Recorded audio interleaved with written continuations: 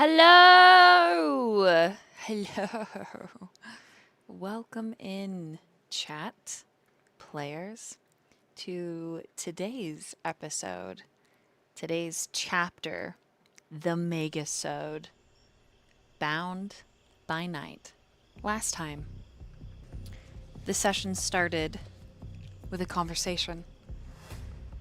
Much needed, and yet so many things unspoken. Intentions obscured between Malcolm and Omega, and then eventually a promise passed, a betrayal, in turn to a brother. We have yet to see the threads of that line frayed, but stay tuned, dear viewer. It's going to be a hell of a ride. That being said, the run.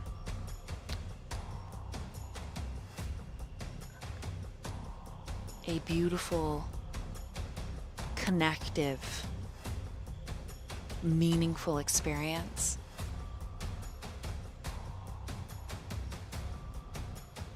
That then turns into something let loose. Hunting, searching, skeletons in the lake,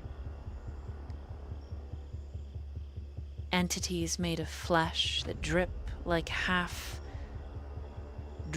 paint down the trees, transforming the bark to flesh, moving like unbound entities.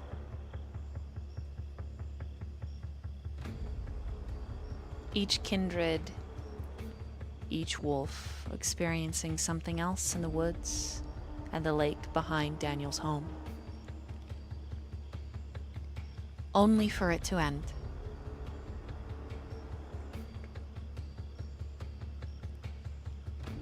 Several of the coterie swimming up from the bottom of the lake and crawling out of the well to witness a flash of movement. Could that have been Ji-hoon and Gamma? Or was that someone else? What is happening?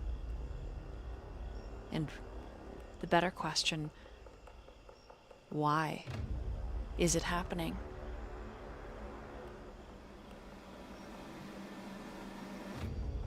Let's find out in today's episode of Bound by Night. Malcolm. We're going to start with you. Omega has not let go of your hand. The beginning of the run was different. There was joy. There was an escape. There was a moment of freedom that passed between the two of you and everyone around you, and you were no longer the prince. You were no longer heavy with a scepter and a crown. You were just a boy. You were Malcolm. And he was O. And that's what you got to be. 60 minutes of bliss, of joy, of freedom, a taste that you will not forget, Ventru. Because at the end of that 60 minutes, his simple gesture holding your hand changes. And that large fist clenches. And he pulls up short. Looming before you, a monolith of nature's power, is a massive tree. A single trunk that is at least 6 trunk wide. The canopy overhead gnarled and twisting. Leaves that are of the most gorgeous gold and red burn in the night as you look up into the wooden fingers against the moonlight. The leaves look ablaze. And it is here that Omega lets go of your hand. And then he shifts forward, setting his palm on the trunk, his broad back facing you. If you would like to roll anything, if you would like to investigate anything, it is up to you. What do you want to do? Is this place familiar for Malcolm? No. Not immediately. Go ahead and roll an insight and occult. Oh, sorry. Intelligence and occult. Okay. And it's just going to be these. That is 2 successes. That's what you needed. Great. In your days under the sun, you remember trailing after O, him dismissing you, barely speaking to you, but still, as a young man, you were determined to simply spend as much time in his space as you could. The feeling then and the feeling now are similar. Almost a liminal space. As a kindred, though, gazing around the environment of this obvious glade surrounding this mighty tree, the pressure is intense. You feel nostalgic and also like you've been here before, but you know you do not recognize it. You remember from your days under the sun, you asked O a question. What is this place? What does it mean?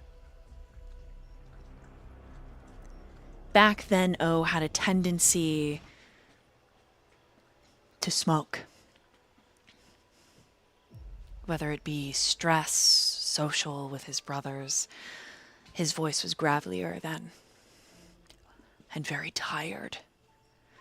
In his age, he's taken a softer tilt, and you suspect the weight of his existence is the reason why. But you remember what he sounded like when he explained places where the veil is thin, where entities try to reach through that don't belong.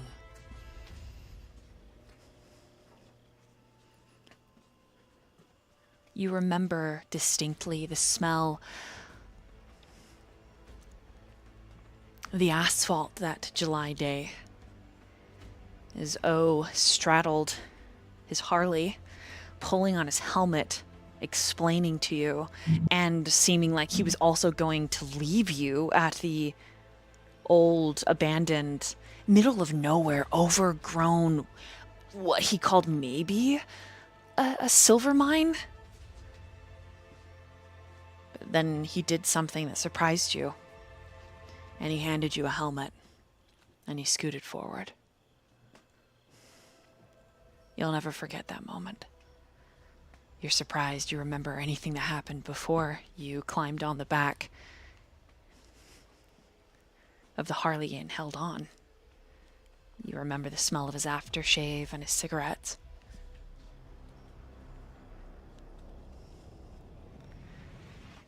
And you realize, Ventru, you are nostalgic for that space and time.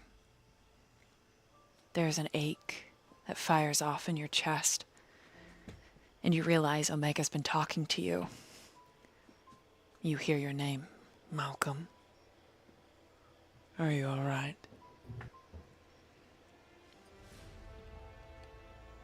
Yeah. Sorry. Where did you go? He kind of gives a half smile that is equal parts, I guess, amused at his recollection and wistful, and says, "The mine."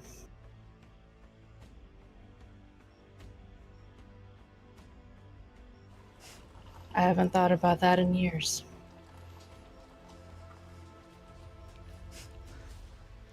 He steps into your space and brushes a lock of hair back and up into your updo.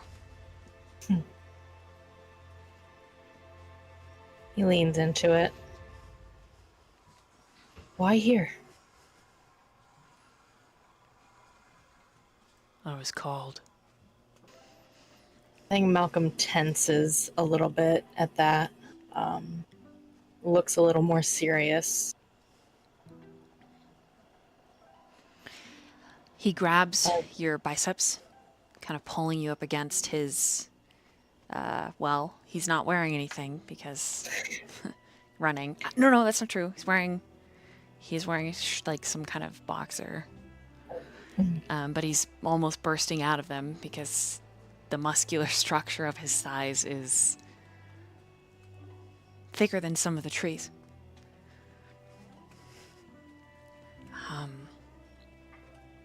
And as he moves into your space, his big arms wrapping around you, you can feel all the scars.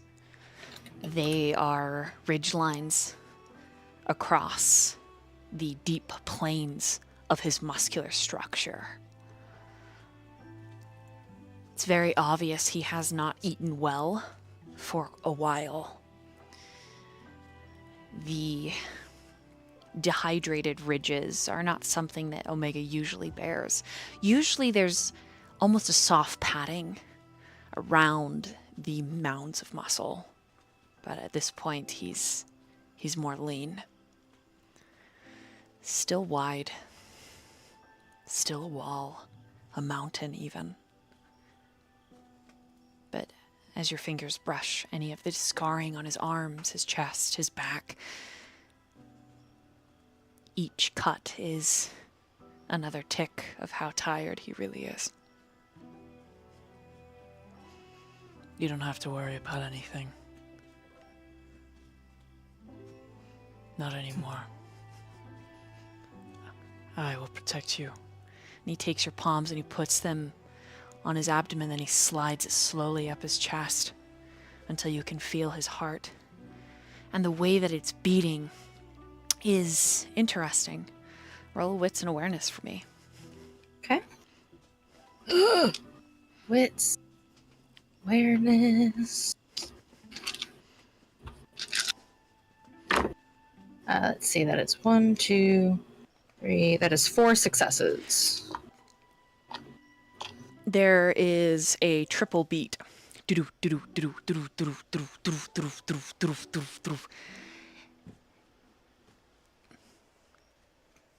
He presses his palm kind of firmer, more solid against Omega's chest and smiles and looks up at him. I know you will. His eyes have that nocturnal shimmer over them, causing them to flash like a ghost in the dark as the clouds overhead begin to cover the moon and the blazing canopy. And He watches Omega and he says that and pauses and then says, "But who will protect you? Who will protect this?" As he pushes against his heart. he lets out a purr.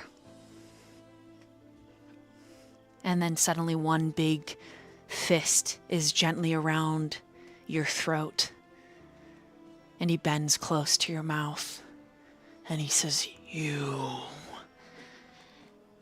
There is distinctly something different when he kisses you. The heartbeat, the triple beat of it increases in pace, and that purr is just a pumping noise, reverberation between you, touching your fingers. You feel him flex, a great beast ready to spring. And when he pulls away, he moves the palm to the back of your head, pulling your hair tie out so your hair tumbles around the both of you. And he kisses up the pulse, and then he bites you.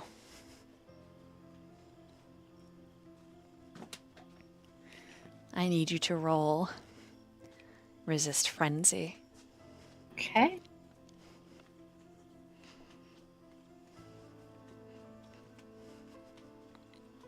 Submit.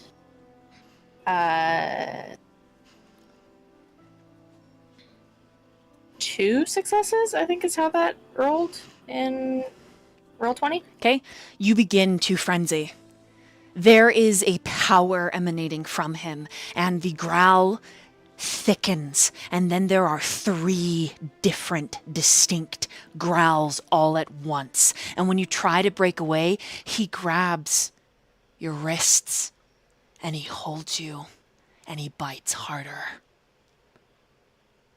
When you try to move, he ends up pushing you hard against that wide tree.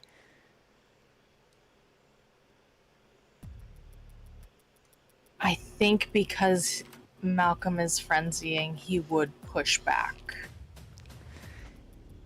You are as helpless, Kindred, as a tiny otter swept out to sea. One great fist pins your wrists above your head. The other tilts your head away, and when you try to snap at him with your jaws, he bites back and the bottom half of his face splits open.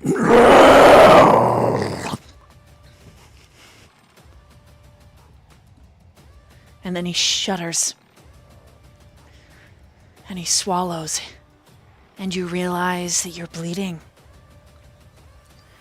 Roll a composure and resolve. Okay. Have to look at what my composure and resolve is. Composure and resolve. Okay. 1, 2, 3, 4. That is 5 successes. Okay? You are still riding this panic frenzy to get away, but it changes as your schooling, the inner Ventru takes a shift in the seat, and you remember you have dominated this creature before. You have delved into its mind. And even though he is like something out of the movie Predator, and that thin strand of the split jaw, it's like the skin peeling back down the throat, down into the chest, the beast barely contained. Or better, at this moment, in your composure, you realize there are beasts, Malcolm.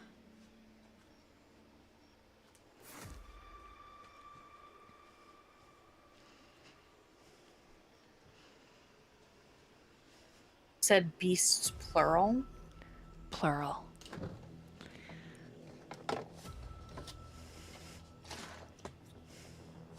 There's a... Malcolm is warring with himself here. There is a deep fear of what he is looking at that is making it difficult to force the beast to take a back seat just enough for him to think beyond the blind panic of the powerlessness that he feels, because it is something that he has sworn he would never feel again if he could help it. And there is the very recent memory of what happened the last time he tried this and what it did to Omega. But I think he does not think he has a choice, and he is going to attempt to compel whatever beasts are inside of Omega to back off. Okay. You rouse the blood? Yes. Okay. In your frenzy, it's messy. It's incredibly messy. Your fangs punch down into your mouth, and you are hissing like a great cat. And he hisses back, and then you see his tongue split, and it begins to shake, and eyes start to open up all over his body. And it grows darker. The moon blotted out by some unseen force. The liminal space spreads thin, and there is a cracking in the distance. A tree that breaks, splitting in half. You hear the groan as it bends, pulled apart, like dry spaghetti.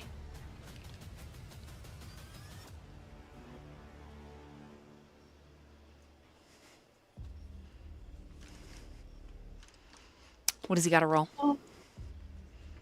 For compel, it is my charisma and dominate versus his intellect and resolve. Oh, good. Okay. His resolve, you say? Yes, intellect and resolve. Or intelligence and resolve. Sorry, not intellect.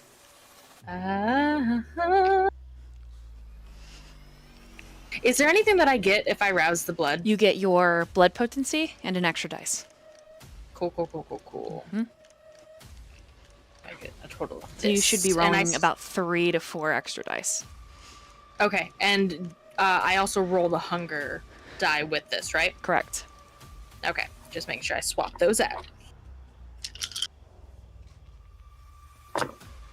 Oh, thank fuck. Whew! 4, 5.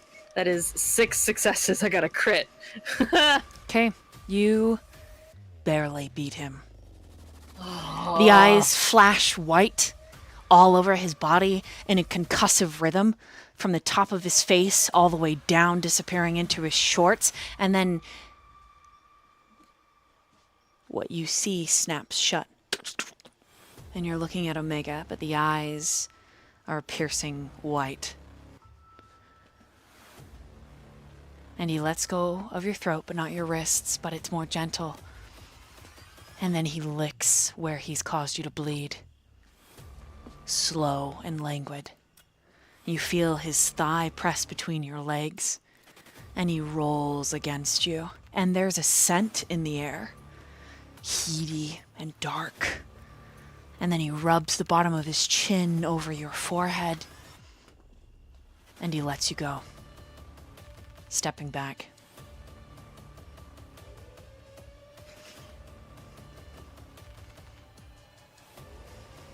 And then he smiles, and it's unnerving, Malcolm.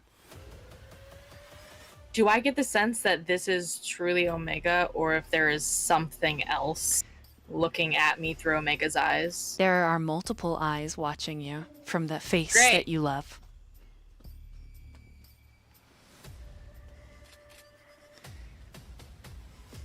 And when this one speaks, it says, mine. And then the eyes flash to that same gentle green. What do you compel Omega to do?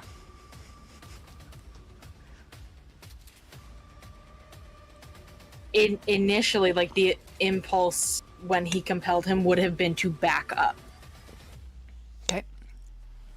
He did. Anything beyond? No. No? I think the moment that he sees that Omega seems to be himself again, he would drop it. Okay. You're not sure who you rolled against. Mm-hmm. But in the moment that you drop the compel, there is a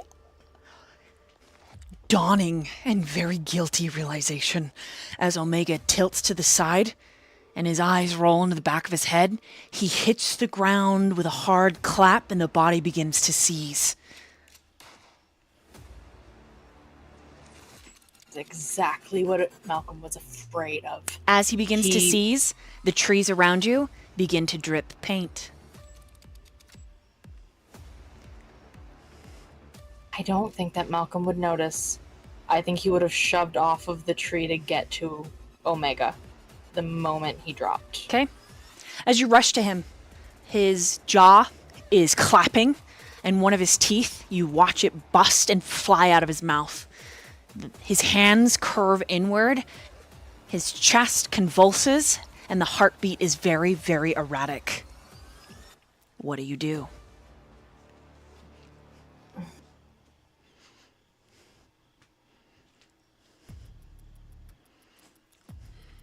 I cannot sense that there's anyone else around. Roll right? wits and awareness.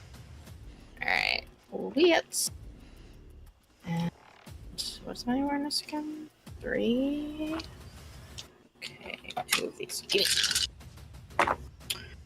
me. 7 successes.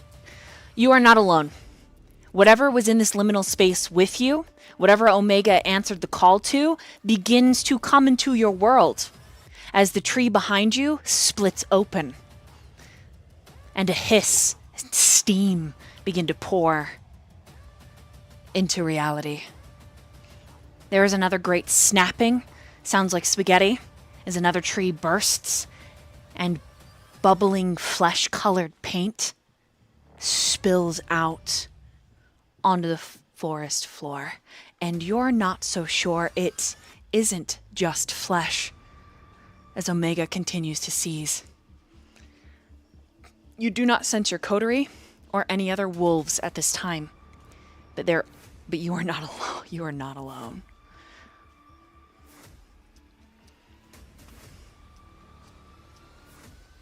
Something is moving, coming through the tree that's behind you. Okay. I'm thinking. I, the player, am panicking. Malcolm is thinking.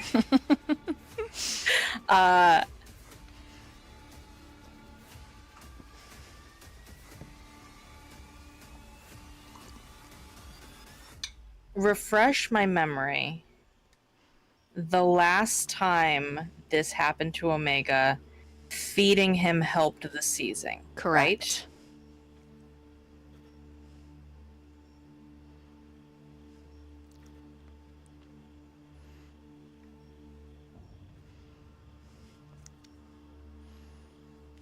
Does Malcolm...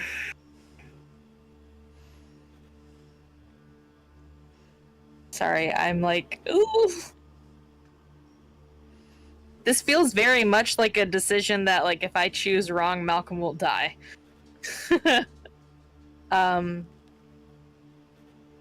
Do I know, does Malcolm know, or can he make an educated guess whether his blood will do anything, or if it has to be blood and flesh to help Omega? Omega is, I mean, you remember distinctly the thing Sigma said? That he needs flesh and blood. And I'm not sure if you were there when it was revealed that he might eat something else as well. Don't remember. You said what came out of the tree might be flesh? Correct. Or something else? Okay.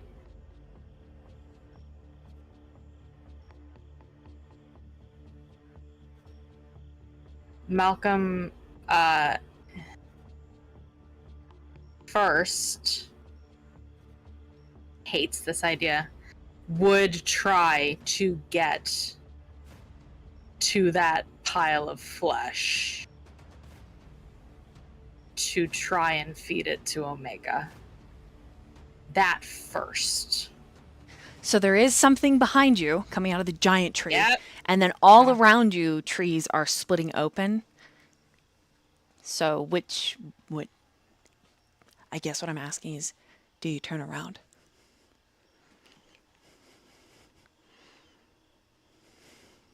He would... I hate it, but he would turn first to see what is coming. Roll a composure and resolve. Shit. Composure and resolve. 2, 4, 5 successes. You manage not to faint as the indescribable looms, tall, lean, horrifying. Being a kindred could not, nor will it ever, prepare you for what you bear witness to.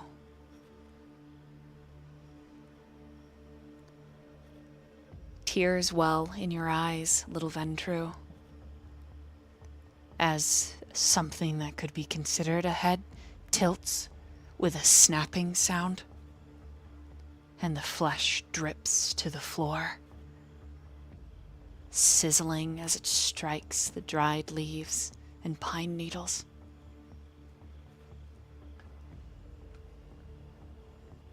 To say that it walks would be a gross underestimation. This thing crawls. Long limbs. They remind you like a spider, but even that isn't right. That is a gross underestimation. You find yourself stepping backwards and your heel touches something.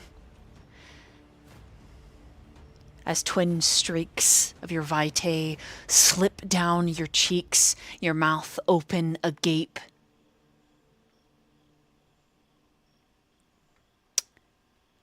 I need you to roll a dexterity and an athletics, please. Okay. Dexterity, athletics. Is that math right? Yes, that math is correct.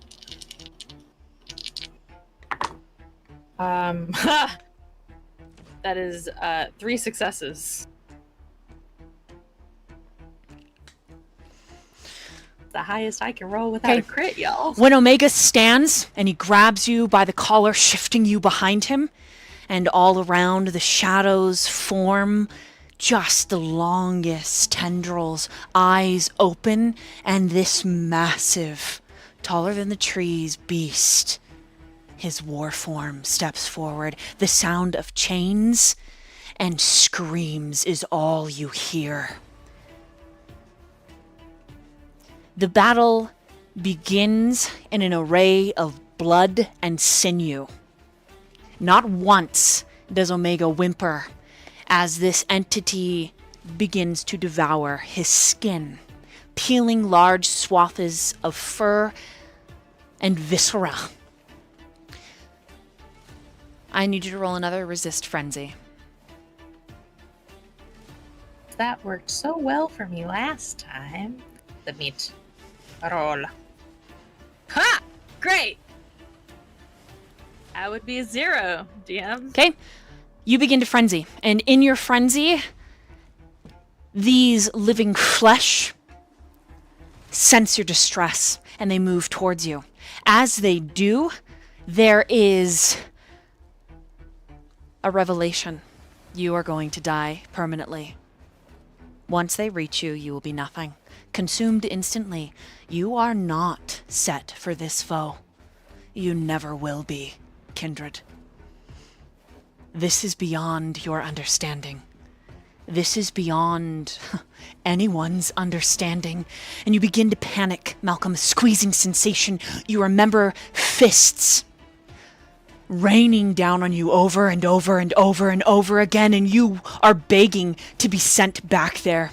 You wish he was alive before the fire. You wish you were there and not here, on your ass, crawling backwards. Your back touches something that you think is bark, and then suddenly it melts, and your skin begins to peel away, blackened, and this infinity symbol appears before you, and overhead there is a rumble of thunder, and then Omega screams, "Do not touch what is mine!" And a lightning strikes, and a storm begins to build, and he howls, and it is not one howl, it is mightier than the pack itself. Every shadow howls with him. The sounds of chain intensifies, and you feel them wrap around you, this cold sensation. And then you are thrown through the air. And the lightning continues to strike, and the thunder continues to sound. And all at once you remember nothing, as your vision goes black. In between flashes of lightning, Malcolm, your sensory override wakes you up like a light blinking on and off, and you catch flashes of this wolf, this beast. In the mane, so many mouths, so many eyes, sharp, broken pieces of metal pierce its flesh, and it rips them from its very core and uses them against these entities. It does not run on 4 legs, but 9. Some of them are hands, others human, and others still paws of a great monster.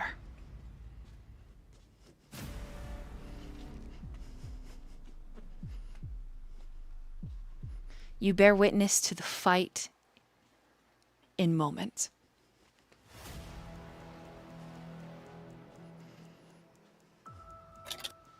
And you will never forget the smell of burning flesh, blood, and bone.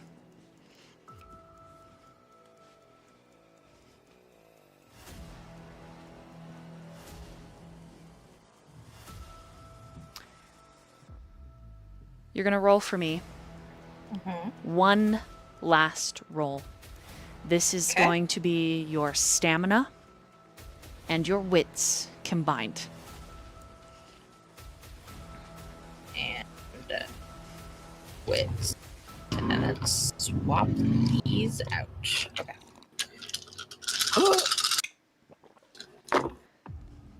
Okay.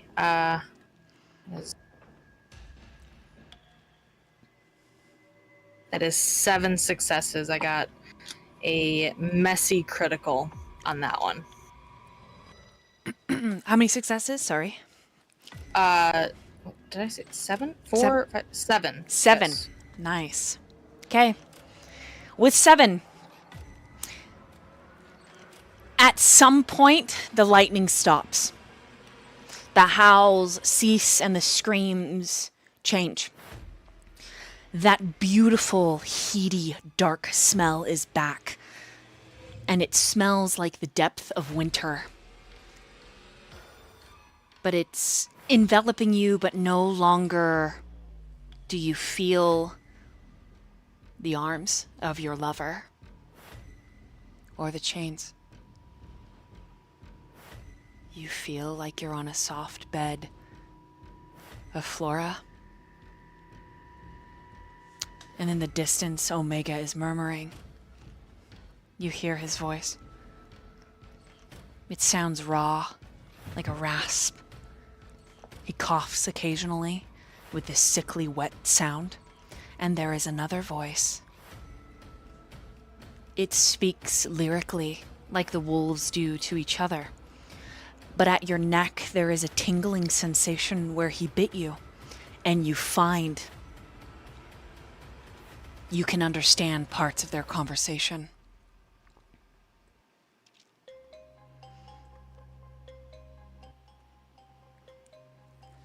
Okay. When will you stop hiding? You are the wild that wields. It is your duty. You cannot deny it. Neither can you shirk it off. And yet you try. Why is that when it is your duty to keep these foe at bay? Pieces of it filter in and out. Omega says something you can barely catch. You're trying to open your eyes, but they feel crusted shut with blood. Your mouth is raw, your teeth tingling and aching. You have an increased point of hunger. You don't know where it came from. Everything aches. You also have 3 points of superficial damage. Okay. And the voice says, "Enough! You will do it the old way. If you will not wield the wild, then you will find me someone who does. And only then will I grant you your heart's wish." There's this pause. You hear shuffling. You feel your body lifted with ease. You can smell Omega. His chest is damp with sweat and blood. And then he says, "Thank you, my liege." And he clutches you as he moves. You assume turning away from whoever he's speaking with. In the same woven language, they say, "Enough. This is the path you will finish walking, Garu." And Omega squeezes you. You don't think he's realized you're conscious. "Yes, I have to. I must. So I will. Even if it means..." And he says, "Yes, even if." You hear a whisper in your voice, Malcolm, or in your head, that sounds like your voice, but you know it isn't. And it says, "How lucky to be one so cherished that you would destroy everything." He's carrying you, but you don't know where. What do you do?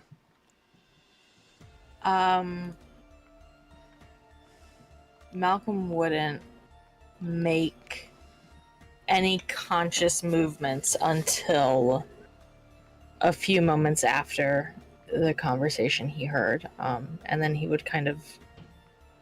I don't think he would hide it. He would just open his eyes and look up at Omega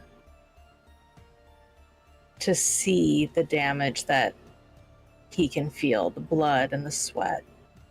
How badly does he look? Rough.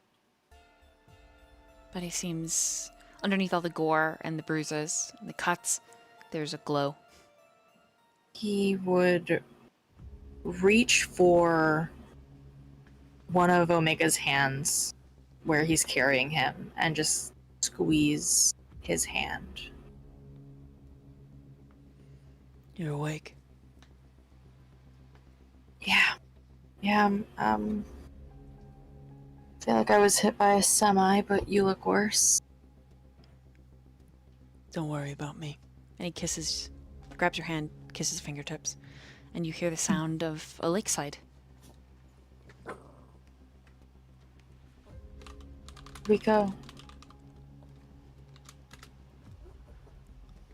"We aren't far from Daniel's." It seems like we're alone, right? Seems no that way. coterie. Okay. He looks for a moment like he is thinking and he's trying to... He wants to say something and he's trying to figure out the best way to say it. What did she mean about this path? He stiffens for a moment, and then he continues walking, and you hear the sounds of his footsteps stepping into the lake. And he doesn't stop as he steps, and he doesn't answer you. He just keeps moving into the water. And eventually, when he's mostly submerged, and so are you, he starts to wash the both of you. He doesn't fight Omega's manipulations as far as cleaning them. He does watch him, though. "Oh, I am not foolish enough to think that you owe me your secrets after what I've done. However, I can't protect you if I don't know what I'm protecting you against." secrets have not helped us these past 10 years. I want to understand. He says, "It is no secret. I will give you power. And it has already been done." And the cost? Can you stand? Yes. He sets you. And Malcolm would try to, stand on his own.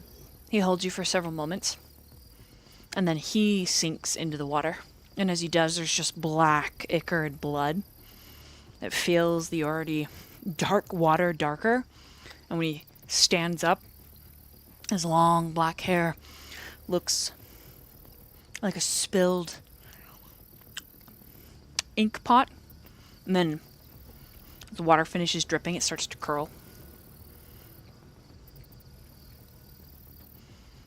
Malcolm reaches, once he's out of the water, Malcolm will reach up and just cup his face in his hands. Omega reaches out and he touches the rings around your neck.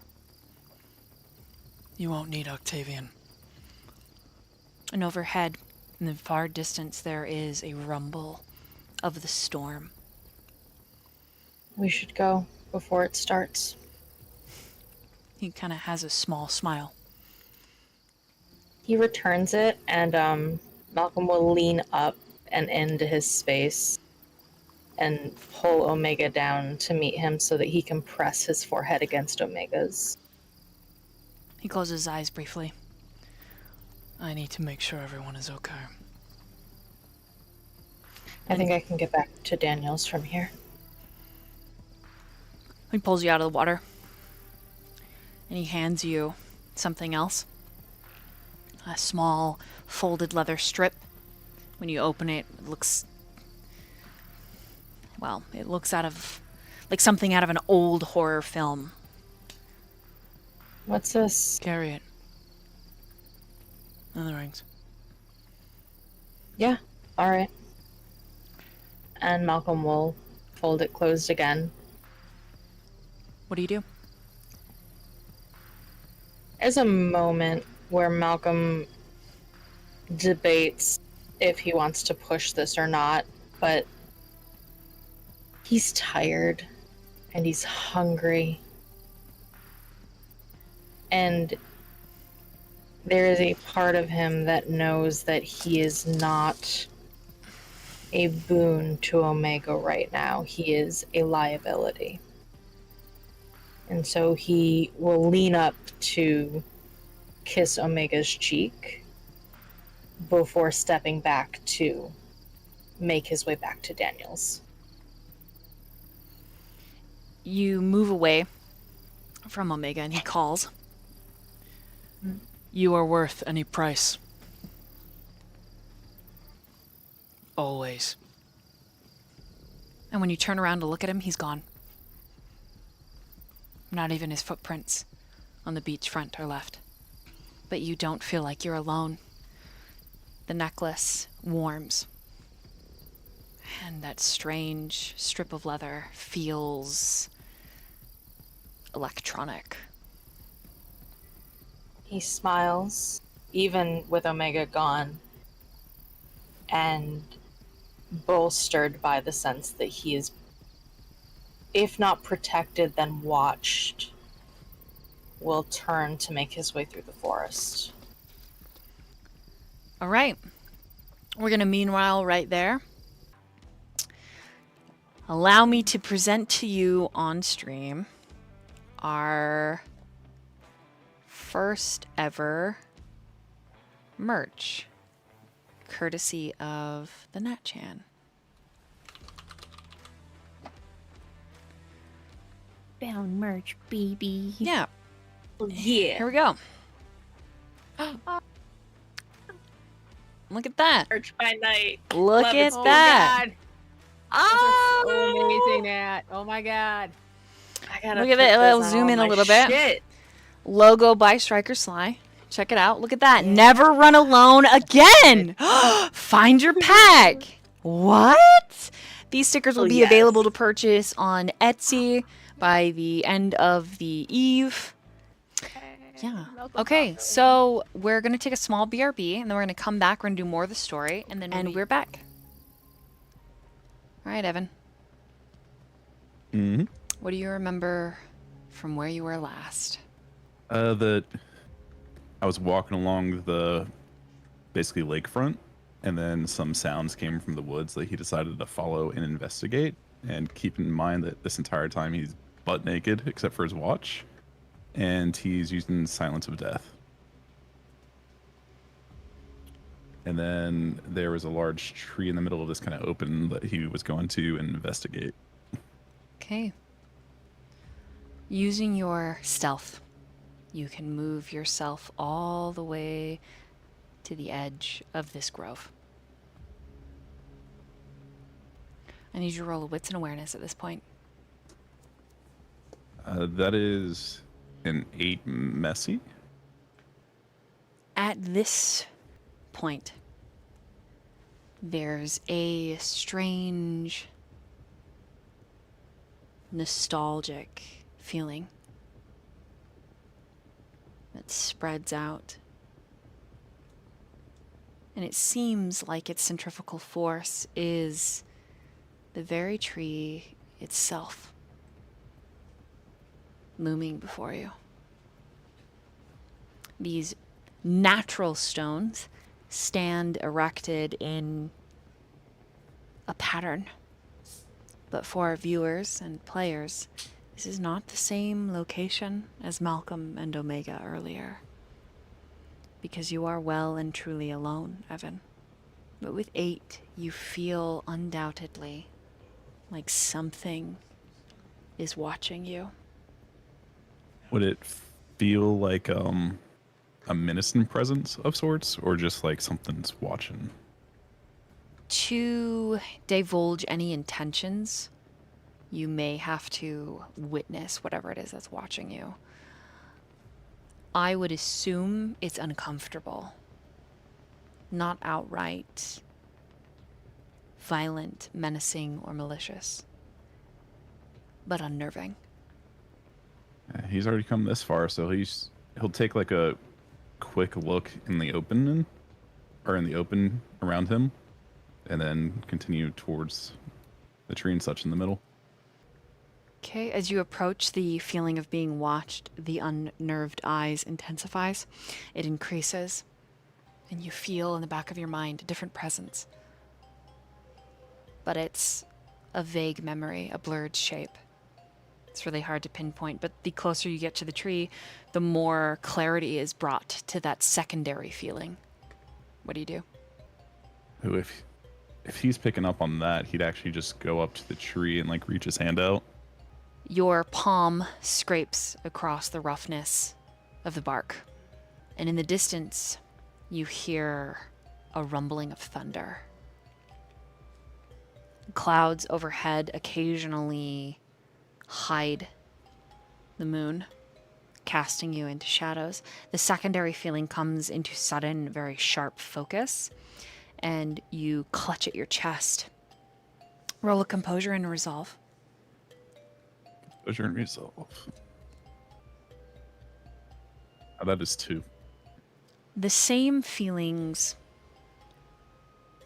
alongside the uneasy, nostalgic, liminal feeling that you get from Dell are present.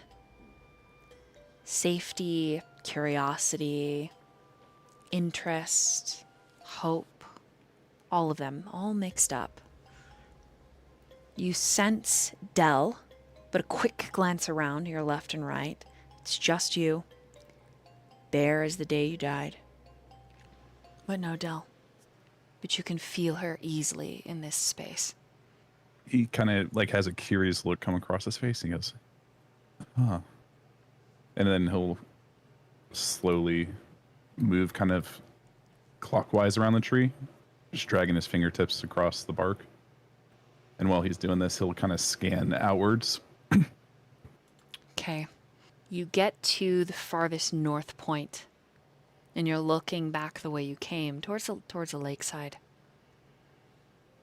So you get about here, when there's the sound of a snapping branch. coming from the way that you got here. Just a great break. He would kind of snap to where that sound came from and try and make out if he could see anything. Okay, roll another wits and awareness for me. That'll be 4. It's fleeting. It's just a moment, but you see a shadow from one tree to another. Just flit. And then nothing. Hello?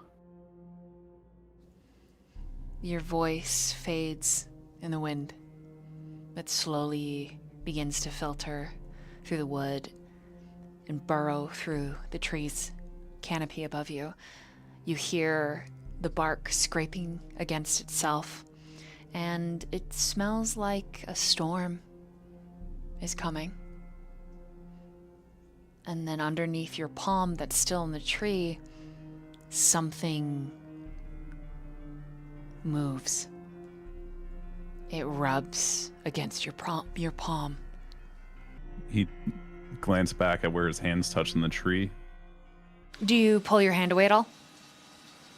Or you should No, keep your hand is still on the tree? He'd keep it on the tree, but he's looking to see like if it's the tree moving or if it's something else. Okay. As you look at the tree, you need to roll a resist frenzy, please. Oh, Jesus. It rolled twice. Ew. We'll take your first roll. Behind you, there is a great crack again, and the trees split open, and they begin to seep a flesh-colored goo. And the tree in front of you, where your hand was touching it, your hand is now in a fleshy hole.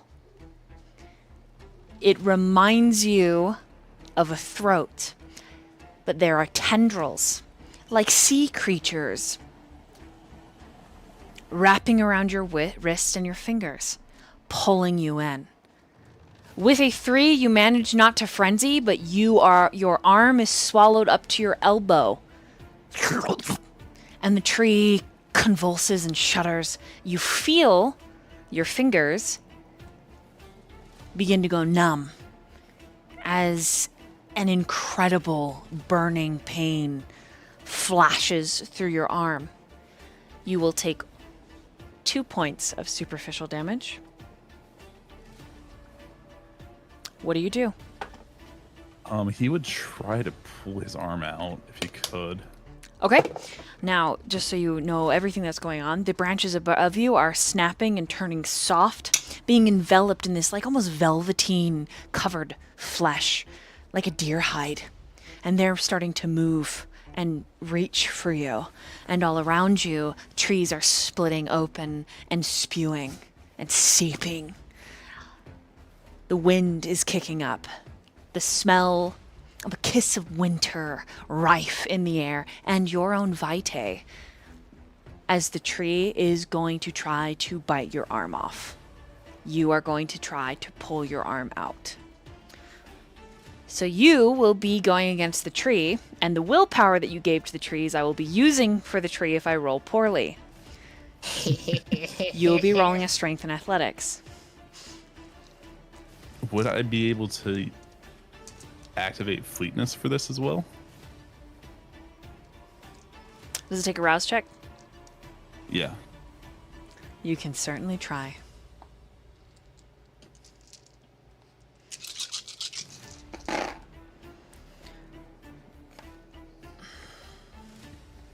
Okay.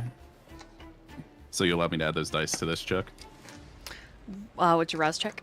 Oh, you've succeeded? Mm-hmm. Okay. 1 of your superficial damage becomes aggravated as you rouse your blood. Okay. And you also take a point of willpower damage. Superficial. This is not an entity that adheres to the laws of science in reality. But yes, you can add those extra dice to this roll.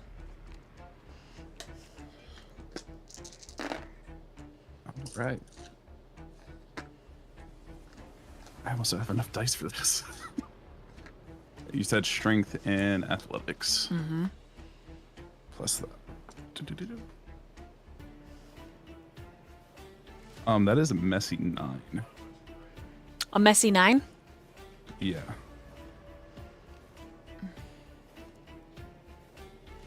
Okay. You manage to pull your arm away. You are missing a pinky. Deep grooves score your forearm down your palm, and then the hole inside the tree's trunk slams shut and zippers closed, and it begins to shift and reach for you again. All at once, the tree suddenly snaps, bending in half, but still a fluid, all-connected tree. It is just moving as if it is a fibrous membrane, and it is going to smash the ground where you stand. What do you want to do? It's your move. Your turn.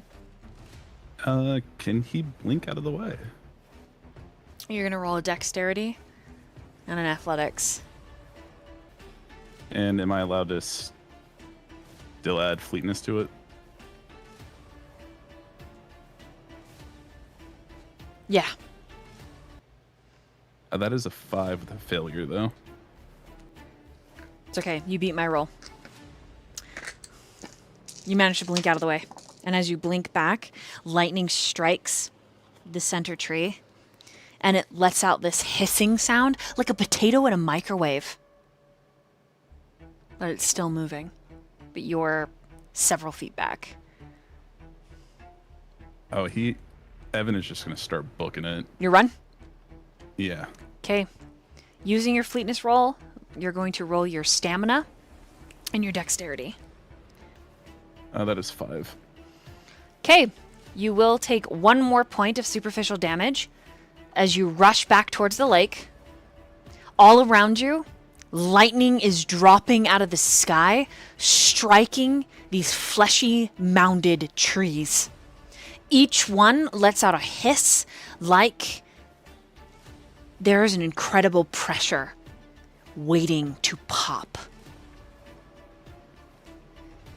It is a concussive noise after concussive noise, a symphony of destruction, a benediction to violence.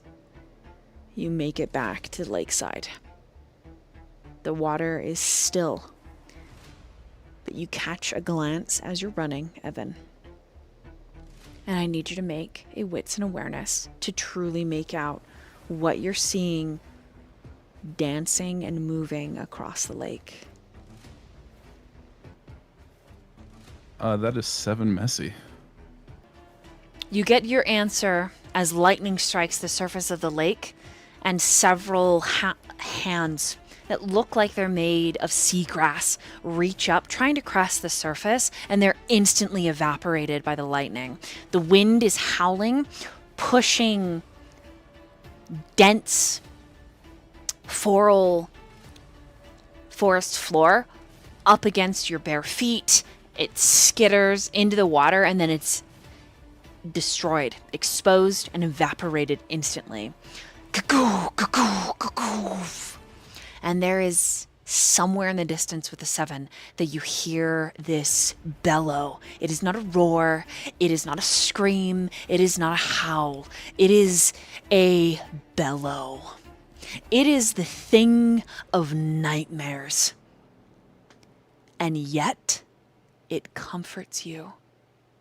Your beast lets out a feeling of joy and fear. Where do you go? You've made it all the way around the lake to where you originally were. You do not see Quinn. If she was in the lake, she is, well, it probably is not wise to get in there. I guess he would probably go towards the bellow. Okay. You will be running in the woods and making another stamina and dexterity roll. And would this be like any type of defendant, or do I drop fleetness for this now? Nope, you can sell fleetness. Okay. Yeah. That is a 2. I will actually use a willpower for that, or an inspiration. Okay. Neither one will work. That is much better. That's a 7. Okay. You manage to take one more point of superficial. As you run, the trees reach for you.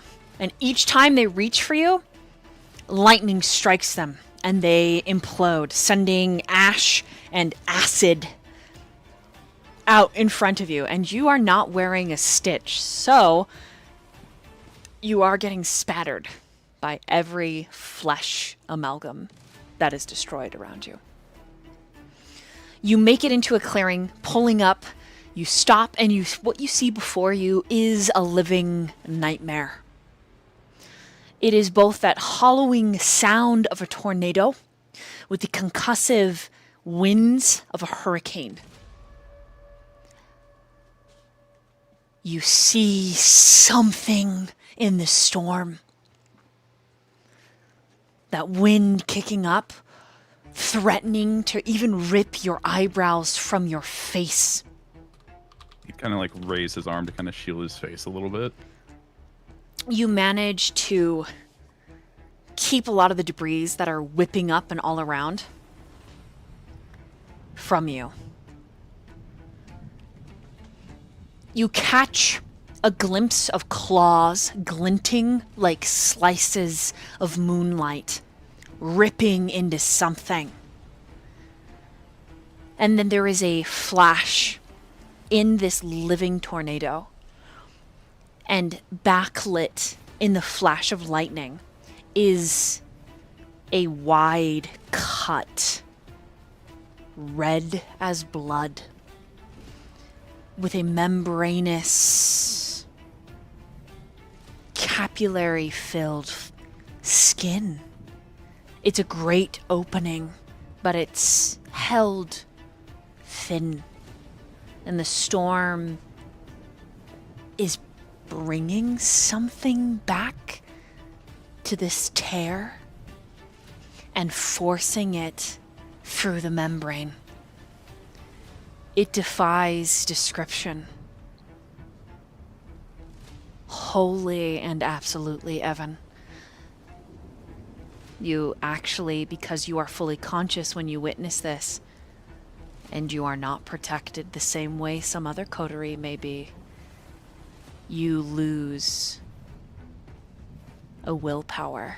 You take aggravated willpower damage. And you must roll a resist frenzy. What'd you get on your roll? 2. Okay, make a composure and resolve for me.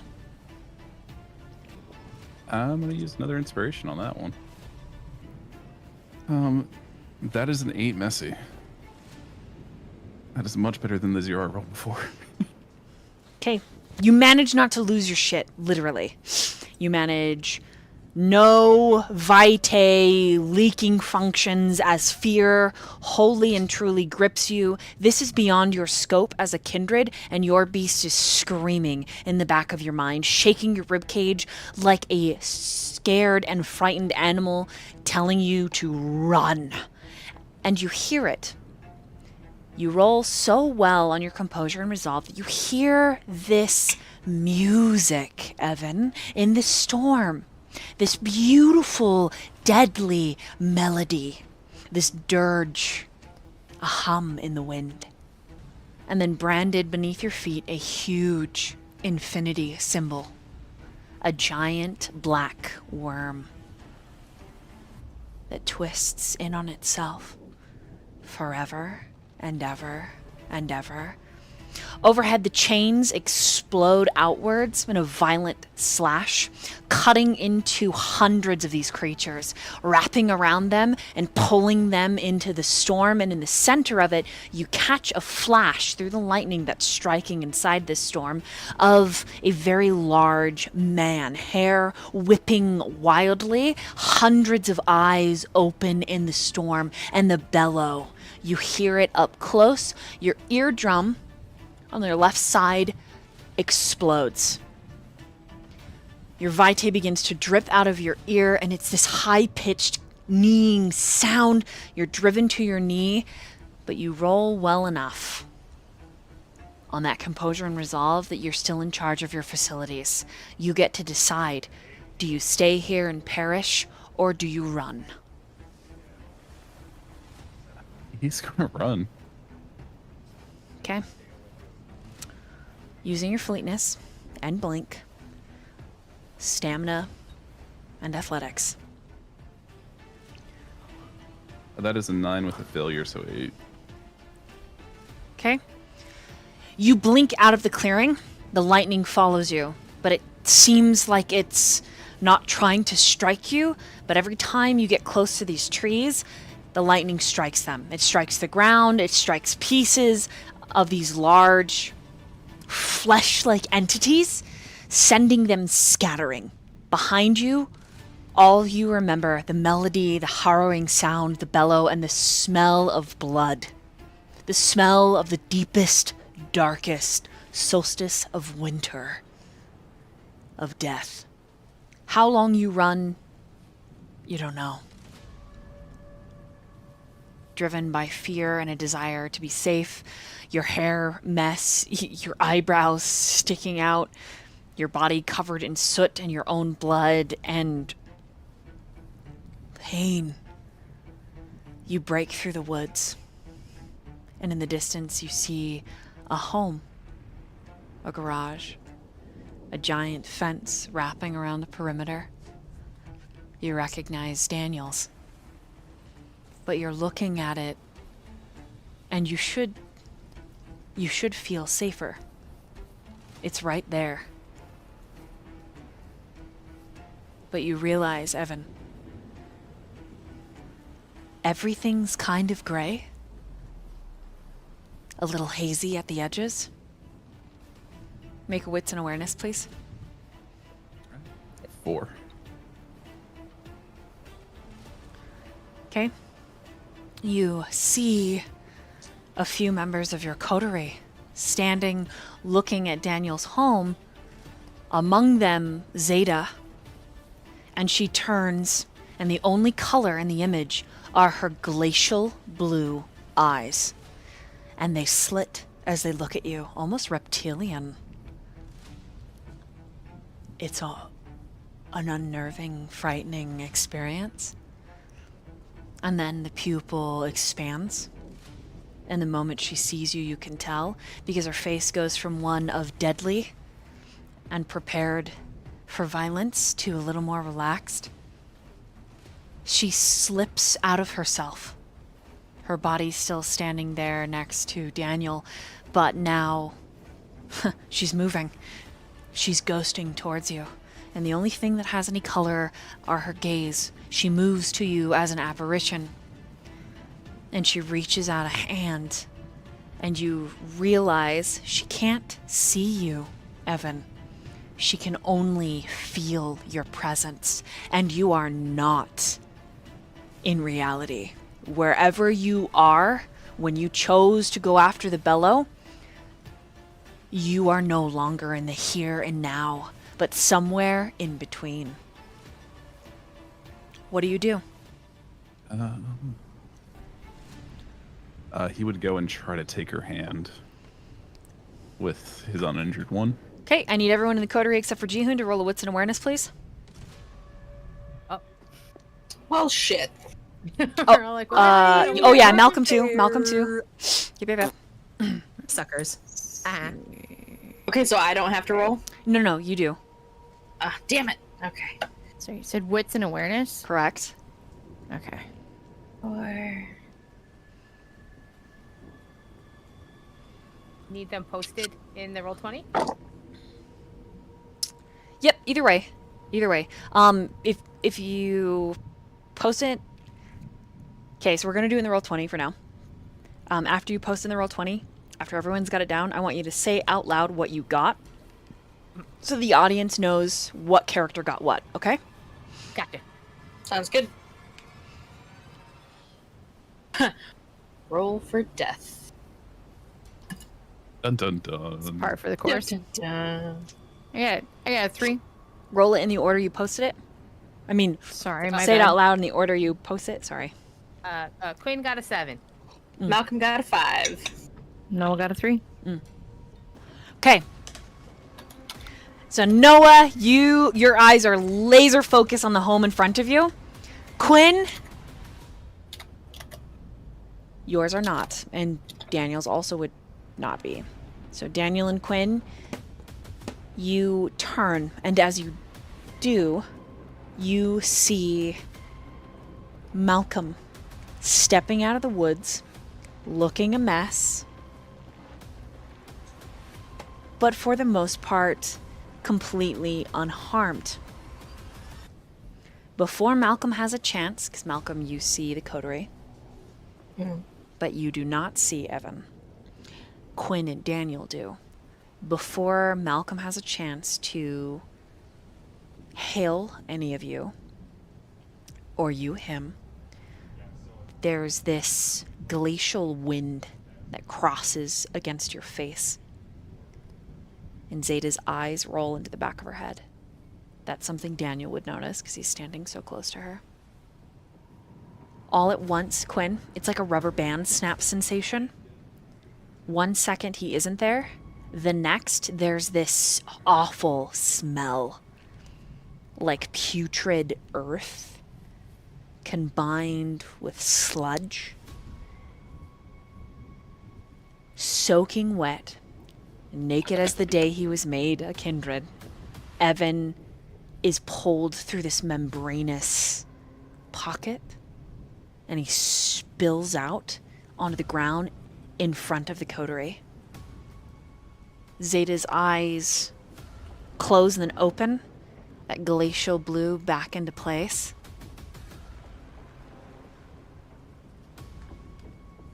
Malcolm, for you, all you see is someone suddenly laying on the ground in front of the coterie. Noah, it's the smell that hits you, and you're like, oh God, what is that? And then you look down, and there is a very naked Evan. And all around you, the wind has kicked up, dialed it to 10. But other than Jihoon, you're all in Daniel's driveway. I guess I'd check on Evan to see if he's okay, other than, naked and goopy. Ugh. I hate that word. Evan, are you okay? What the fuck?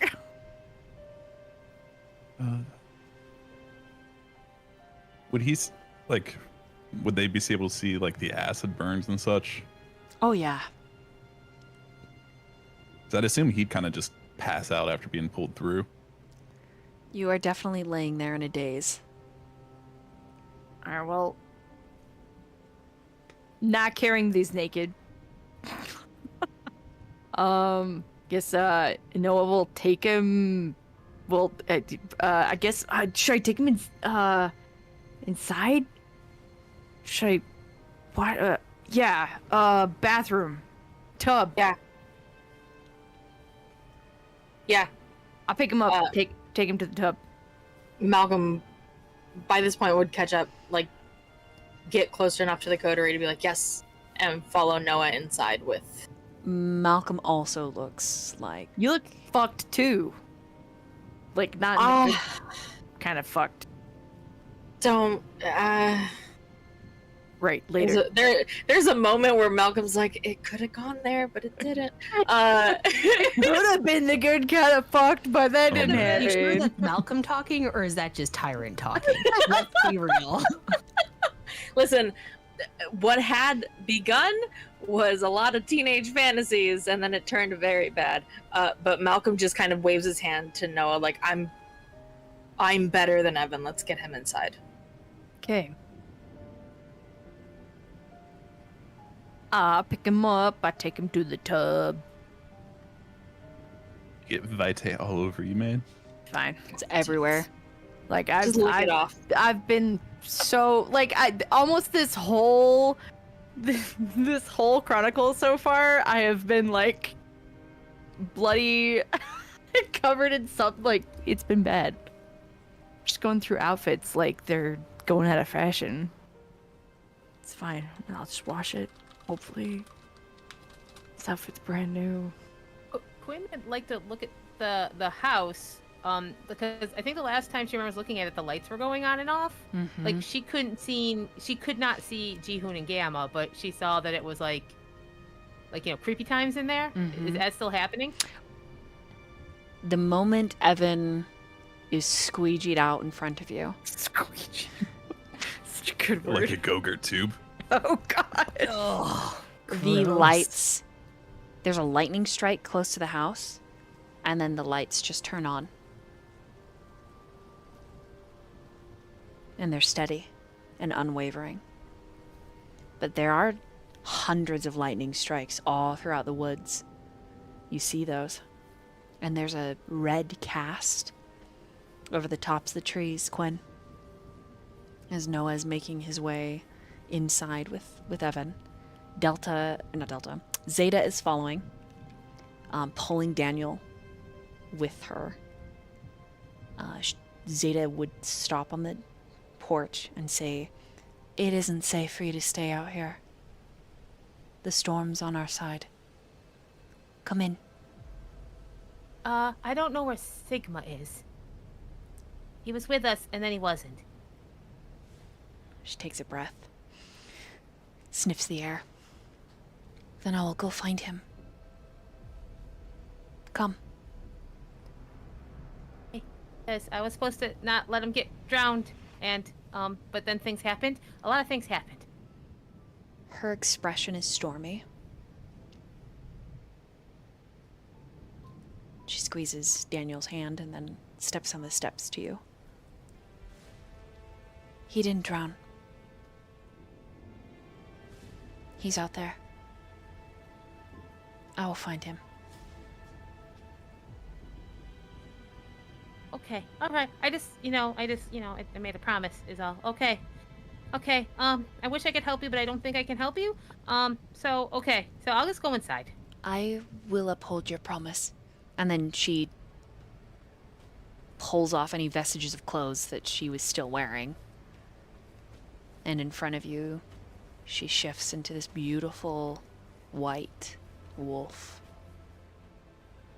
She takes off with one final glance at Daniel and you, like the wind. She sprints forward. Any other RP?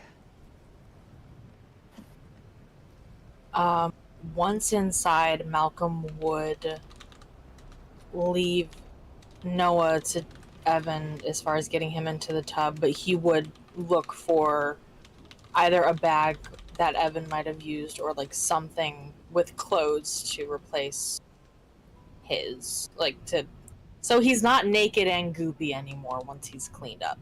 So you're just- His outfit would be like nice and folded up. Yeah, he'd bring that to the bathroom. And food, probably, like check the kitchen to see if there is blood or something to replenish those of us who need it. I'm sure Daniel keeps stores. Quinn Oh, just with makes sure the door's shut and locked. You're locking me in here with him? Or do you mean the front door? Yeah, no, just the front door. Quinn, I mean, I guess. Wait a second. No, I won't do that yet. We'll see. If he starts acting like he's gonna bite any of us, then yes, we're gonna lock you Yeah. in here with him. That's fine. And Malcolm fair. just grins at Noah. Noah's like, yeah, whatever, I can take it. Hey, Noah? Yeah. Evan will hold up his hand that's missing the pinky. Oh. Point at it. Do you know where that is? No, that didn't get squeegeed out. I'm sorry. That'll probably grow back though, I think. I've never tried. I'm gonna be honest with you. I've never chopped off anything to see if it grows back the next night, but it might, I think. He just looks defeated. I know. I know you need that pinky. I'm pretty sure it's gonna come back though. Like 90%. I wish I could say it was 100. But like I said, I've not lost any digits or limbs since I became this, to kind of let you know whether or not it's actually gonna come back. But I think so. I think so. He'll just kind of like dazedly nod. And if not, I know a guy. I know a guy that could probably. A pinky salesman? Do they just like keep fingers in stock? No, It's kind of fucked up, man. It's just his. No. He doesn't keep. He's not a pinky salesman. I promise. He's just. I know someone that is. Can do the whole like. Fleshy craft shit. Just more weird kindred bullshit. But if your pinky doesn't come back, I mean, you don't want my favor, but you know it might be worth it. Is that not just a bespoke pinky salesman? I mean, kinda, but it's not like he's got pinkies on hand. He's just, That's where pinkies are. no, he just. I mean, he just. Oh my god, shut up! Malcolm nods to Evan, like, yes, I also had that thought. God, jeez. Hands over the blood bags. Okay. With that, anything? Okay.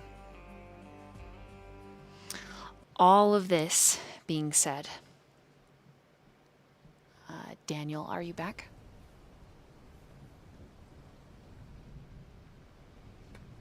Yes, I am. Okay. Malcolm, Noah, and Quinn. Well, Malcolm and Noah have taken Evan upstairs in the restroom. Malcolm's come down, gotten a blood bag or two from you. Quinn has locked the front door.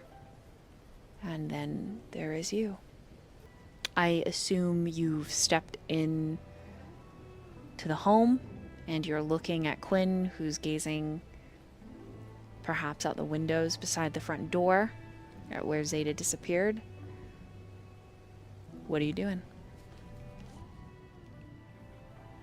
I think you'll talk to Quinn first. Zeta will find him. Quinn. Trust me, if there's anyone in that pack who can do it, it's her. Was just like there's a lot of stuff going on and I don't like it, and I don't know, I don't like when people go out there and they're risking themselves and I can't do anything, and I don't like that, but like I can't do it, I can't help, I know I can't, and I know I just be trouble, but I'm just gonna watch out the window, okay, because I can do that, I think. Practically speaking, you could put your faith in them, and it's not that I don't trust Zeta. It's not that. I could tell that she's good. I'm just like personal feeling. I just I feel bad, but also, hey, should we put a couch in front of the door, or maybe no? Okay, I'm sorry. My brain is going like really fast right now, and it's hard when your brain's going fast and you can't go anywhere. well, I get that feeling a lot these days. I don't see why pushing a door or a couch in front of the door would do any harm. And then we could just move it when we need to. I don't know how these things work. I don't. Okay, and then I think she's kind of moving away from the window, still looking at Daniel, and like just looking for whatever's closest that she's gonna try to drag in front of the door. Okay. Go ahead and roll strength and athletics. No. Oh boy. 2. She's gonna try. A 2, you're still pretty successful. Mundane objects aren't the same. They're easier for a kindred. Maybe like a chair. Okay. And she's just gonna Okay.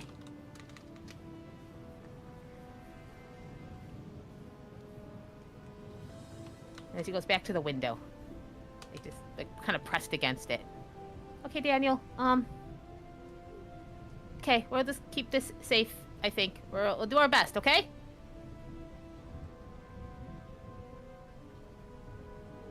I don't think you need to be against the window like that, Gwen. Plus, it's kind of a bad idea to be in front of a window during a storm like this. Oh, she steps back. Okay, all right. I don't know. Maybe can I see? But no. Okay, I'll stay a couple inches away. How's this? She walks like 3 inches back and then looks up at Daniel. Okay, yeah, like good, like this.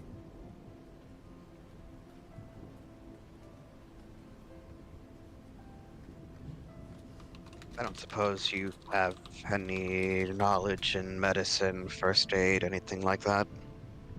Oh, don't think so. No, I mean I could get a book, but not right now. Are you hurt? Hey, Dad, you get hurt? No, not. I was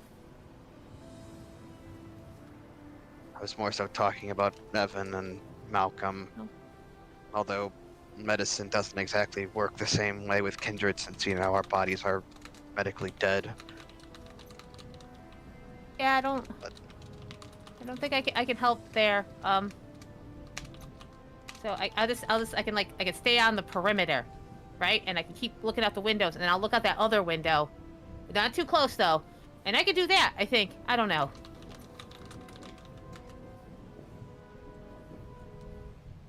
You know what? I actually think that's a good idea. Yeah, I'll Just do that. be our eyes and ears for a second while I go and see what I can do for those two. Yeah. Don't worry. I'll keep an eye out for Zeta too. Yeah. Thanks. And he's gonna head upstairs to the bathroom. Okay. Upstairs on your way to the bathroom, you hear murmured conversation. Malcolm, Noah, Evan. What are you saying? I'm just saying, if he deals in fingers, he is still technically like a pinky salesman. He doesn't just deal in fingers. God, he does more than that. He's fucking. I don't remember what he's called. It's some dumbass clan. Well, I would say, what is his name? Maybe I've worked with him, or that. Well, the ghouls might have worked with him. Maybe. Most interesting conversation I've ever walked in on. How do you know a guy and not know his name? And you know, he doesn't. I don't know. Doesn't tell me. Especially a guy you go favors to. It's like, the only names I know him by, which I'm pretty sure are fake because they're pretty not names. That's fairly common, though. Yeah, like I don't know, like he goes by the Mask, and like Kraft is his other one. You know, I don't know his real name. I just know him. But either of those Craft night sometimes is what is filtered through the underbelly. craft night. Yeah, it's... You have no fucking clue, Malcolm. That's fair. Malcolm doesn't. Malcolm claims that he would know these things, but really Malcolm doesn't do any of this shit. He leaves it to other people. Honestly, Max would probably know. And then there's like this guilt and pang. Yeah. Like, Shit. oh fuck. And I guess this is the point, Evan, or Chron, as Evan's player. Mhm. If you'd like to canonically describe and answer Spooky's question in-game, you can. Because you are in the tub. Because you are canonically naked. And there are warnings, chat. There are warnings on this stream. It's 18+. So anyways. Well, as I answered earlier, Evan is canonically tastefully trimmed. So it's like not like any crazy shapes or anything, but it's like very just nice straight lines where it needs to be, and it's all completely even. Book clefts or anything? Damn. He's manscaped. Oh my lord. Yeah, he's very tastefully manscaped. He's very handsome. Wow.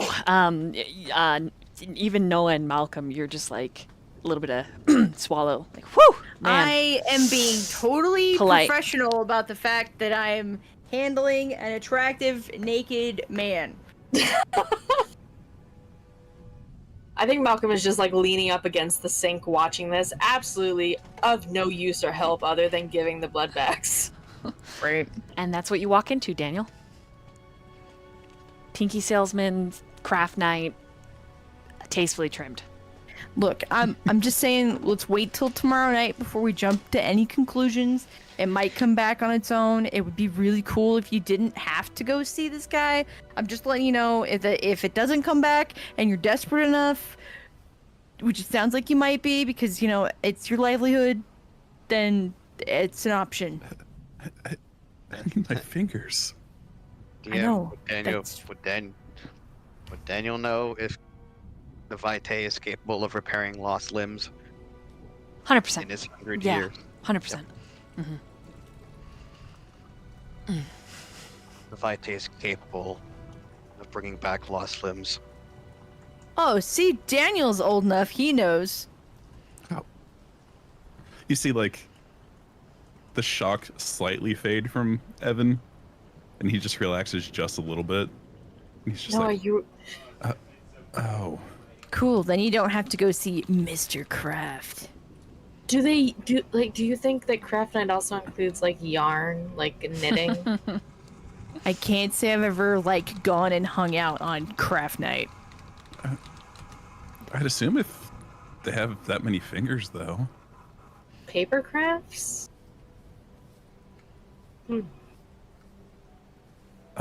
So I'm just gonna, he like motions and then he moves towards the shower real quick. Unless you already threw him in the tub. I totally put you in the tub. Oh. So he'll just like lean forward and reach out to like turn the water on. Oh yeah, we'll leave you be now. Let us know if you need anything. There's towels, there's your clothes. But what if something happens to me? I'll wait outside the door. I mean, I'm not hiding anything. He kind of just gestures. I know. I've already seen it. I was just trying to be polite. He just drops his hands and like deadpan stares at you. I'll just sit. Okay, fine. I'll sit on the toilet while you shower. If you're legitimately worried about being left alone, I will sit with you while you take your shower. Okay. Because I would hate for anything to actually happen, and I would feel really bad.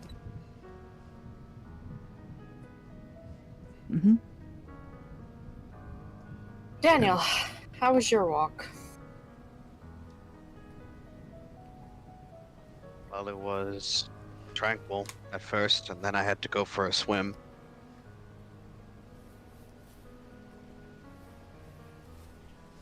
I had to keep Quinn from getting dragged beneath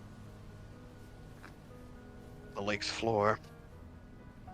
Yeah, your lake's a fucking horror flick, bro. Yeah, we gotta do something about that. It's like your lake, but As they're talking, Malcolm, there is guilt. I need you to roll an intelligence and insight, please. Just a second to grab my dice. Intelligence and insight, you say? Yes. I am a very intelligent boy, and I am very insightful. That's not the right amount of dice. Lie. That is a lie. 100% definitely a lie. Go back to the umbrella. But I don't want to. It's not raining anymore. That's a 3. You think all of this may have happened because of that seizure? I think Malcolm would nod to what Daniel said and look to Noah and Evan. What about you two? I mean, I came back to the house. Nothing happened to me on my way back to the house. Things got weird once I got back because there was a bizarro well out front that I don't remember being there. And Looks when I like you went to would raise an check eyebrow. out the well is when I ended up in the lake. Fuck that, by the way. Like, fuck that. And then when we got out of the lake, it was us climbing out of the well. So that was pretty fucking weird. I mean, you guys saw how I ended up back here, I think. The shower turns on. Yeah, you got like squeegeed into existence. It was pretty gross, actually. What happened before that? I feel like I understand how yogurt in the Go-Gurt tube feels like now. Gross. But no, I was with Quinn and Sigma, and then Sigma disappeared, then Quinn disappeared when we were near the lake. Did a little bit of exploring around the lake, found a tree that tried to eat. He just like lifts up his arm that's damaged. It did this to me.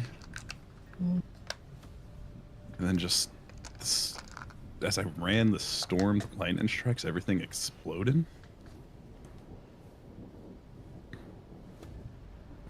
And you kind of see his expression pale as he kind of like thinks about what he saw whenever he followed the bellow. And he just shakes his head, and then I saw some things and ran from them too. And here. Fuck. I wonder what's going on. I mean, obviously it's all tied to everything that's been going on, but like, why is it suddenly going on? That's what I'm wondering. And has anyone seen, like, has anyone seen Jihoon and Gamma? No, I didn't see anyone until I got back to the house. Were they not here already? No. When I got back to the house, there was no one here initially. Could they And be then- Somewhat different. And then I guess Zeta just went to look for Sigma. I turned to Malcolm. Where's O? There's something Still- still out there. What did you see? He kind of stumbles through describing it, but he does his best to describe what he saw in the middle of the storm. With all the eyes and everything and the tear. And then like the moonlit claws, I believe is how you described it, storyteller. Mm-hmm. Malcolm can make the guess that that was O, right? Mm-hmm. O was still in the woods. He sent me ahead. Said he was going to double back and make sure that everyone got here okay. So if Jihoon and Gamma are still in the woods, they should be back soon. He crosses his arms and leans back against the sink.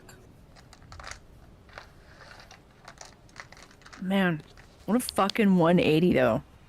You know? Like, going out there as a group, like doing that run.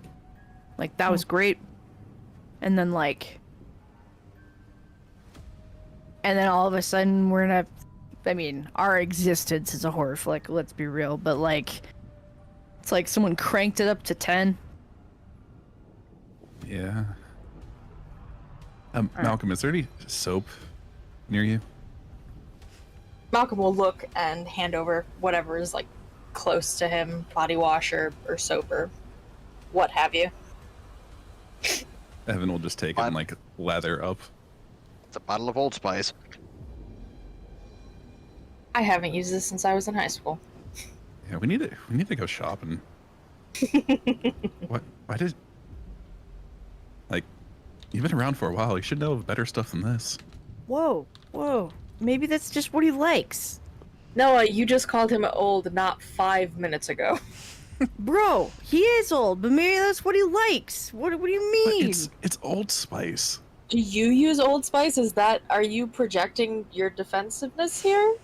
No, I'm not. Meanwhile, I use... downstairs, Quinn, roll a wits and awareness. Hey, 7 again. She's very aware tonight. You do move back away from the windows, so it puts you closer to the stairs, and you can kind of hear the cadence of some of your coteries' voices. And then you see it. The way that it crawls, backwards and slightly askew, is eerie and unnatural. There is no color in its body, but its eyes are a glowing red. A thin tear in the in-between. This thing squelches through the membrane, and it starts to crawl towards Daniel's front door. Quinn just yells, "Something's coming! It's gross, and it's squelched out, and it's coming! Everybody, hello! Something's coming towards us! It came out a thing, like Evan, but it's not Evan, because Evan's upstairs." The moment Daniel hears that, he throws the door fuck. open. Yeah, Malcolm takes off down the stairs as well. You gonna be safe here in the shower, my guy? Yeah, I'm fucking staying here. Okay, you stay here. Close the door. Evan will finally pull the curtain shut. She's been showering with the curtain open this whole time. I didn't even realize what the fuck. He never said he closed it. Okay, none of you need to roll. You see it clearly enough. It is crawling backwards, though its body is small and malnourished, almost like a dried, twisted, mummified piece of flesh. The fuck? The fuck is that? The noise that it makes as each of you watch on No, shh. is close to something hacking, almost cat-like, and the heave. Oh, why are you so good at that? Oh! And then it begins to vomit black ichor on your grass. And the grass instantly decays and dies. Well, that's fucking rude. Does this thing look more akin to the monster that came out of the tree Yes. when Malcolm was attacked? Okay. Does this look like something I can punch? It does. No. I didn't know it says it out loud too. He's like, can I punch that? Malcolm Daniel draws. immediately grabs for no.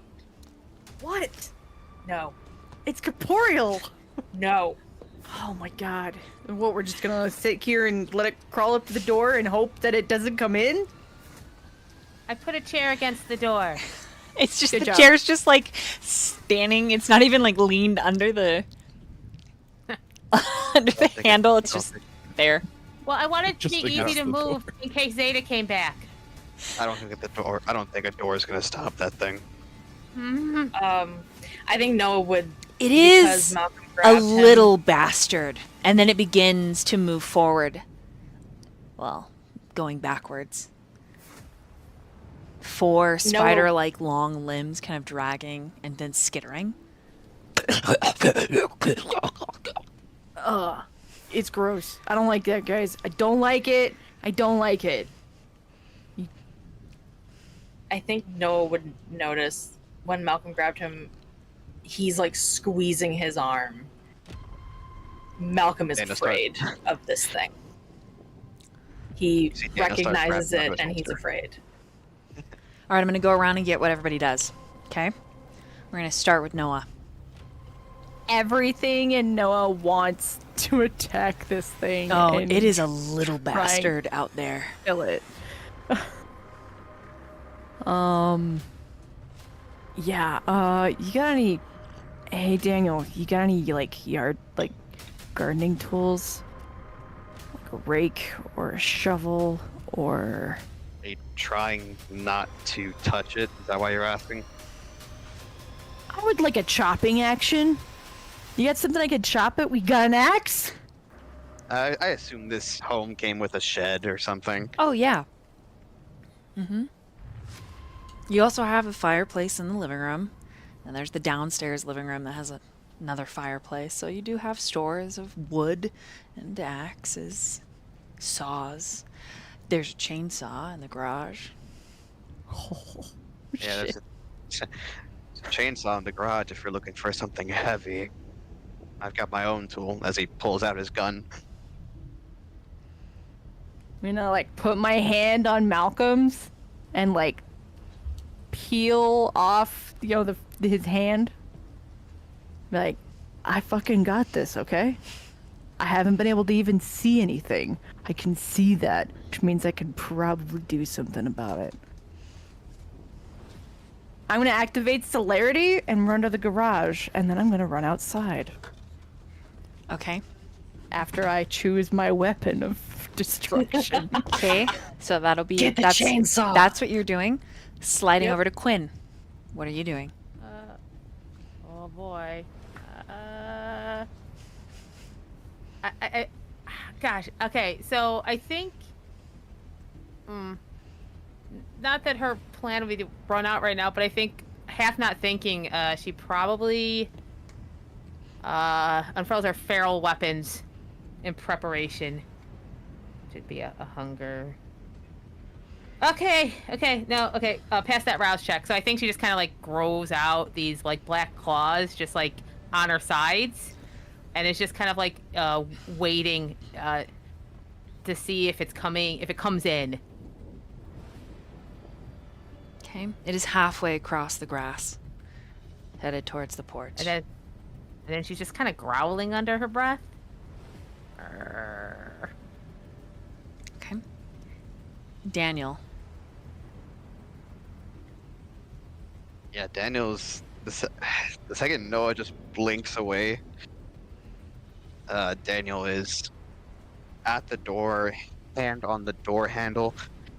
The second he actually sees Noah go out and start chopping it up with a chainsaw, that's when Daniel would,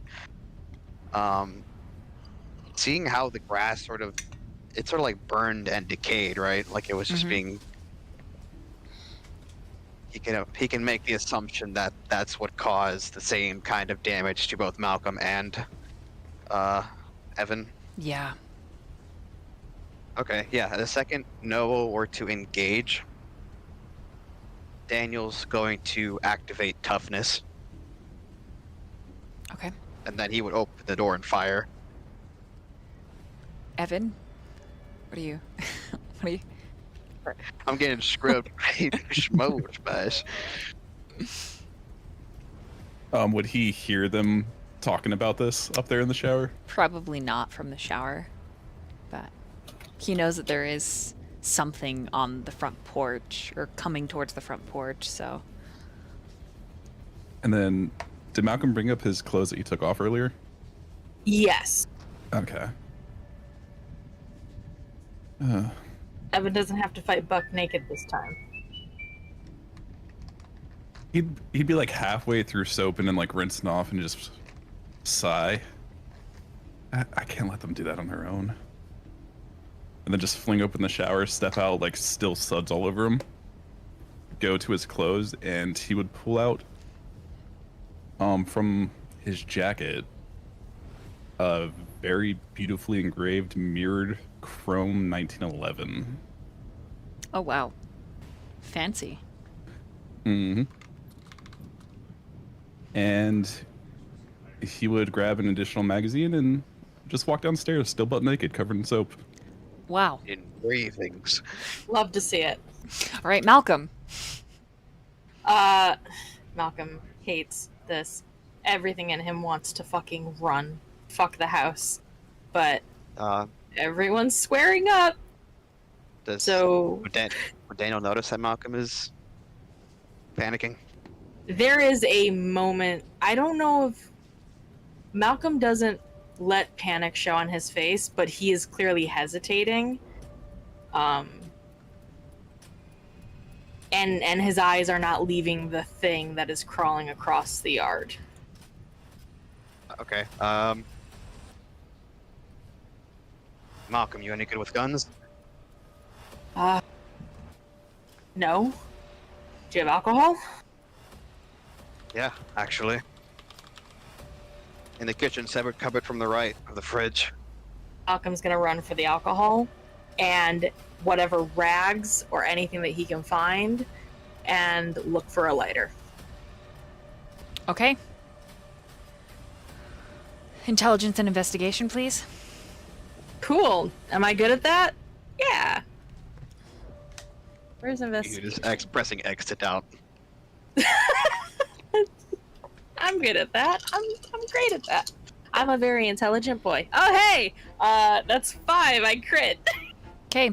You find Wow. everything you need for a Molotov cocktail. As you whip it up, everyone is prepped. Evan steps down the bottom of the stairs, and everyone inside, you hear it. Oh my god. Oh, yep. Noah is like, son of a fucking bitch, start, you fucking... And then the garage door trundles open. Noah, Yes. the minute you touch solid ground, it moves faster than a blink. As it... I did already activate You did. celerity, so can I, like, counter its speed? It lunges for you. Daniel, you throw open the door, and it's quick. Actually, that works. I wanted it away from the front door, so that's great. Okay, so you're going to roll your dexterity and your melee. Okay. Just for shits and giggles, I would like to rouse the blood so I can have a little extra oomph. That is a success. I'm like giving myself trauma here. The chainsaw noises like actually make me so nervous. Okay, and then Evan and Daniel to shoot this thing and not hit Noah, you need to roll dexterity and firearms. Can I add a specialty to this? If you have a specialty. I have quick draw. Just for clarity, Evan will have his rapid reflexes going. Okay. So the thing I need everyone to remember here is you can go so fast, but your weapon was still made by mortals, and Right. it applies the laws of physics. However, when you are holding a melee weapon as a vampire, it's simply an extension of you. So despite the chainsaw only rotating at a certain RPM with that grinding, terrible chain, you're really fucking fast, Noah. Right. So what'd you get on your roll? I got 8. Okay. Daniel, what'd you get on your roll? I'm still grabbing the pool because I have tier and then I have specialty pulling into this. So that's 2 extra dice. Yep. Okay, and Evan, what did you get? 5. 5. Okay. So hold on to that. Quinn, Malcolm. Malcolm, you've got the Molotov cocktail. Quinn, you've got your claws. We're going to start with Quinn. What are you doing? I think Quinn goes like out of the door, but since she sees that Noah is going at this with a chainsaw and maybe being a part of that might be dangerous, I think right now she's almost like just right outside the door as if protecting being another level, especially with Malcolm in there. Like, just to be, if this thing gets closer, she can claw at it. Okay. But as kind of like that second line of defense. Mm-hmm. Yeah. All right, Malcolm. Malcolm is thinking. Malcolm is thinking. Sorry. I think he would go for a window to gauge if he can throw this without having to go outside. You can always try. You can always try. Yeah, I don't like that. Given that, Malcolm would look at it and not feel super confident. He doesn't feel confident about any of this, but not that window especially. And he would try to get past Quinn to go out onto the porch so he has a better range to throw this thing. Okay. Daniel, what did you get on your roll? I got a total of 9 successes, one of those being a critical. Okay. So neither you... Well... Here's how it goes down. You ready? Yeah. Sure! Okay. Noah. Yes. You dive for this thing, it dives for you. It makes this piercing, screaming sound, and you cleave through 2 of the legs. As the blood sprays against you, you hear the gunshots. Boom, boom, boom!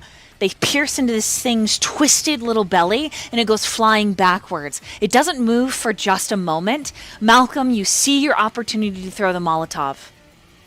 Do you take it? He absolutely takes it. Okay, you are going to roll a dexterity and your choice, firearms or athletics. They're both Yeah, the same. By the way, DM, just so you're aware, Daniel's shots are incendiary. Nice. Okay, that is 2 successes. Okay, Noah, frenzy saving Yeah. throw. As not only does the Molotov cocktail miss, but the incendiary rounds ignite in this creature's belly and chest. Go ahead and roll that digitally. Let me know what you get. Yeah. A 6 of 0? Okay? You do not frenzy. You manage to bring your foot down, capturing the other leg. There are 4 of them, mind you. As it tries to scurry away, and where you imagine the head is, you start tearing into it with the chainsaw. Just at the same time, the final leg, it has this single toe that ends in a curved hook, and that hook comes up around, capturing the inner thigh, tugging at the flesh and viscera, pulling it open. Oh. Oh. Evan, Daniel to fire off more shots. Go ahead and roll dexterity and firearms. Quinn. This thing is burning. It is screeching. It is death kneeling. But it is also tearing at Noah's side. There is just vitae and black blood getting everywhere. Noah, you're screaming, cutting into the flesh. There's something sparking inside of the neck, causing the chainsaw to begin to melt. Die, motherfucker! I think seeing that Noah's getting attacked, she would run in and try to bite at that leg with the claw. Like tear and bite, like just stop it from hurting Noah with that particular appendage. You're going to claw into it? Yeah. Okay, you take a point of superficial damage. I need you to roll a brawl and a strength. Evan, what'd you get on your roll? Messy 8. Messy 8. Okay, Daniel, what'd you get on your roll? 7. 7. Okay. The other roll I need you to roll, Murph, is I need Quinn to make a frenzy check because Daniel's rounds are incendiary, and you are in melee, and so is Noah. Malcolm, what are you doing?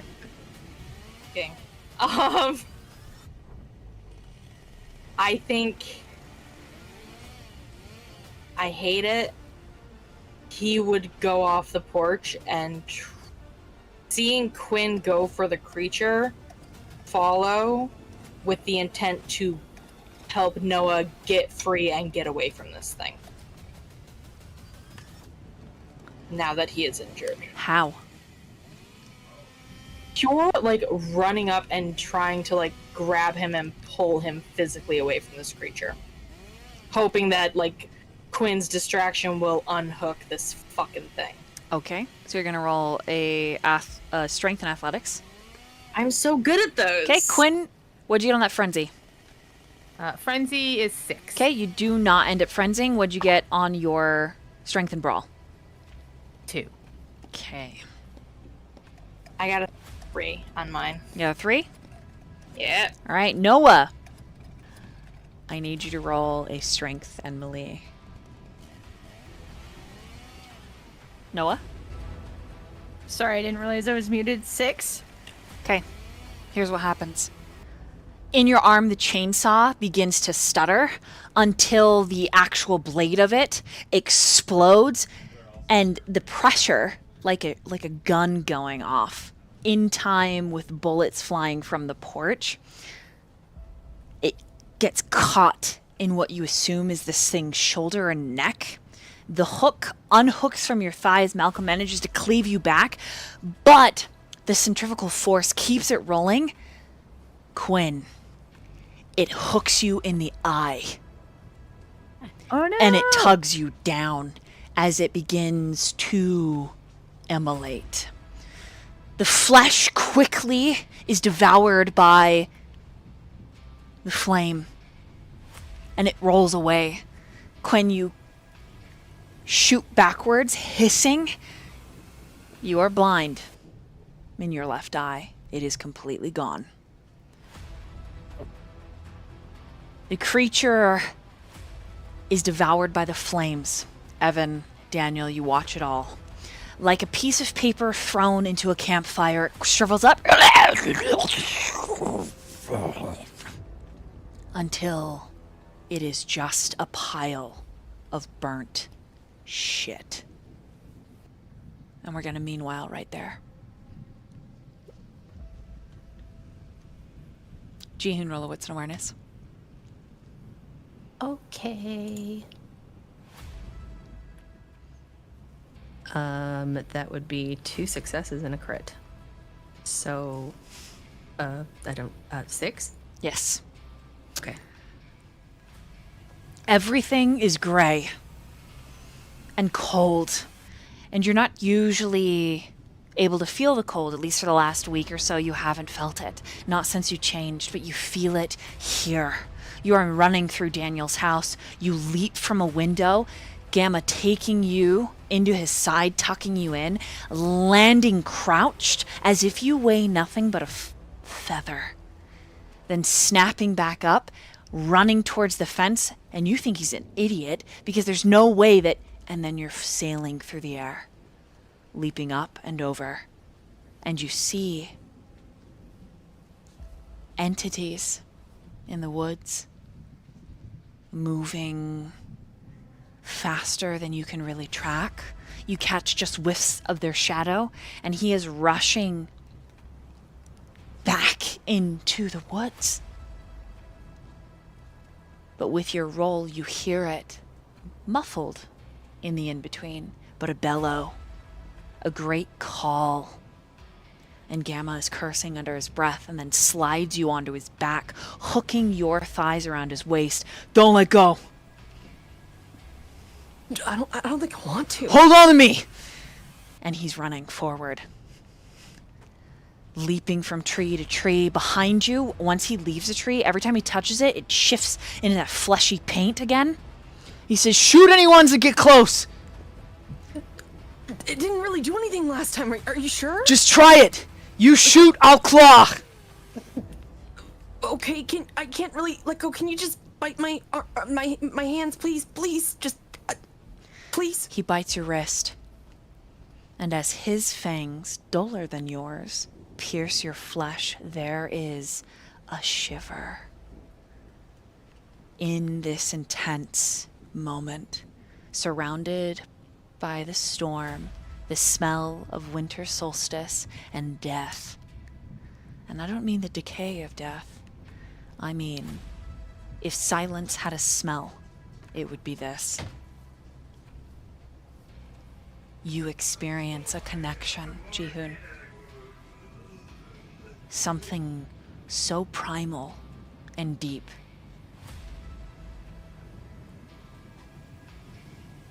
And then you're bleeding.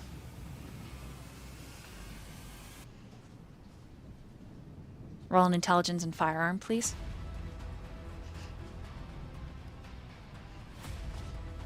Firearms? What do you mean? Is that a thing? Roll it. Intelligence, firearms. Yeah, it's a skill. You mean just intelligence, right? You'll see. I don't have any firearms. 2 successes. 2 successes? Yeah. It's okay. It's very difficult to aim on back of a very quick, blinking Garu. He's just shuddering and glimmering from place to place to place to place to place. Each tree that you land on starts shifting into flesh. You shoot it, he claws it, and then it is struck by lightning just as he's leaping off. Over and over and over again. Every time you strike with your Vitae, Jihoon, there is a bloom of a flower that just opens up, dark and sinister.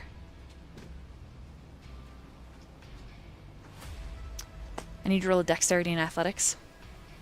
Oh, good. Oh, all the things that Jihoon is good at. Oh, okay, that was a good roll. 3 successes. Okay, you do manage to stay on. And a lot of the time, you're just bleeding on yourself and Gamma. You do take 1 point of superficial damage from some of the trees that are exploding around you. But there's something about Gamma. It's like he's at 2 places at once. You're on his back, and then he's also behind you. And the only reason you're realizing this is conceptually, wherever you are, whatever this in-between is, there isn't just one Gamma. Not at all.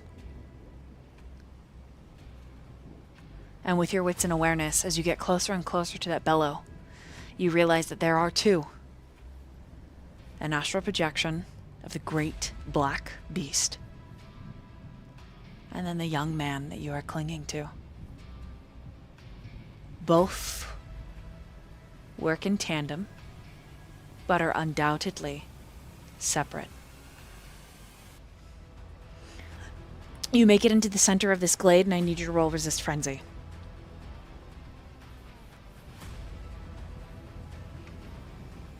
Pool size modifier 0. Correct.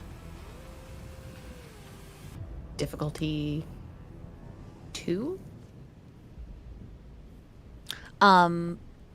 Just leave it 0. Just put it 0. Oh, okay. It started at 2, so that's why I was just. Yeah, you're good. Okay. What does it say? It says 6 successes. Okay. Wait, no, that's Noah. Wait, what does it say? You're 4 successes. You manage not to frenzy as you come to this force of nature. A twisting storm. In the storm, there is someone. And then across from the storm, I need you to roll a wits and awareness. Is this considered an enigma?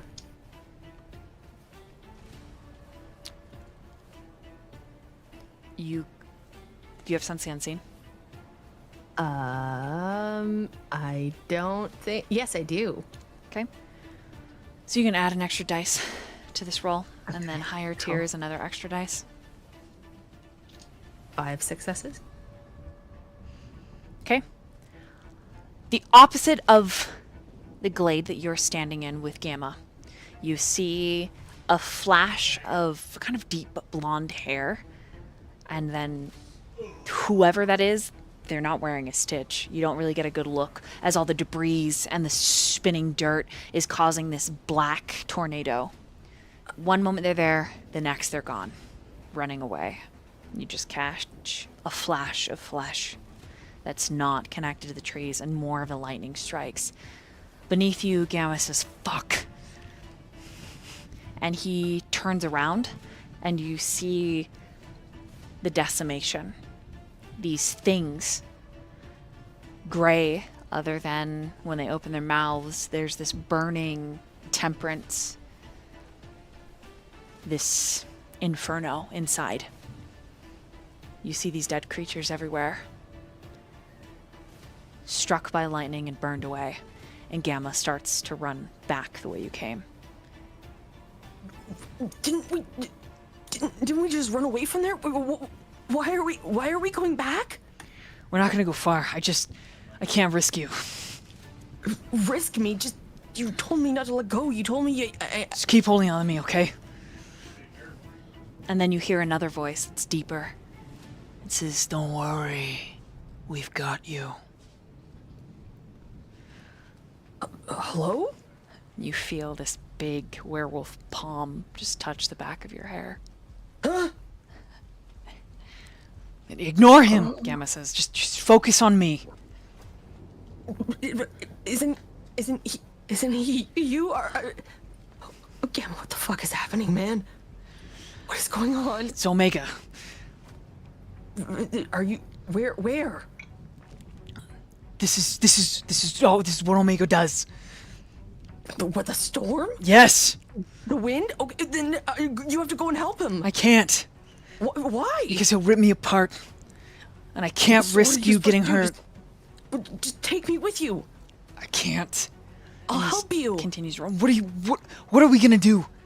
We've been working as a team until now, so why would you just let me go? You were hurt. You're bleeding. He pauses, crouching low, kind of pulling you from his back. You're in shrubbery that's been struck, and everything is dead around you, kind of hiding in the ash, in the rain, in the wind. And he looks you in the eye, and he whispers, It's too dangerous, and I'm not strong enough. Maybe not alone, but like together. That's how we've been defeating, killing, burning, ruining the trees. I know. Together. So you're just gonna leave me and then go in there alone and die? I'm not gonna die. Then what are you gonna do? Get hurt again?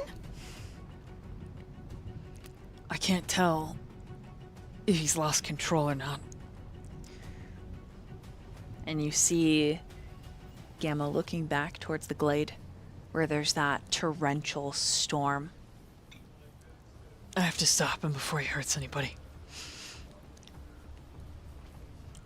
Then you're just gonna leave me here? Are you gonna come back? Yeah. I'll come back.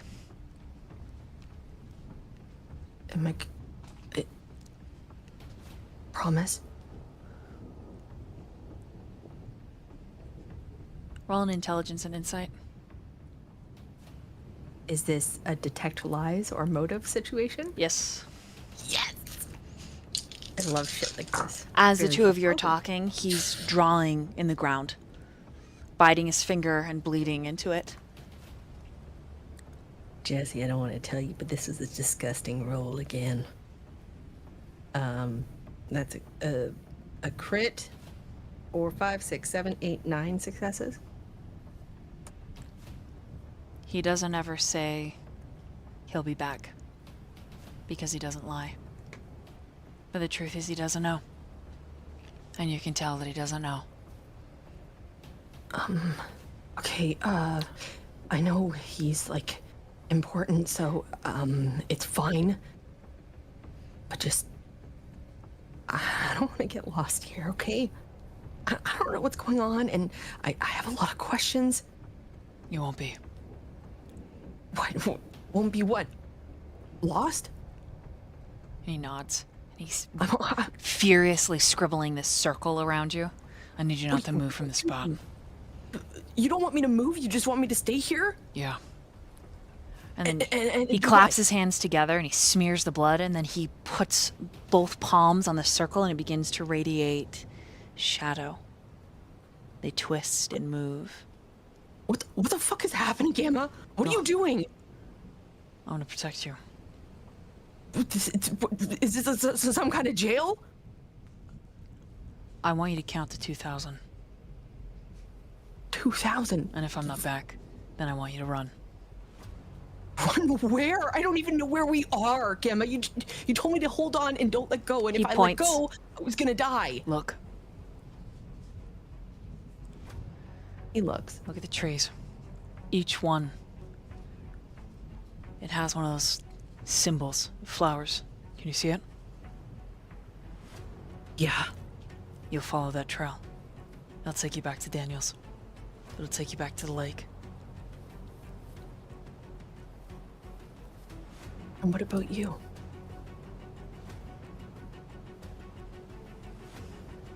He grabs your face. And then he kisses you.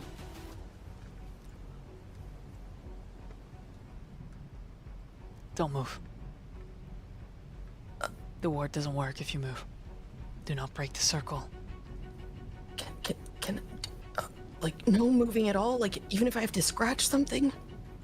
Don't break You the gotta- circle. Okay. And he pulls away and he runs. Fuck.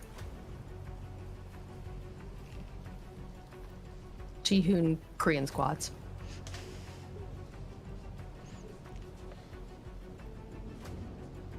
Does he count? He starts counting. Okay. Wits and awareness.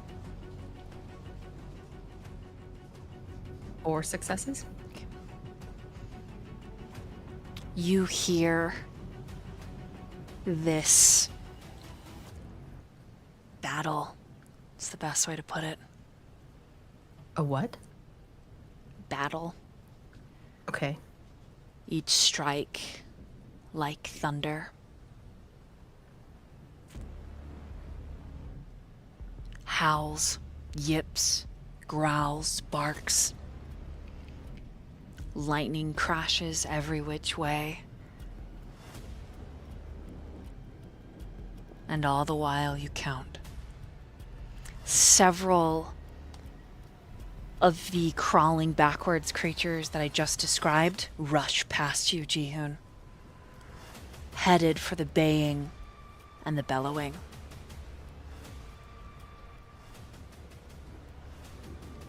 These foes are unlike any you have ever borne witness to.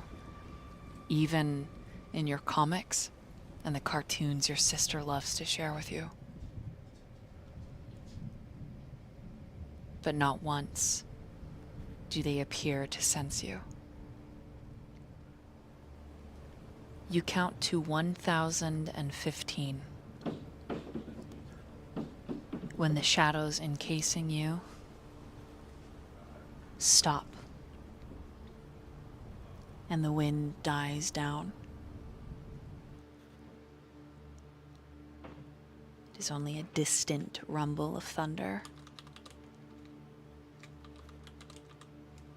And the circle breaks on its own. At that, Jihoon would look up. He's kind of been crouched with his arms around his knees, not looking at anything. The moon is half covered by the clouds. There's an eerie red cast bouncing off of the moon, hitting the clouds, diffusing it like blood in the sky. But it is still.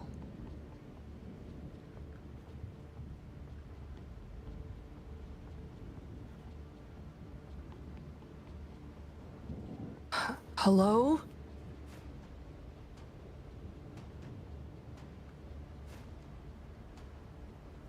Hello?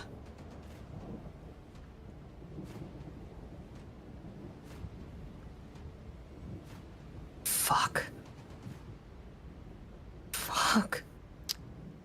Roll a wits and awareness. 4 successes. You hear a shout. It sounds maybe like it could be Gamma.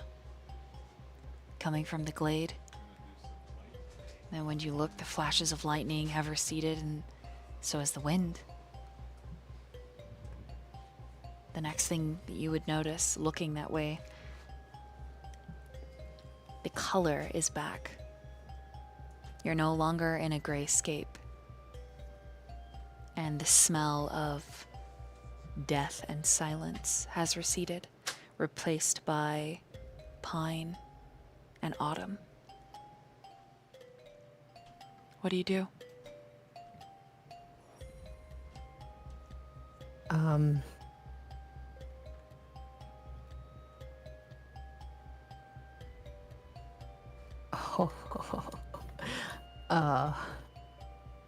Good question. Knowing one of Jihoon's flaws, I think is the marking, or are the markings still on the ground around him? They're no longer glowing. But they are still existent.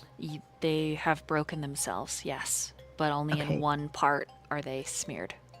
Okay, so he would take that to memory, the way it looks, the patterns of it. Okay. You can make an intelligence and occult check. Sure. 6 successes. You think you've got it pretty much memorized. You might be able to draw it later.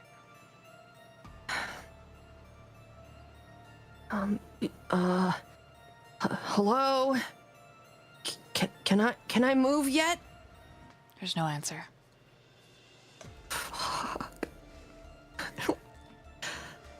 I don't know. Oh, fuck.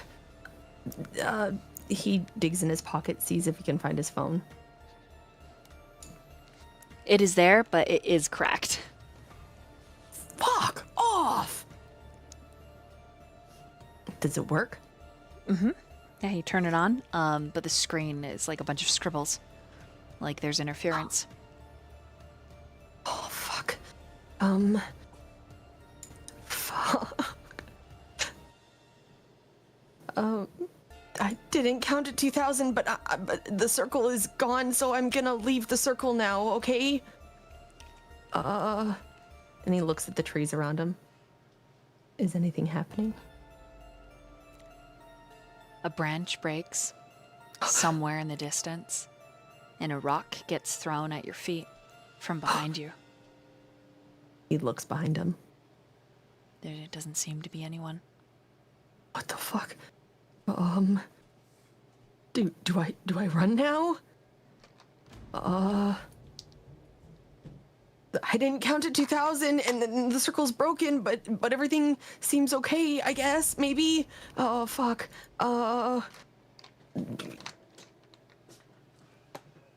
And he is going to run towards where he thinks the center of the storm.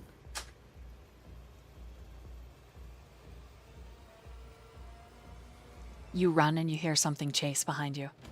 Oh god, why didn't I take gym class? I hate this place. I would rather go home. Why the fuck am I here? This is fucking stupid. My phone's broken. This is ridiculous. I fucking hate this place. Why is everything so fucked up? Why can't I just be normal? Why is this happening to me? Leave me alone! Roll an athletics. No strength or dexterity.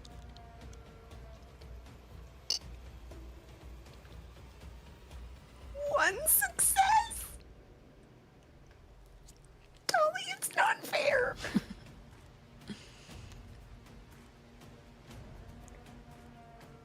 Okay. With one success, you trip forward. You land hard on your chin, scraping it open. You take a point of superficial damage, and then something grabs your ankle and pulls you all the way back to the circle, depositing you. No! What? What? And then suddenly it lets you go, and you flip over onto your back, and there's nothing. But your clothes are dirty. It's filled with leaves and dirt. And you hear a voice that says, "So what? You're fucking lying to me now?" And you recognize Gamma's voice. Me? Gamma? Hello? What the fuck? Hello? Sense the unseen? The Is moment it still active, or would I have to reactivate it? you reactivate it because so much time passed. Okay. The moment you sense the unseen, you see this shadowy wolf dart in among the trees. It's headed towards the center of the storm, but it stops just out of sight, as if waiting for you to run. Hello? There's no answer. I can see you.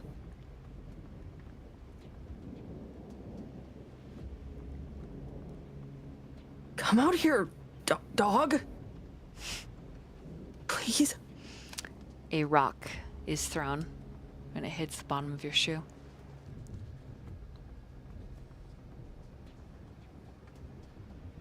Okay, I don't speak in rock. Okay, dumbass.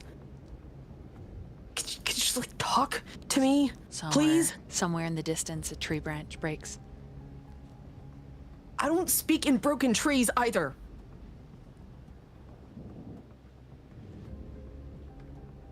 I use computers, not nature, and I don't understand what's happening, and the circle is broken, and I didn't count to 2,000 because the storm stopped. Could you please just talk to me?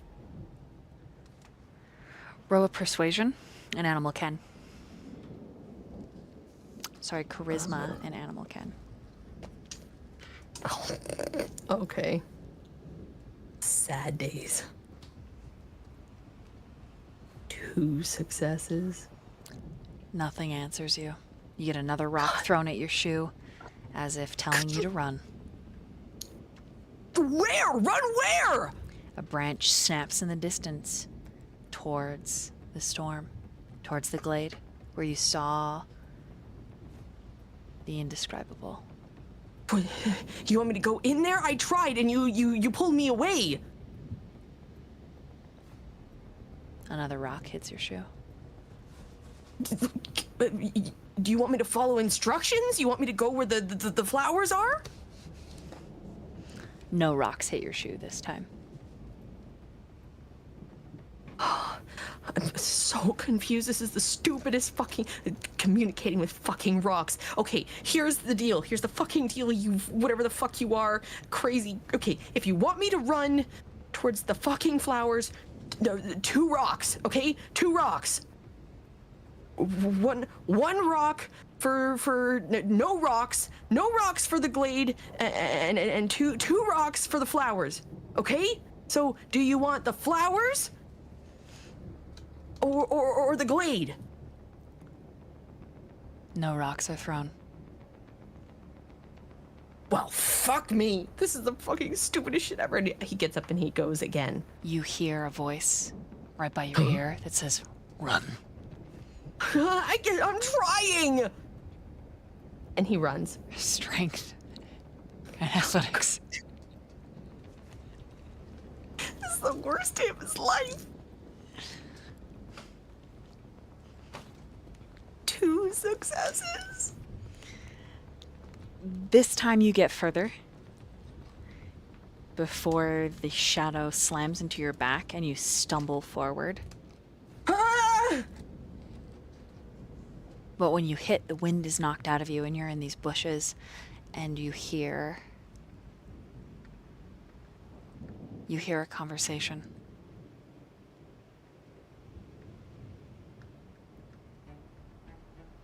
You hear Gamma. So what? Everything we've been through is nothing? You're just gonna make this choice? And it doesn't matter what I have to say? Gamma. No! Don't you say my name like that! Don't you look at me like that! You tell me the fucking truth, Oh! What did you do? I will always do what must be done, Gamma. I have to.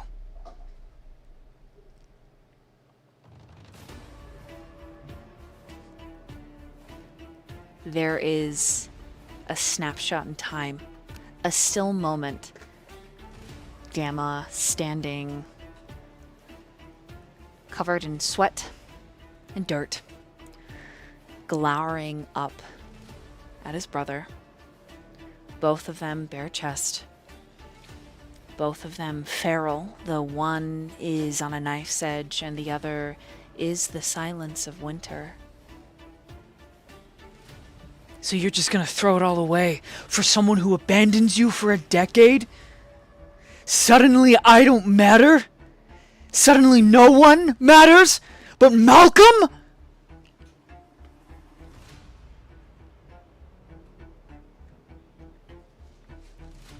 I will do what has to be done. And you don't care about the consequences! No.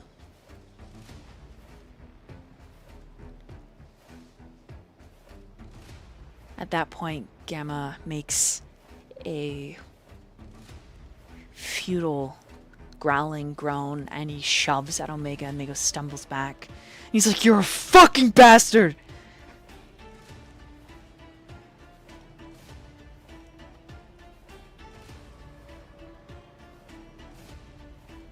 Omega says nothing. Standing with his face cast in shadow. You'll understand someday. I'm doing this for everyone.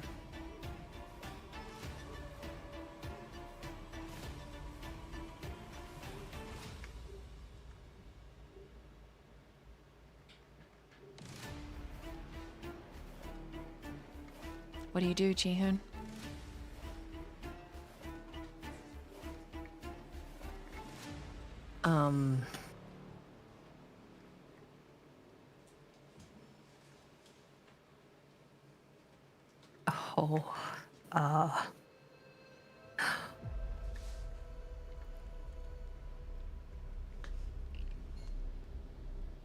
I think something in him would have him move forward. Like, get up from having fallen forward and having the wind knocked out of him. He'd get up and try to walk forward into the glade. Okay. You step out. Omega's eyes instantly move to you, and then Gamma, his head snaps around, and the pain you see, it's so raw. I thought I told you to stay in the circle. You told me to run.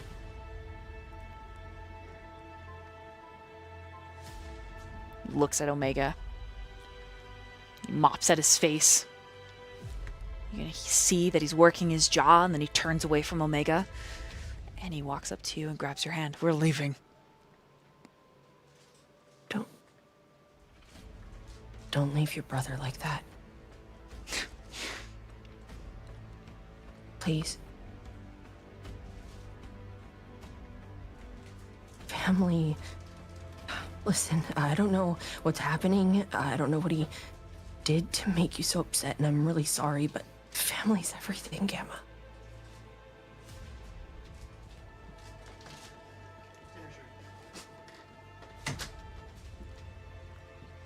They really are.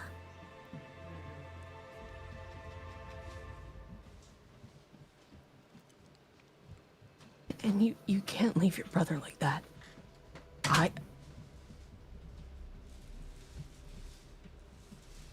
You don't know if this is the last time you'll see him.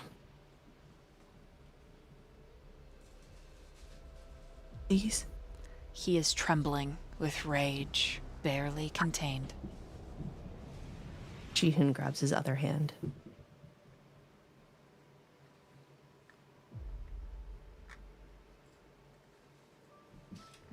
Family's important, and I don't know why you're so upset, and I'm really sorry. But he's your brother.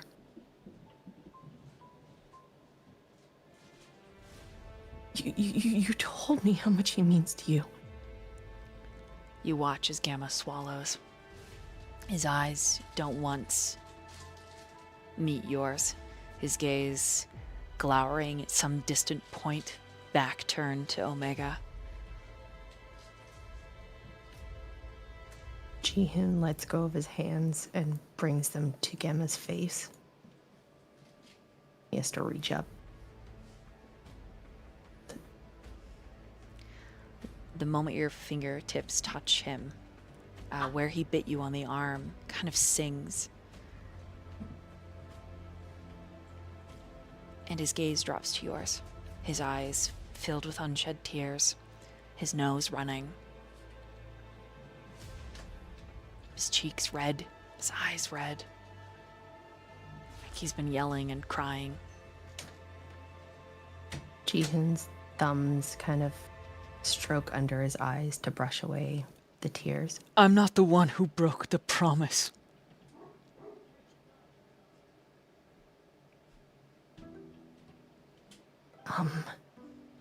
I don't... He takes your hands. We're leaving. And he doesn't You turn can't. back to look at Omega. You can't leave him like that. Over his shoulder, he simply yells, I refuse. I won't accept this. You hear that, Oh? I fucking refuse!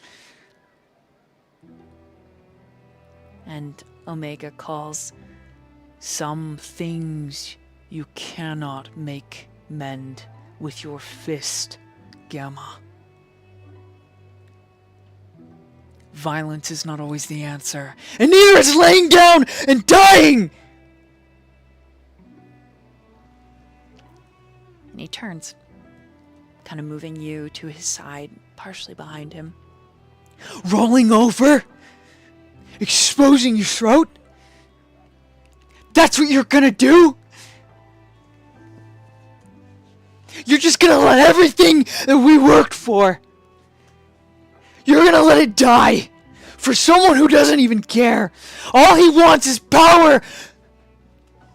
It's all he's ever wanted. You may have not have known, but I watched him, Oh. And you see O's surprise and his pain. You knew. Yeah, I fucking knew he was alive. And I watched him. And he never fucking once looked for you. I did. I looked for you.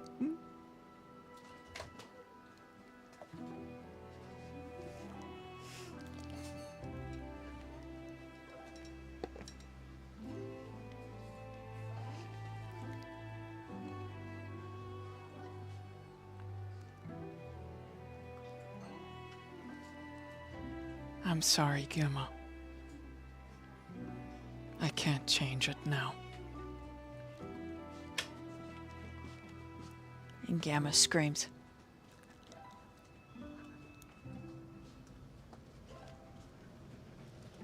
You're... And he turns away. fucking idiot. And he tugs you with him, Jihoon.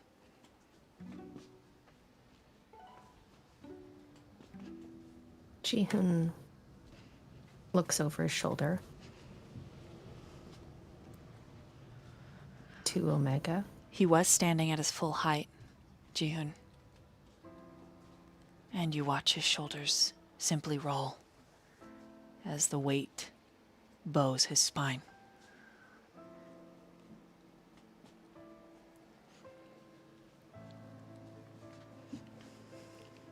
I think the look on Jihoon's face would be an apologetic look. And a look that says, I don't know how to fix this, but I wish I could. Almost like there's like this look in his eyes. Omega gives you an apologetic look as well. There is guilt, unbound, written in his gaze, but also resolve, and he nods.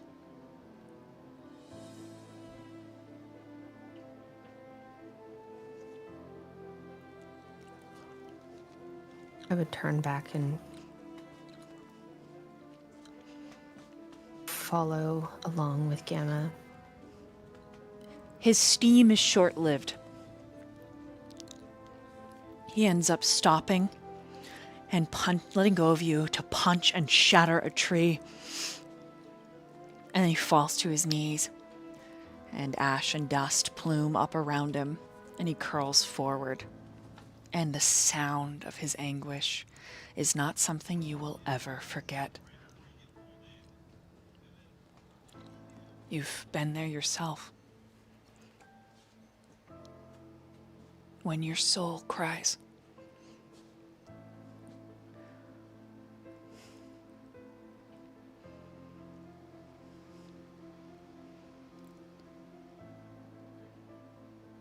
He would step forward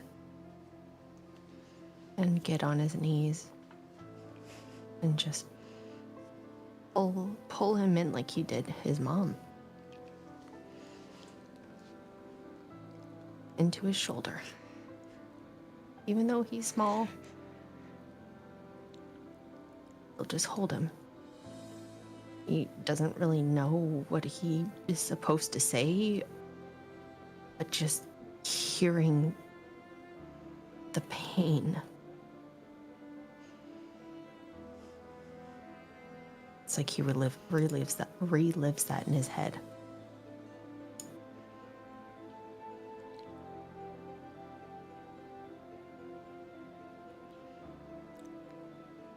His rough palms cling to you. And then he's pulling you against him. One arm around your waist, the other the back of your neck and head, tucking you hard against him. You can feel him shivering. He's cold to the touch. His face is wet. He did it on purpose. Never run alone again, my fucking ass. You manipulated the whole fucking thing!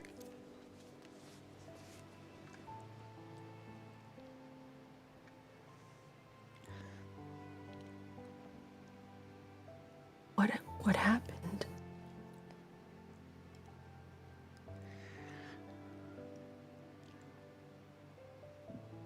What happened, Gamma?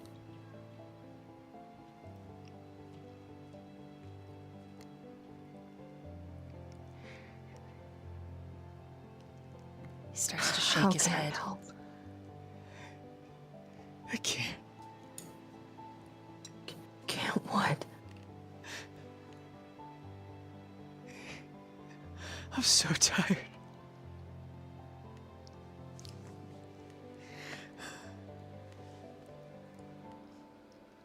I'm trying, but I'm so tired.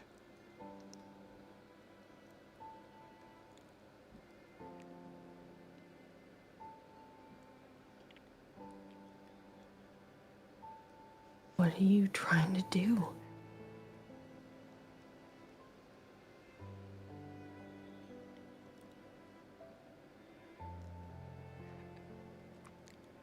I just want to do the right thing. I just want to save my family.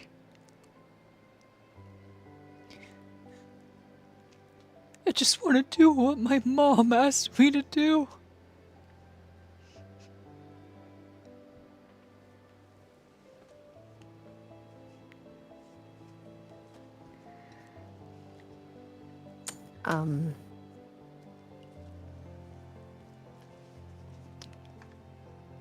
That hits really close to home for a Jihoon.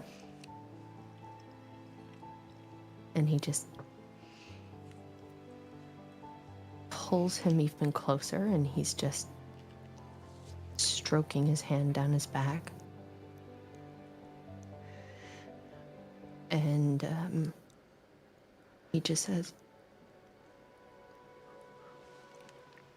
we can figure it out. We'll figure it out.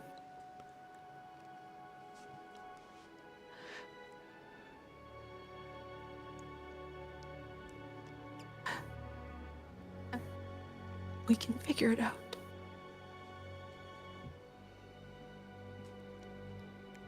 He holds you and you hold him.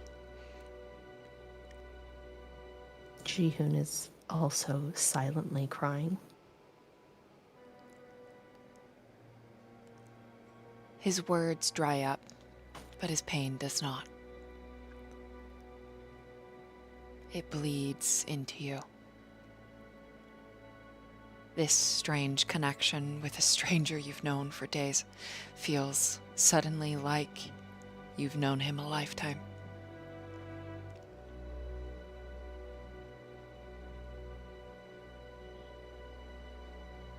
His pain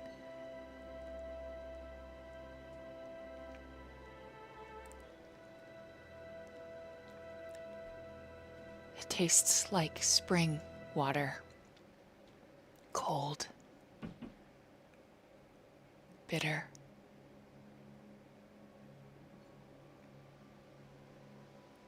washing away the mask of winter.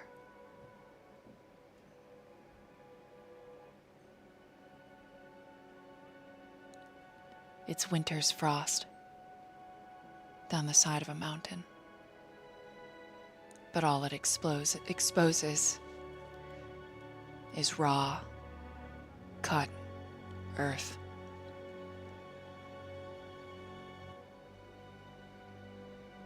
He told you once. He was 7 when he went to war. You don't think that was an exaggeration? You hold him a little tighter. And in turn, he holds you. And the oddest sensation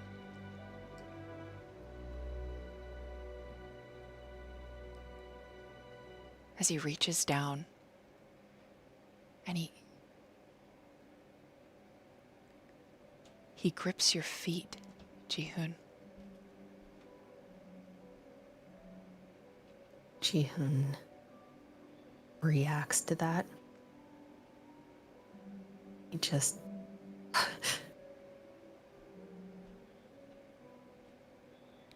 and when he pulls away, face swollen and messy, he looks terrible. But his eyes are glowing with all this unshed and shed tears. He meets your gaze. He knows. He has seen them.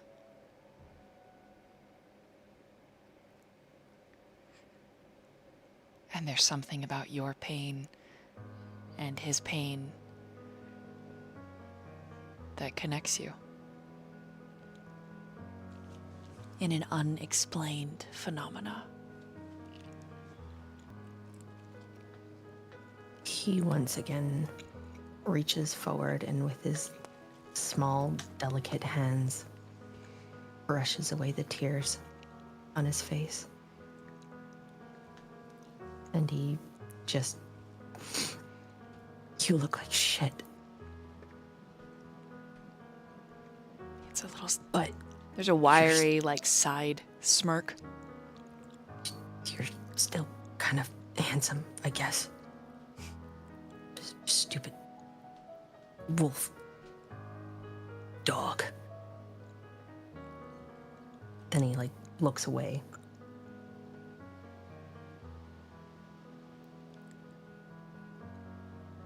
You don't smell like wet dog. You kind of smell nice, idiot. He leans into you briefly, planting a kiss on your pulse. And then he's standing. And he reaches down for you. Can we go home and take a shower and not fight flesh fucking paint throwing trees, and can we just have a minute of nothing? Yeah. We can. Come on.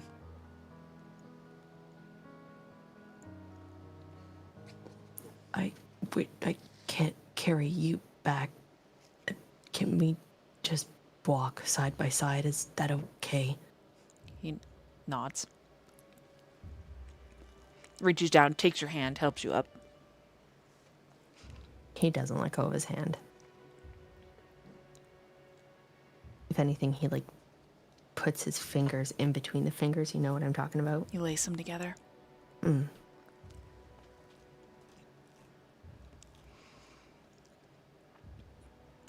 Is this okay? Yeah, it's okay. You can feel how tired he is.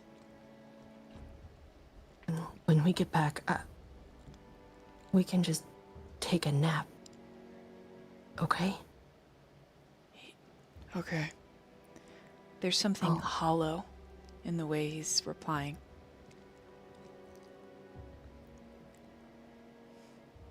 You look, you glance back at where the two of you were kneeling, and you recognize it is for what it is.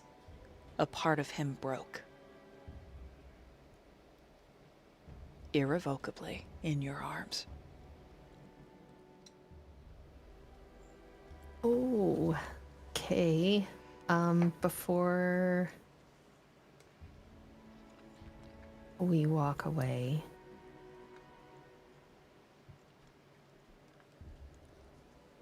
Ji-hoon is gonna stop and kind of try to get Gamma to turn toward him.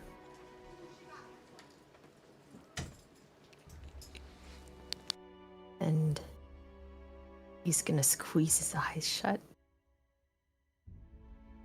and pulls Gamma's face to his, and he's going to close mouth kiss him because he has no idea what he's doing. But he's just gonna kiss him on the lips and hold it there for a minute and just pull back and say, "We'll figure it out. Okay? I promise I'll try to help." Okay. And then he gives him a hug in the way that Noah had hugged him.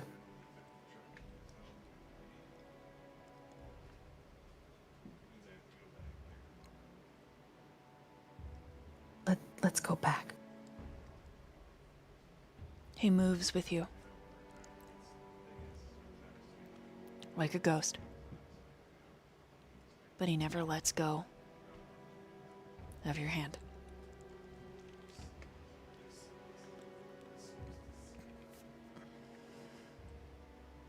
And we're going to take a bathroom break right here and then do our giveaway. Let's get back to the story, shall we? Yes. All right. The crew at Daniel's home. You're all standing outside, some of you in a breezier state of dress than others. I need you to roll wits and awareness. 4 successes from Malcolm. 2 for Quinn. Classic Noah with a 1. Or for Evan. The suds are really helping him out here. With heightened senses at 7 for Daniel. Oh yeah. Okay. Sorry, the only person I didn't hear was what Malcolm got. Sorry, Malcolm got 4. No, wait. Yes, 4. Sorry. Okay, that being said, Malcolm, Daniel, Evan. You will see what I'm about to describe at a dramatically appropriate moment. Noah, Quinn, Noah. All you can see, Noah, is the gore on Quinn's face. I'm gonna help her clean it up. Noah, I'm having a little trouble focusing. Fuck. Uh, You're missing an eye. But it'll probably be uh, back tomorrow. what? No, okay. No, I think she kind of puts her hand up still with the claw. Oh no. Oh. Oh no. We'll get you cleaned up and you could wear like a bandage. We'll figure it out. But I'm sure it'll be back tomorrow, probably. Fuck. I'm sorry. Oh, fuck. The other three, you are aware of the gore on Quinn's face and this feeling of suspended time in this moment. And then that weird nostalgia, liminal place, deja vu feeling evaporates. And from the woods, the three of you spot Ji-hoon. And you think it might be Gamma, but he doesn't hold himself the way he usually does.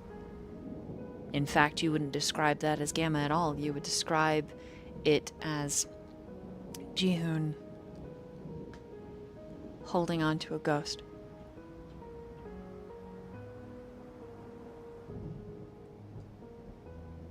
I'm going to open the scene to roleplay, so anyone is allowed to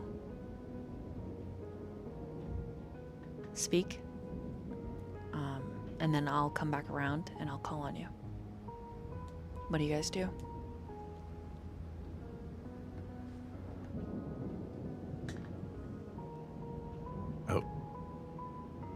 Daniel, you might want to go look at Quinn.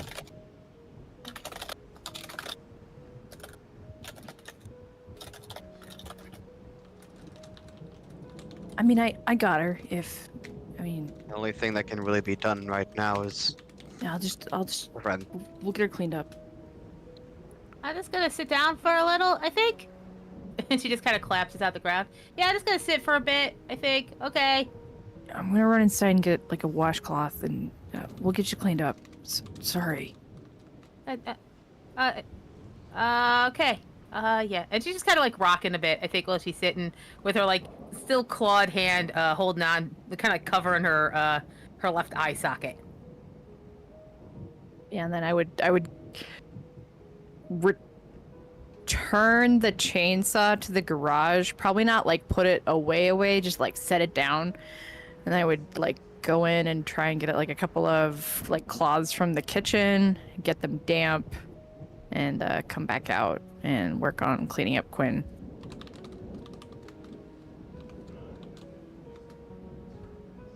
I guess this probably won't like sting or anything, but just here, let me. I don't know. It's weird. It's weird. I don't know. It's not good though. My eye is gone. Noah, my eye's gone. Yeah, it's pretty gone. But we were just talking about. I mean, it might be back tomorrow night. We'll see. I'm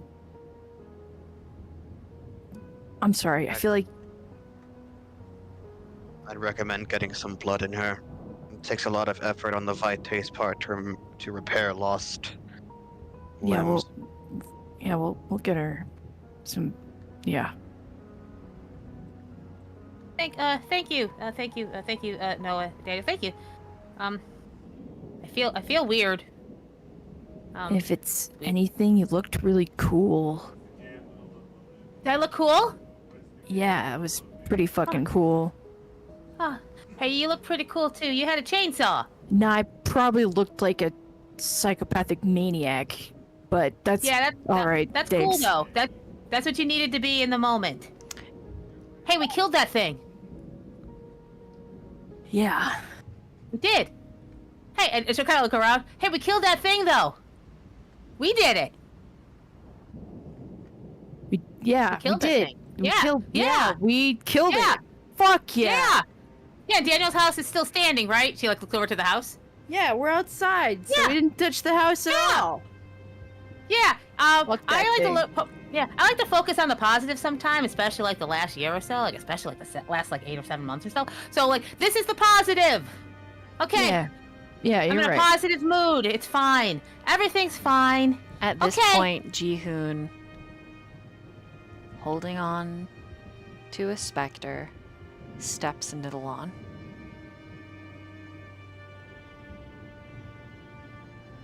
Can you show me where the bathroom is, please? Oh shit. It's actually just a specter, just incorporeal. No, it's No. just very not Ghost of a with man. us, Gamma. Just show me where it is. Daniel will show Jihoon where the bathroom is. You both pass by a very naked Evan on the way there. Jihoon's not even paying attention, just focused on getting Gemma to the bathroom.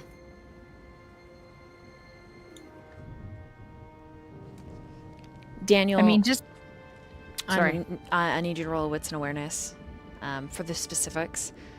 But all of you, Evan included, Quinn, Noah, there is no reaction on Gamma's face. To wits and awareness. Yes. Does heightened senses come into play on this one as well? Yeah, I'll give you extra dice. And if anyone would like to scrutinize Gamma's expression because you see him, or even Jihoon's expression because he's there, you may roll a wits and awareness as well.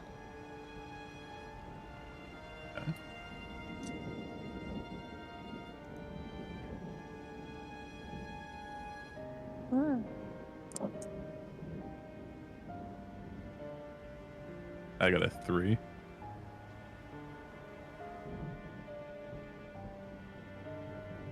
I get a 2. I got an 8 with 1 critical.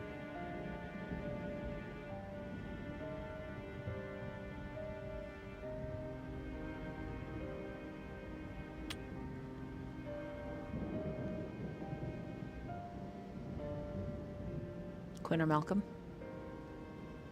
Malcolm is not focused on Jihoon or Gamma. He is looking to the sky where the storm is.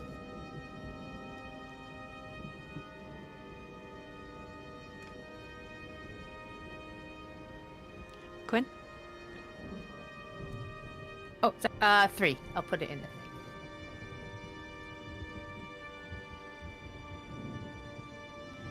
Noah does not catch the details.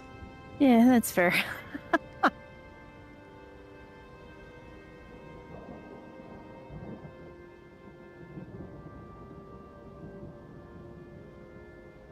Something fundamental has changed. This is grief. This is loss. Those of you that rolled a 3 or above, you have a gut reaction. Someone's gone.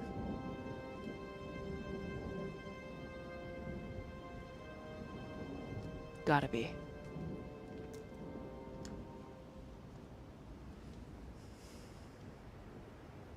His gaze is glazed. His steps are heavy. His face gaunt and drawn in tight lines.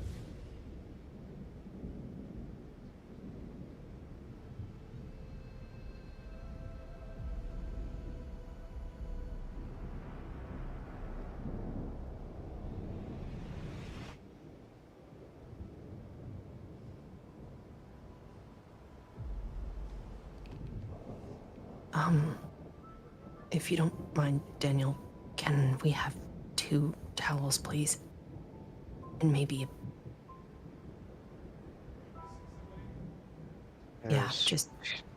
There's a pile of freshly cleaned towels beneath the sink in the bathroom.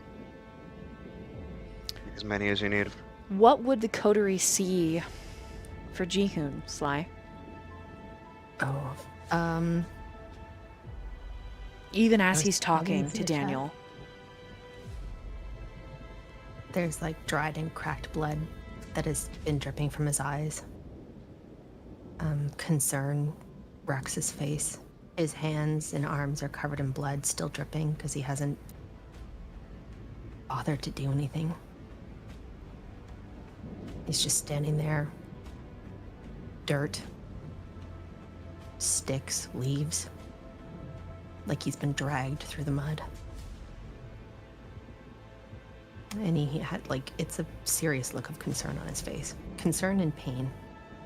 Not physical pain, but something else, and it's not something you've seen on Jihoon's face before. Probably never. Especially because you've only known him a few days, but even then, the faces that Jihoon makes, this is not one of them.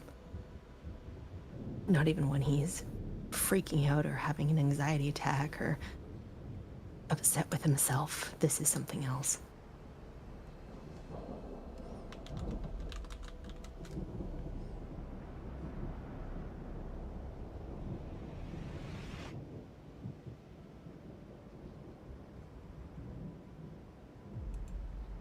Sent you a DM.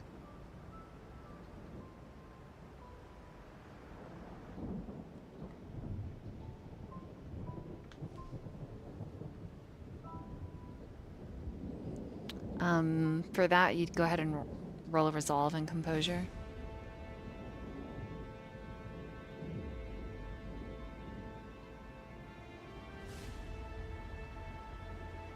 Oh, thank. Sure. Hunger dice include address. Mm-hmm.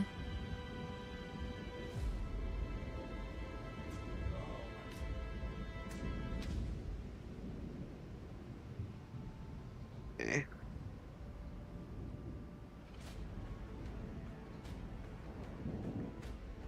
I've been in the roll 20 as well, but 2 successes with 1 crit, so 6.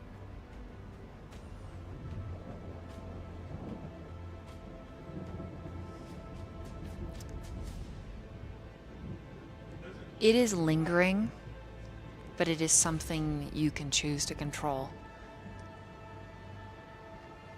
The urge to heal, to assist is very, very strong. But as a player, you can decide if Daniel acts on it or not.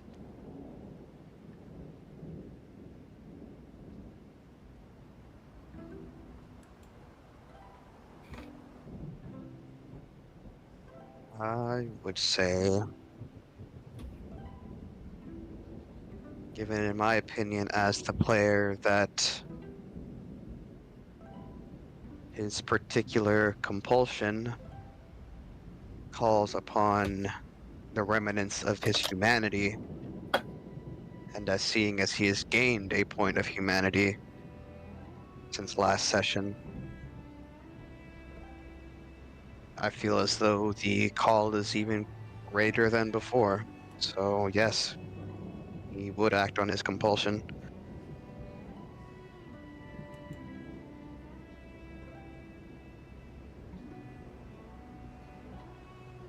So what do you do? So at this point, 3 of them are in the bathroom, correct? Or are they still outside? They're going wherever Jihoon takes them.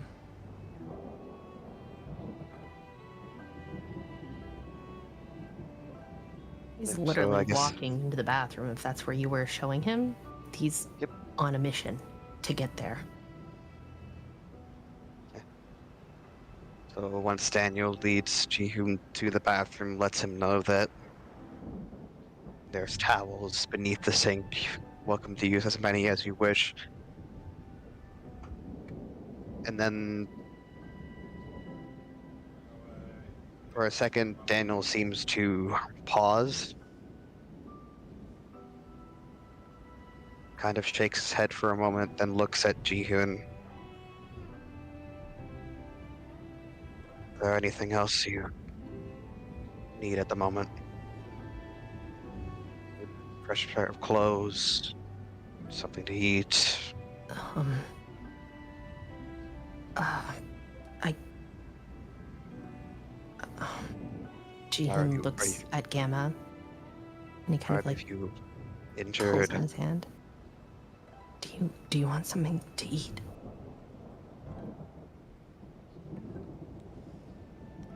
He looks at you with dull eyes. You know he's not really tracking. He just says no. Do you want something to drink? No.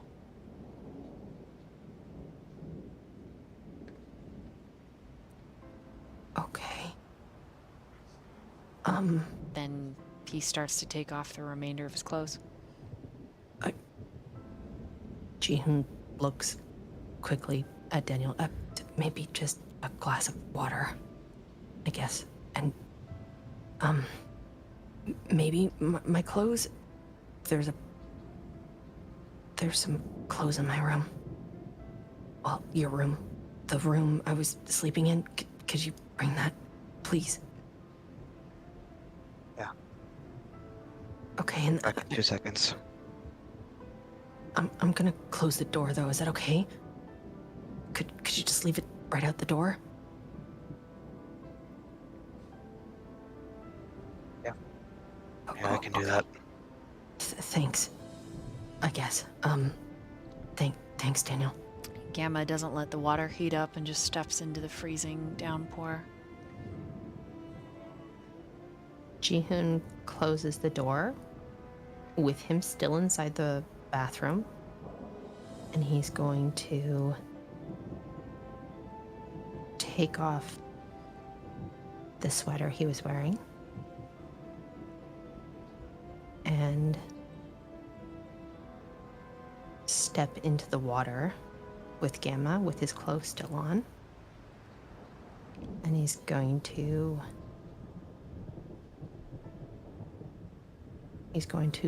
wash away the remnants of what happened outside. Just really gently, really slowly, not in any way, not in a sensual way, just in a caring kind of way. Mm-hmm. Seeing you step into the tub, it's sort of, there's a moment, a flare of life, and he turns the water to warm. And he returns the favor. You don't have to do that. I'm still wearing my clothes. I just was trying to help you.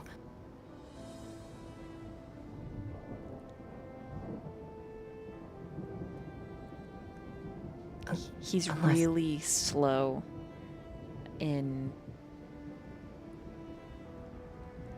processing that you're still wearing your clothes, and then he moves to like help you disrobe. Gamma, no, we can't do that. When you say no, he stops. I just He just says, let me "Oh." take care of you. He turns around. No, it's okay. I wasn't trying to do pull anything. I was just... Why? Do you want me to take off my clothes? He shrugs. Just let him Promise not water to look. pour down his face. Okay. Sure. Okay. In Jihoon's head, he's like, "This is fine. I go to public baths all the time. I'm so used to seeing other people in the public baths. Totally. It's like going to a jjimjilbang. No worries, no problem." He's like trying to tell himself that in his head.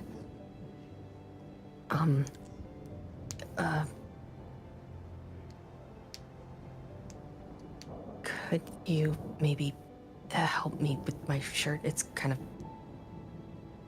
stuck. His motions are mechanical, but he assists. Just close your eyes for a second, okay, please? They close. He takes his shorts off and his wet socks. And he puts his hands in front of his special place, his no square. Okay. Do you want me to wash your back? Eyes still closed, he just turns around. You can open your eyes. Just... I'll wash your back for you.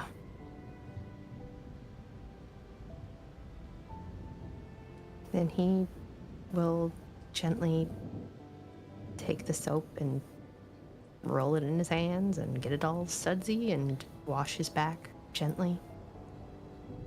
Okay. So as the two of you clean up,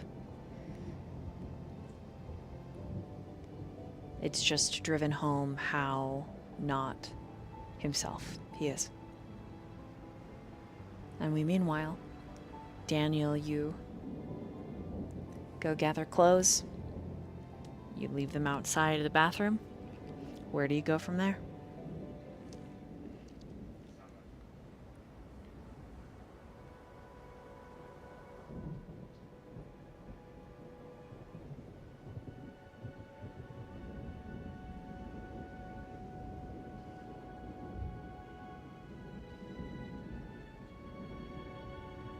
Daniel?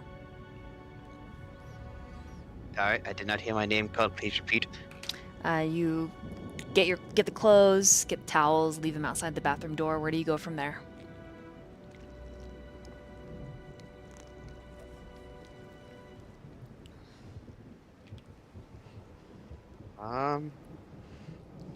Good question. I'm trying to act as Daniel's compulsion is at the forefront.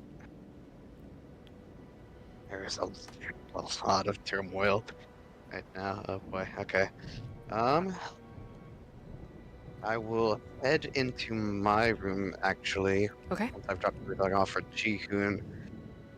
Most of my medical supplies that were in my car no longer exist, but you know, Daniel's not one to not always be prepared. So, Bottom of the closet, top of the closet, under the bed. You've got tons squirreled away. grabs a bandage wrap. Kindred still feel pain, right?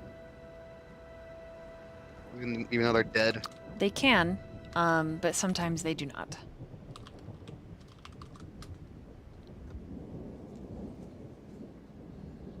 Infection doesn't exactly affect Kindred in the same way, but I'm gonna take a little bit of alcohol. Why not? Just in case. I want to go find Gwen.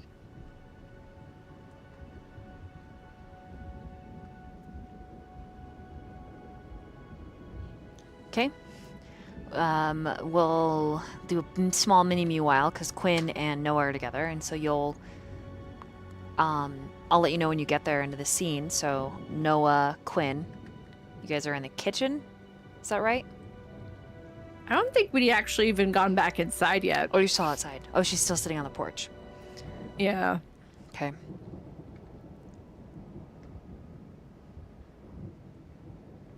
What do you, I mean, obviously that mood was rough. What do you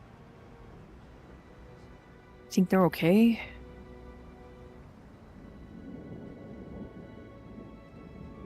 Jihoon and Gamma? Yeah. Well, I mean, I don't think they're okay now. No. No, I think whatever that is pretty bad. I wonder what happened. I don't know. I mean, I don't want to ask, not yet. It's one Yeah. of those, you don't want to rip a wound back open after it's at least been bandaged. Yeah, give him time. Hey, I think we could go inside maybe? Yeah, we should probably I don't go know if I feel inside. comfortable out here. Yeah. Not that the door was gonna help, but it still feels good, like psychologically. I wonder if Daniel has salt. Like they, Please if we, don't like- salt my eye hole. No. I was thinking of like salting the entrances and the windows. Oh. Like they do in, Charmed? occulty stuff. Oh, yeah. I wonder Yeah, if just that like would throw some help. out. It couldn't hurt. I'm a little wobbly though. Could you help me? Yeah, no, I'll do it. Here, let's go back inside, and you can Yeah. you can sit down, and I'll Yeah. Noah's gonna look for like a big container of salt. He's literally gonna go through the house and salt the entrances and windows. Okay. Where does Quinn go? Where do you put Quinn? He would see if she wanted to. I mean, he just asked like, do you want to sit in the living room, like on the couch? Do you want to sit in the kitchen while I dig for the how salt? Where do you want to go? Hey, could you just guide me to behind the couch? Yeah. Yeah, now that'd be good. Yeah, no, Sure. thank you. Yes, Okay. behind here, it. Yeah. all right, There's here- a pile of stuff there already. Yeah. Here. Okay. He'll guide her over there. Here Yeah. you go. Oh yeah, Do you- no, that's good. Do you want to? While I'm in the kitchen getting salt, do you want me to get you like a blood bag? That would probably help with your eye. I mean, I can drink for them. They're just kind of like gross. No, and, I get it. 100%. Gross. 100%. I Yeah. fucking get it. maybe I'm just gonna, and she's like kind of sits down and then she just kind of lays on her side and curls up. I'm just gonna like curl up here a little. I think. Okay. Like this feels. Okay. Okay. I'm just gonna be here. Thank you, Noah. Thank you. You're very kind. Yeah, thanks. You're pretty great too so far. Yeah, maybe. I don't know. I'm just gonna lay Nah. down here. Okay. Salt's You a good definitely idea are. then. If you're Kappa's friend, then you've got to be great. He doesn't like not great people. Oh, thank you then. I can take that. Thank you. Yeah, Yeah. he's pretty special. He's a good kid. Yeah. Yeah. All right. I'm gonna go get the salt and start working on the doors and windows. I'll bring back a blood bag for you just in case you decide you need it. Thank you. I'm just gonna like take 5. Yeah. Take as much time as you need. I don't think we're in a hurry to go anywhere tonight at this point. And he'll Yeah. He'll go to the kitchen and he'll search through the cupboards of, trying to find hopefully a big thing of salt and grab Quinn a blood bag.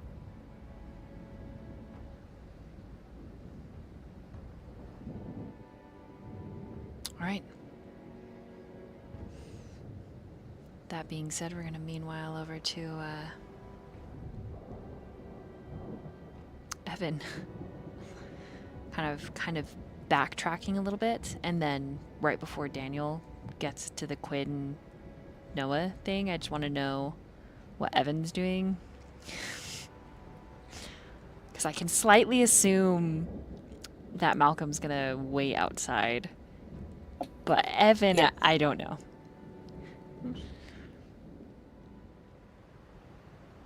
Considering he is still dripping with soap and stuff from the Old Spice,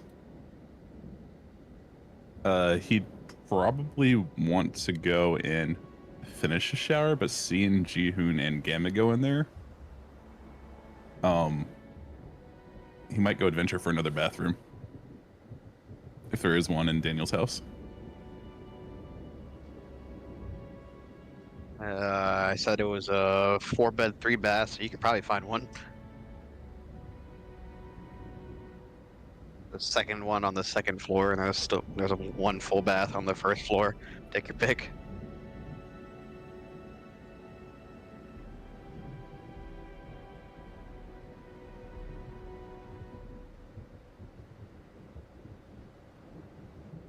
Hmm.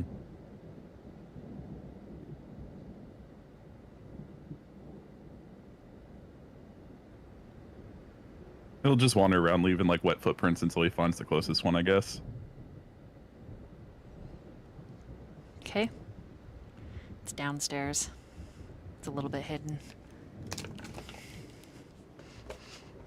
You find it easy enough. Finish your shower.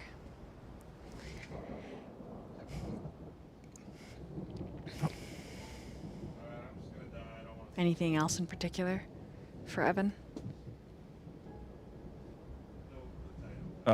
When he gets out, he'll like dry off and be like, "Oh, god damn it, my clothes are still in the bathroom." That's right. Oh my So- god. He's gonna awkwardly, well, not awkwardly because he doesn't care. He's gonna just dry off, hang the towel up, and then walk up there and knock on the door. Okay, we'll get to that. And Malcolm? Mhm. What had you do? Malcolm would stay outside. He'd follow up onto the porch as everyone else went back inside, and we'll sit on the steps with that strip of leather that Omega gave him and just watch. Watch the sky, watch the storm, and wait. Okay. So Noah, just as you're about to leave Quinn to go find your salt and to supernatural the hell out of this place, Yep. Daniel approaches the two of you.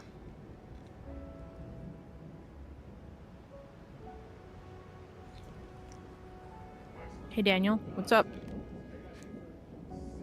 You see he's holding a roll of bandage wrap in his hand. Figured I'd try and close that wound as best I can. Don't need anything getting in the socket or, you know, scaring the hell out of somebody because they're seeing an empty eye socket.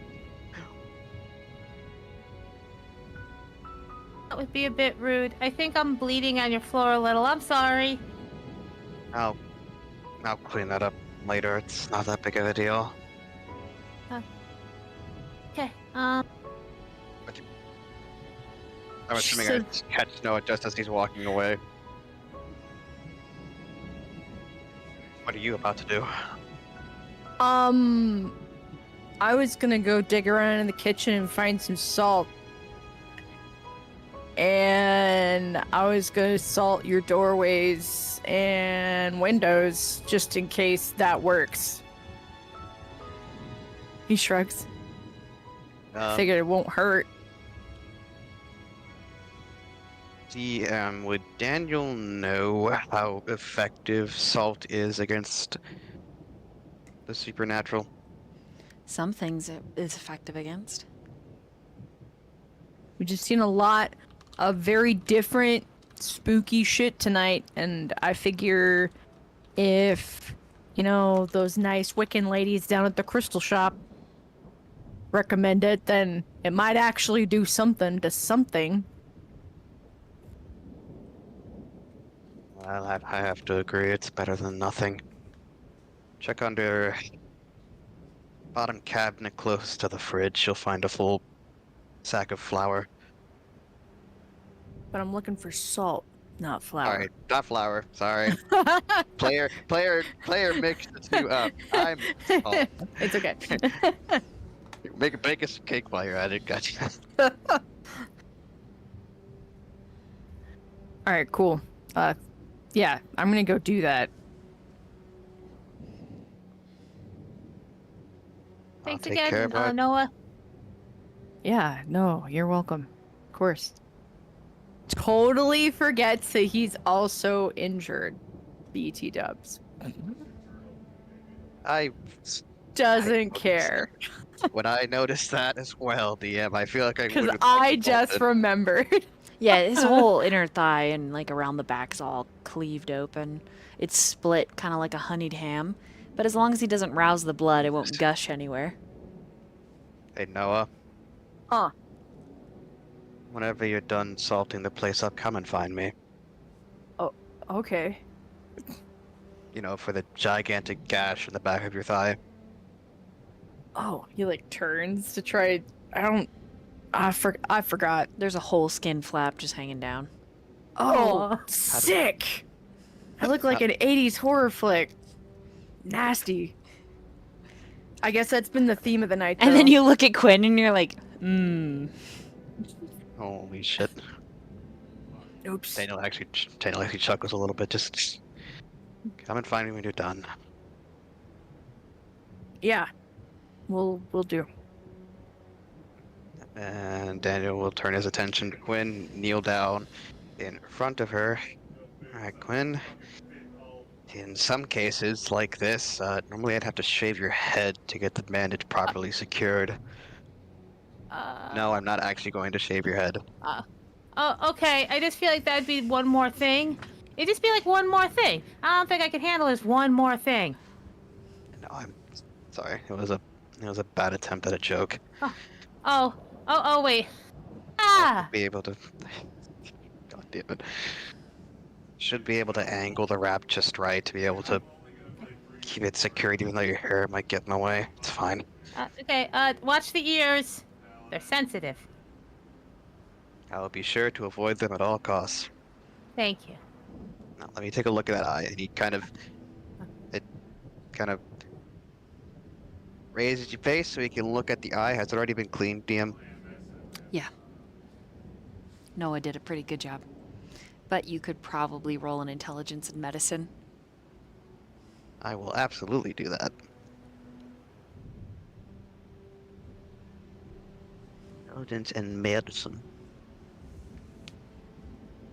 I got 5. Okay. You clean it even better.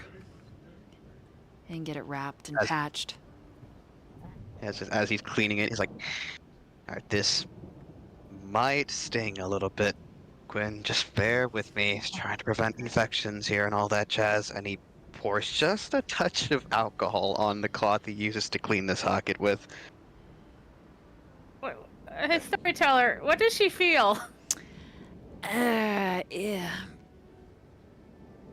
The blood isn't roused, so not a lot.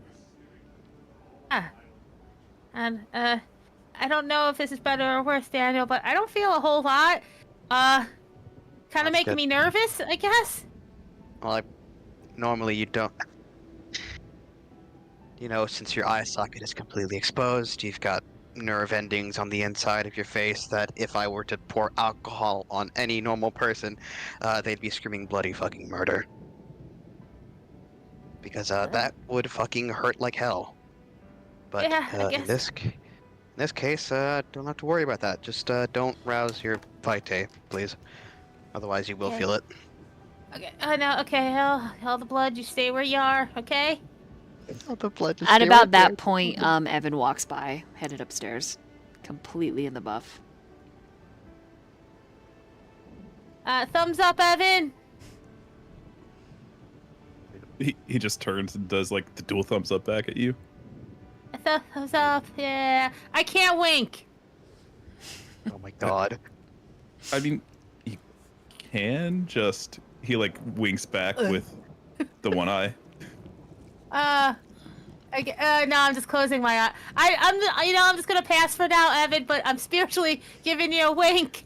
I'm keeping up my spirits. Because I'm not terrified at all. I mean, if you were, no one could blame you. I'm strong and I'm fine, and I generally be taking care of myself, so no one has to worry about me. Everything's cool. I'm an emotionally stable person.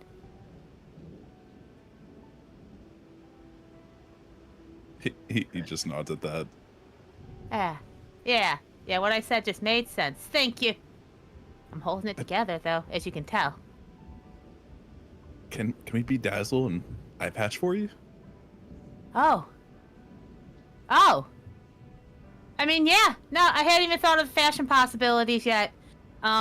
Being that I'm totally not freaking out or anything. I like that, though. Yeah, okay, thank you. But I like that, thank you. Yeah, okay, we're good. Yeah, we can make it like super cool and like your favorite colors and everything. Yeah, yeah. Hey, Daniel, go ahead. Be real generous with that alcohol. I'm doing great. Try not to move your head. Oh, okay. Yeah, sorry.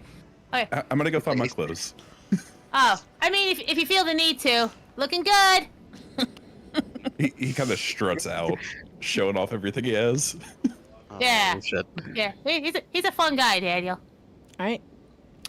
Noah, you notice that Malcolm is still on the front porch as you're salting window seals and doorways.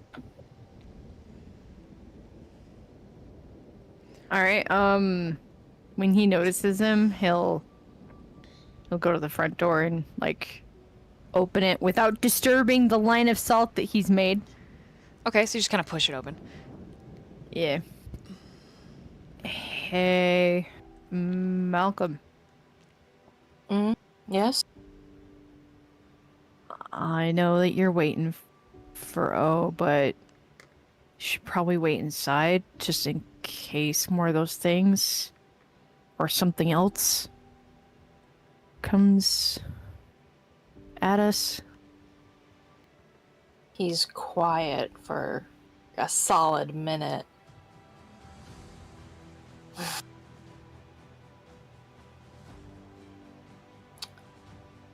Fine. And push himself up and turn to enter the house. Careful, I'm salting the entryways, so just don't disturb the line. Right. Just in case. Steps over the line. The two of you hear a really sharp whistle.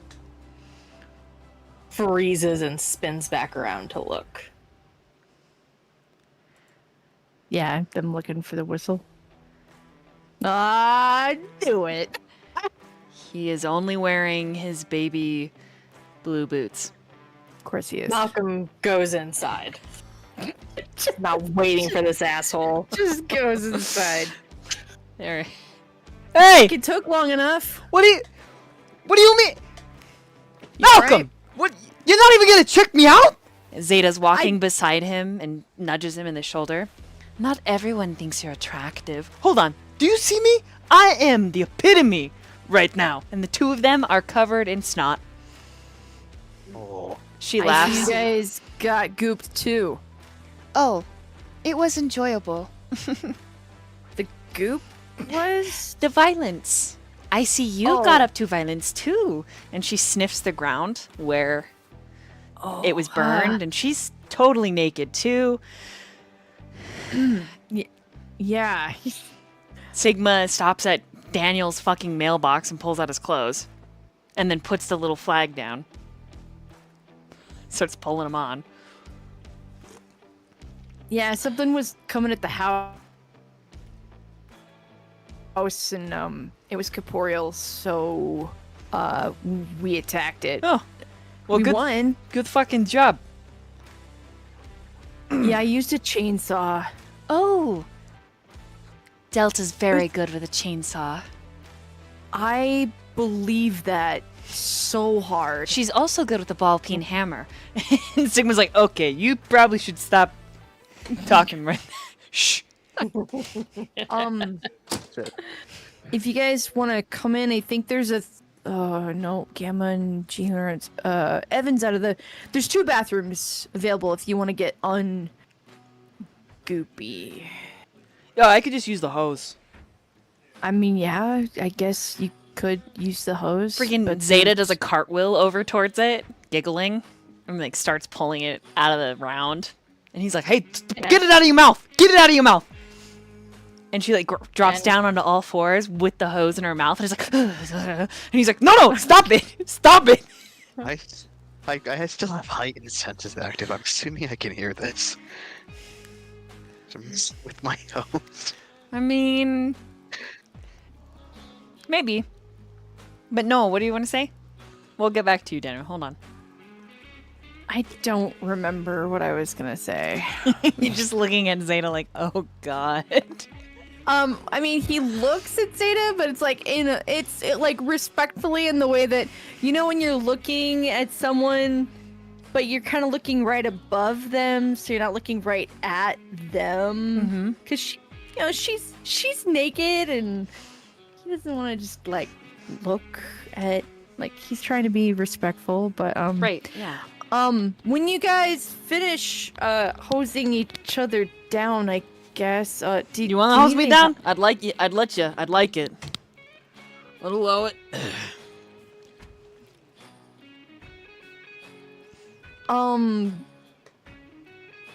The water turns on, and it just like slaps him in the face. He's like, "What do you mean?" Zeta's just spraying him. Man, all these mixed signals. I don't fucking know anymore. Maybe focus on the hole in the back of your leg. What? Oh, I forgot again. Sigma finally like gets a hold of Zeta's hands. So she's like trying to drown him with the water. Clearly, she's just playing, and he's like, "What do you mean? You all right? What do you mean you're injured? Stop it! I swear to God, bad dog, bad, down, no, bad, no walk, no poop, no outside, no treat. Stop it!" No, like do a little turn so they can see the back of him, and he'll like. Oh! I'm okay though. Like, I'm fine. I'm just gonna have to like bandage it up so that it knits right when I sleep. I'm okay though. We fucking killed that thing. Quinn's missing an eye though. The fun and games kind of stop, and Zeta like straightens. She's okay, but yeah. Also, he like steps all the way outside and closes the door behind him. Totally ignoring the fact that they're both naked, just getting a little bit serious. Also, Jihoon and Gamma just got back, and like, obviously I don't know what happened, but there was like the mood was like, I don't know. It was, Gamma seemed really like not himself. Both wolves look at each other, and this is about the point that Daniel comes out. And Quinn, you both could hear everything. Sigma is not quiet. So just wanted to give you a heads up on that. Also, I'm salting the doors and the windowsills just in case. I don't know if that actually works, but the nice old ladies at the crystal shop said it does. Yeah, it works. It works like half the time, says Zeta. And well, then, I mean, there we go. Half the time's better than nothing. Yeah, definitely. And then he turns to Zeta and then speaks in that lyrical language, and she shrugs. And then Do I understand any of it? Yeah.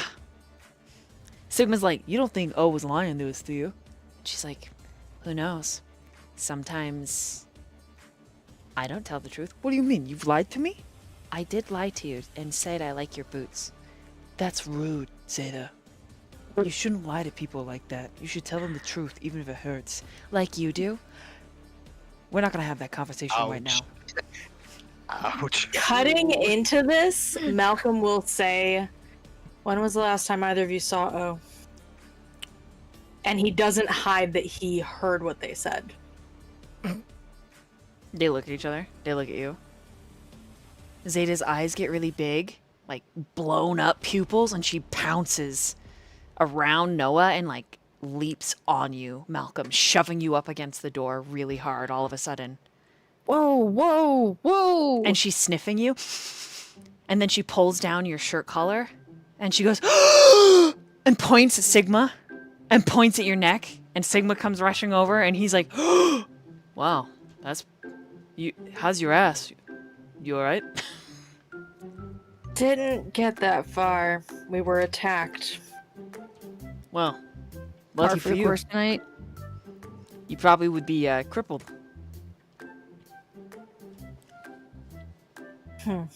He's a pretty big dude. You can understand us. And then she lifts you up underneath the armpits like you're a kid, like up. She's like, "You're my pack sister, in-law, hello," and hugs you. I'm so confused. What the fuck is going on? What the fuck is going on? Should we move this inside? She's just like squeezing you, and like your legs are dangling. She's just like squeezing you and moving Zeta. back and forth. This is Zeta, so just good. This is very happy news. This means, and then she speaks at you in the lyrical language, and you pick up a part of it. This means that you're going to become a part of us, and you'll never get away. Oh shit. Oh my god. Malcolm doesn't look comforted by those words, and his face kind of scrunches up, and he's like, there must be something that I missed, right? He's marked you. You're his now.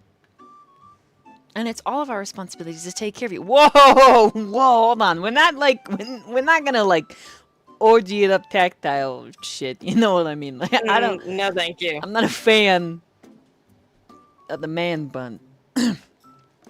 Right? Not a fan of the smell. Goes to Sigma. Talk about yourself. I was doing my part. What were you doing? You know, that's a great question. We should have that question answered inside. I was gonna use the hose and hose off. And he walks What back the over hell the were you hose. doing for the last 5 minutes? I was talking to Malcolm, okay? And then I was trying to keep Yeah. Zeta from attacking him, but she's really happy. And she's like petting your head now. Malcolm just fully, like, this is fine.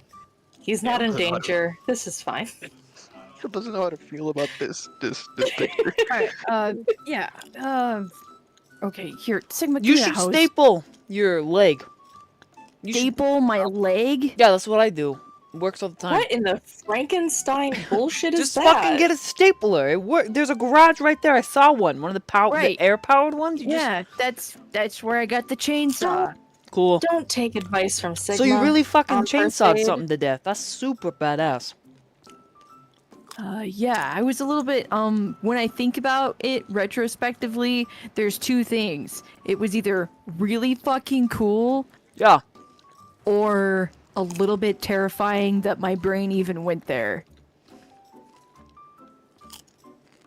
You know? Chalk it up to a moment of finally getting a chance to release some pent-up frustration. Yeah, no, I think that's really cool. It's super cool. I like that. It was pretty When he hands cool. you the hose.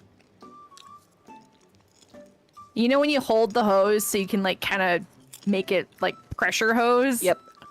Yeah, Yes. put your thumb over it. He's like, wait, my nipples are sensitive. It's cold. Noah, Turn around! Oh, God. I kind of like it when you're forced. What the fuck is going on? Alright, you're clean. Let's go inside. Everyone inside. Inside before more spooky shit shows up. He's so bossy. I am just trying to be bossy so that we're all safe. Malcolm just smiles and walks past Noah, like patting him on the shoulder. Oh, don't God. worry. There is nothing to be afraid of anymore. Oh? We all Are took they care of it. gone? Yes. Mm-hmm. And then she points, and the storm's gone. When she says that, I'm gonna, like, make a point to look across the street and see if the creepy-ass well is gone, too. It's gone. I fucking knew it wasn't actually there. God damn it. I'm still salting the doors and windows just in case. Okay. And then when she sees you, Daniel, she says, "Hi, Daniel." And she winks, and then takes your hat. No! Don't do that.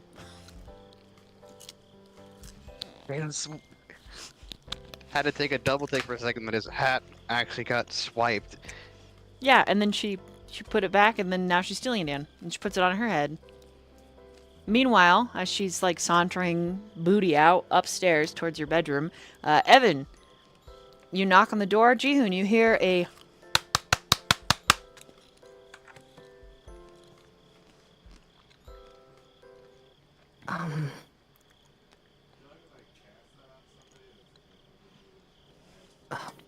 Hello? Hey, you guys gonna be long in there? My clothes are kind of still in there. Should I come back? You a little busy? I can close the shower curtain, but you have to close your eyes and not look at anything. And Jihoon, I am not closing shit. just you fuck. Are you I'll just ashamed of close what the you curtain. have? No, that's not the point. The private. Gamma gets out of the shower, picks up Evan's clothes, dripping wet, opens the door forcefully, shoves him in your chest, slams the door closed. Sorry. Thank you, Gamma. You guys have fun in there. We're not doing anything. Sure. Whatever you say, gay. And you just hear him like Fuck plod off, off. Evan.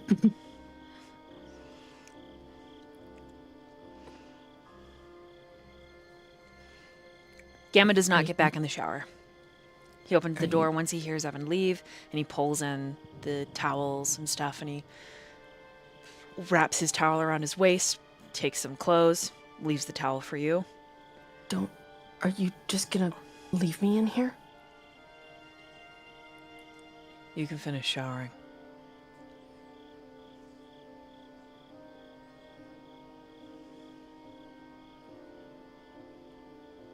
Is that what you want?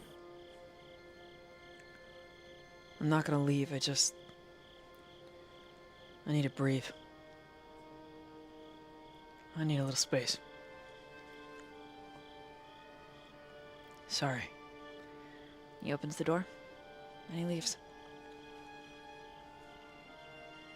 Jihin's like finishing his sentence. He's like, you don't have to be sorry. But the door's already closed. So he just rinses himself off and gets out of the shower.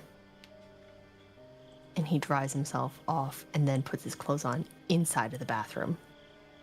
Okay. And he will not go looking for Gamma.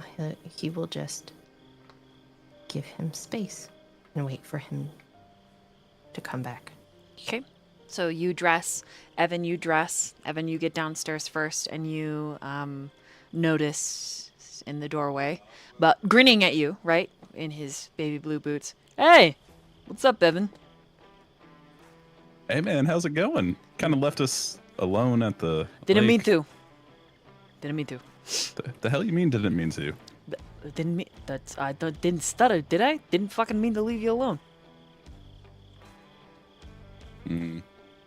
Danny, are you gonna go after Zeta? She got your hat and she's not wearing anything. I mean, Yeah, you can't she's have her. naked. I mean, you can't. Take your hat. I mean, she could wander around like that, but it's gonna be. Oh my God, Quinn, you really are fucking missing an eye. Jesus Christ! I told you. I like your eye patch. No. It's real nice. You look cute. Oh God. I don't. You didn't. should- You didn't drown. I was worried. He disappeared.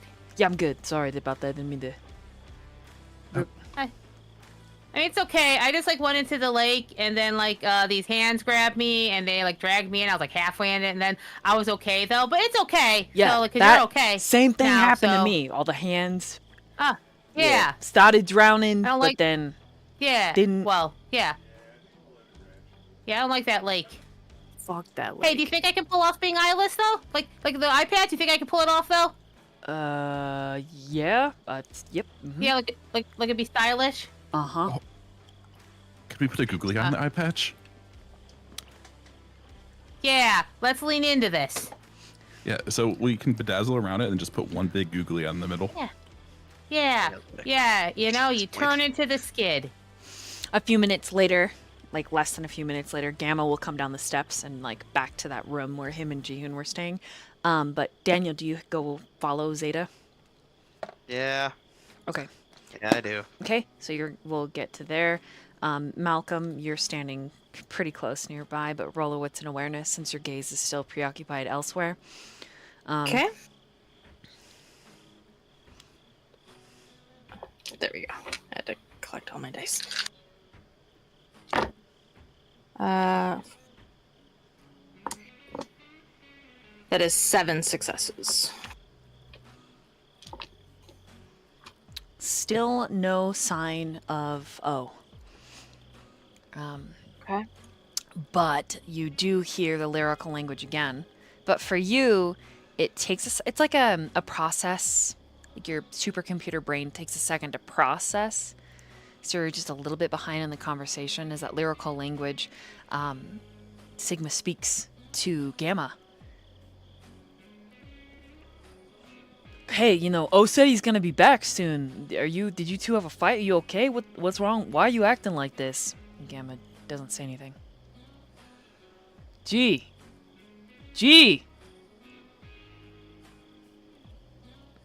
And then Sigma's eyes swing over to you, Malcolm. And they narrow a little. And in English, what do you do? Did you do something?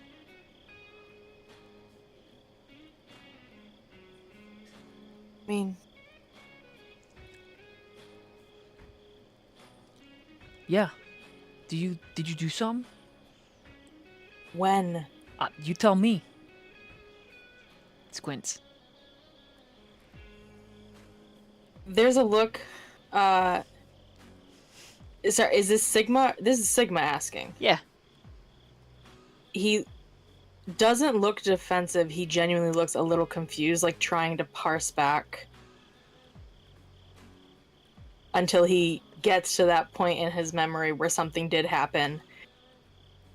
And then he rolls his shoulders back. We were attacked. Yeah. And then Noah went all freaking Freddy versus Jason. No, before that, in the woods, on the run. Speaking of Noah, did you staple your leg yet? I think Noah has returned to doing the salt.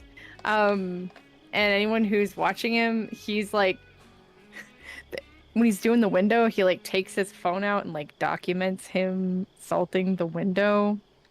Can assume what it's probably for. I don't know, but when he say his name, oh, you know what? I totally forgot. Let me finish the windows and then I will go take care of the leg. Yeah. I promise. So what do you mean you were attacked?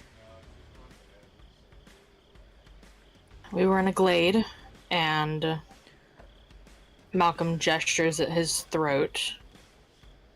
After that, trees split open. Something crawled out. It attacked us. Hold on.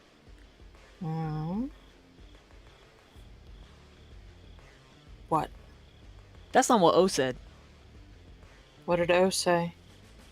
Dude, he insinuated that the two of you... Something's not adding up here. Somebody's lying. Or I wasn't really listening very closely. You know what? Either one could be true, but am I a bad listener? Yes! No, I'm not. How dare you? And at that point, Jihoon, you're exiting the bathroom and you can hear Sigma because he's not quiet.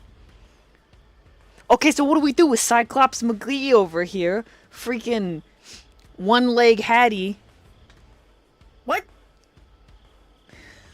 What do we doing? I'm sure we'll be fine. Probably. I mean, Quinn's might take a day or two. I don't know. I've never lost an eye. I've never lost a limb. I haven't lost a pinky tonight. But we're hoping that they'll just kind of You lost a pinky, Evan? Let me see. Own.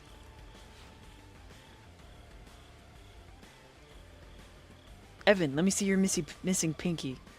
I want to take a Can't picture. see it. It's gone. He just hold it up. Sigma. Did you take a selfie and send it to Dell yet? Oh fuck no, she'd come and kill me. Dude, she's gonna freak out. I'm gonna tell her. Hold on. Don't! Oh my god. Sigma, focus! He's like looking around. What? Do you want me to like pose for the picture? Yeah, just like hold it out. Like pretend like you're dying or something. What did O tell Oh, you? he holds it out and does like the engagement ring hand pose. Yeah, Malcolm's You know got a what, point. Malcolm? I don't remember exactly. I'm really bad at listening. like some people. Noah kind of looks over at Malcolm and shrugs, like with a silent, sorry, man.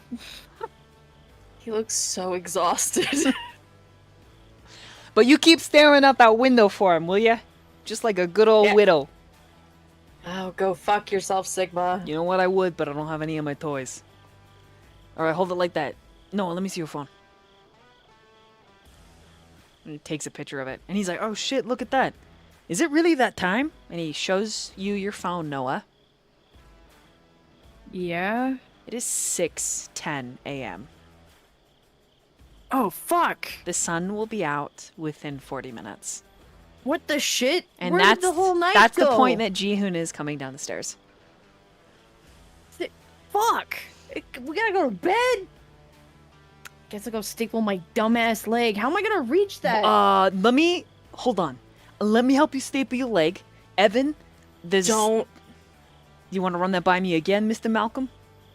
I will help him staple the leg. I don't know if You I don't trust trust you me? with anything What do you mean? sharper than a I am hammer. excellent with the physical form. That's not the vote of confidence that you think it is. And Malcolm's going to follow Noah to find the stapler. Alright, fine. Noah, if he touches you weird though, you let me know. I don't think he's gonna touch me weird. But you know what I mean. Just because his man bun's not in right now and he's all rugged and handsome, don't fall for it. Oh, Sigma, are we jealous? Are we nervous? I'm pretty sure Malcolm's not into me that way. Don't worry about it. Whoa, but it's not the. What do you mean not the other way around? And that's about the time the door closes. I run out of the garage. Did you hear that? You didn't hear that. He's looking at you, Evan, and then he looks up the stairs at Jihoon. Jihoon looks sad. You all right, Jihan? He glares at Sigma. Everybody's okay. We all made it out alive. It's a great thing. That's a good night. Really? Yeah. It's a good night? Uh-huh. Are you fucking kidding me? I mean, it's a little weird getting shot out of a sphincter, but at least everything's attached, unlike Evan's pinky. You sure that's not the first time for you, Sigma?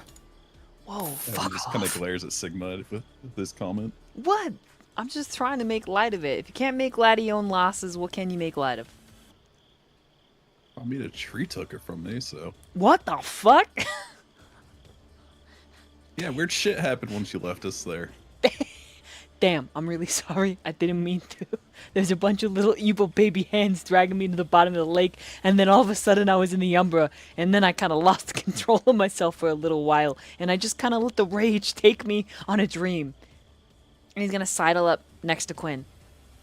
Is it just me, or is Jihoon looking really mad? When him and Gamma came back, they were like sad.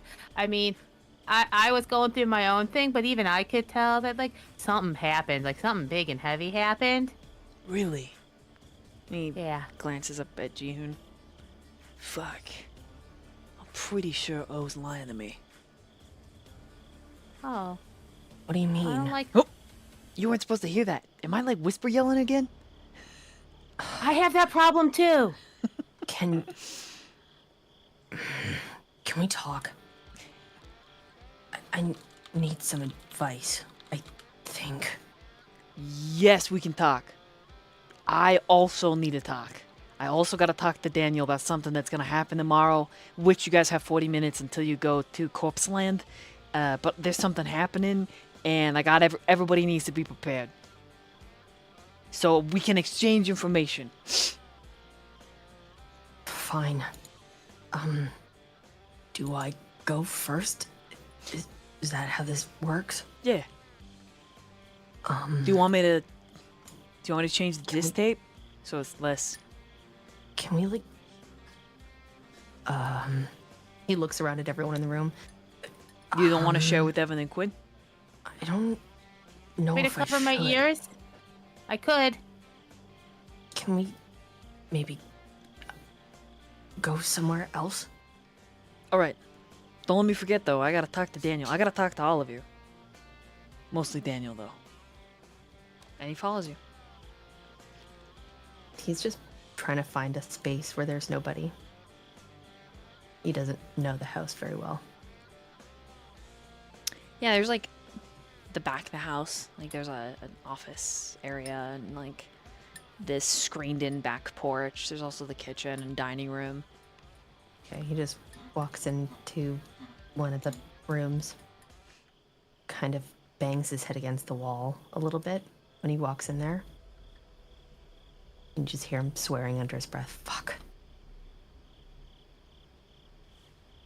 Okay, I know we're not like friends or anything, and I know you don't really Look, I'm really like sorry him. I said that. I have problems.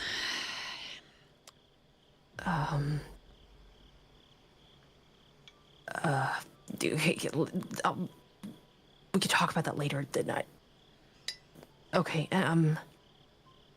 fuck, way to throw me off my fucking game, man. I'm trying to work myself up to this shit. Sorry. Something's wrong. And I don't know what to do. But he's your brother, and maybe you can help? You mean with G? With both of them. Oh, yeah. Look, I'm not sure what's going on. I can tell something's up with G. Well, I can tell you, because I heard it, well, kind of. I was there. I was, like, locked in a circle. Everything was, like, gray and shit, and I was stuck in a circle because Gamma told me to stay in the circle. Okay, some warding, alright. I mean, that's pretty par for the course. Alright? Yeah, no, I don't I don't do that shit, okay? But like they got in like a fight, I think. Okay. What'd they But, say?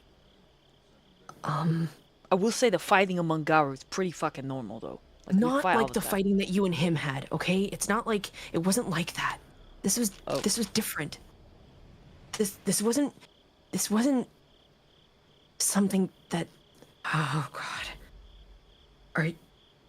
I don't know how to explain. I guess Omega did something. And I don't know, like he said that he had thrown everything away. That no one else mattered except for Malcolm. And that he had thrown everything away. He puts his hands on his hips. I'm gonna be honest with you, June. Am I sounding stupid? I don't make sense, do I? I'm sorry. This is No, fucking... no. It's not that you don't make sense. I've had some things that sort of kept me out of the loop, okay? I don't know everything that goes on with G. I know. Okay. They got something different from everybody else. I mean, they ran just the two of them for a while. And... oh, fuck. And there was this... there's been a lot of problems in the family. You know, a lot of issues. and- Clearly. I mean... Your family's kind of fucked up. Look, the only reason that... fuck, how do I... He takes a deep breath. The only reason O is still living and breathing is because G's not a part of the pack anymore. And because I stepped down as the boss. What? Well, I'm the firstborn. I mean, I'm supposed to lead everybody, but I gave it up. I left. Why? So that O didn't die. Why was he gonna die? I don't... Because he's... What do you mean? Because he's... you notice he's not normal, right? I guess not. Well, I mean, think about it. He's bigger than everybody else. He's scarier. You remember I what know. happened? He also drinks blood in my bathtub. Yeah. Yeah, not normal. He doesn't do normal stuff. He's...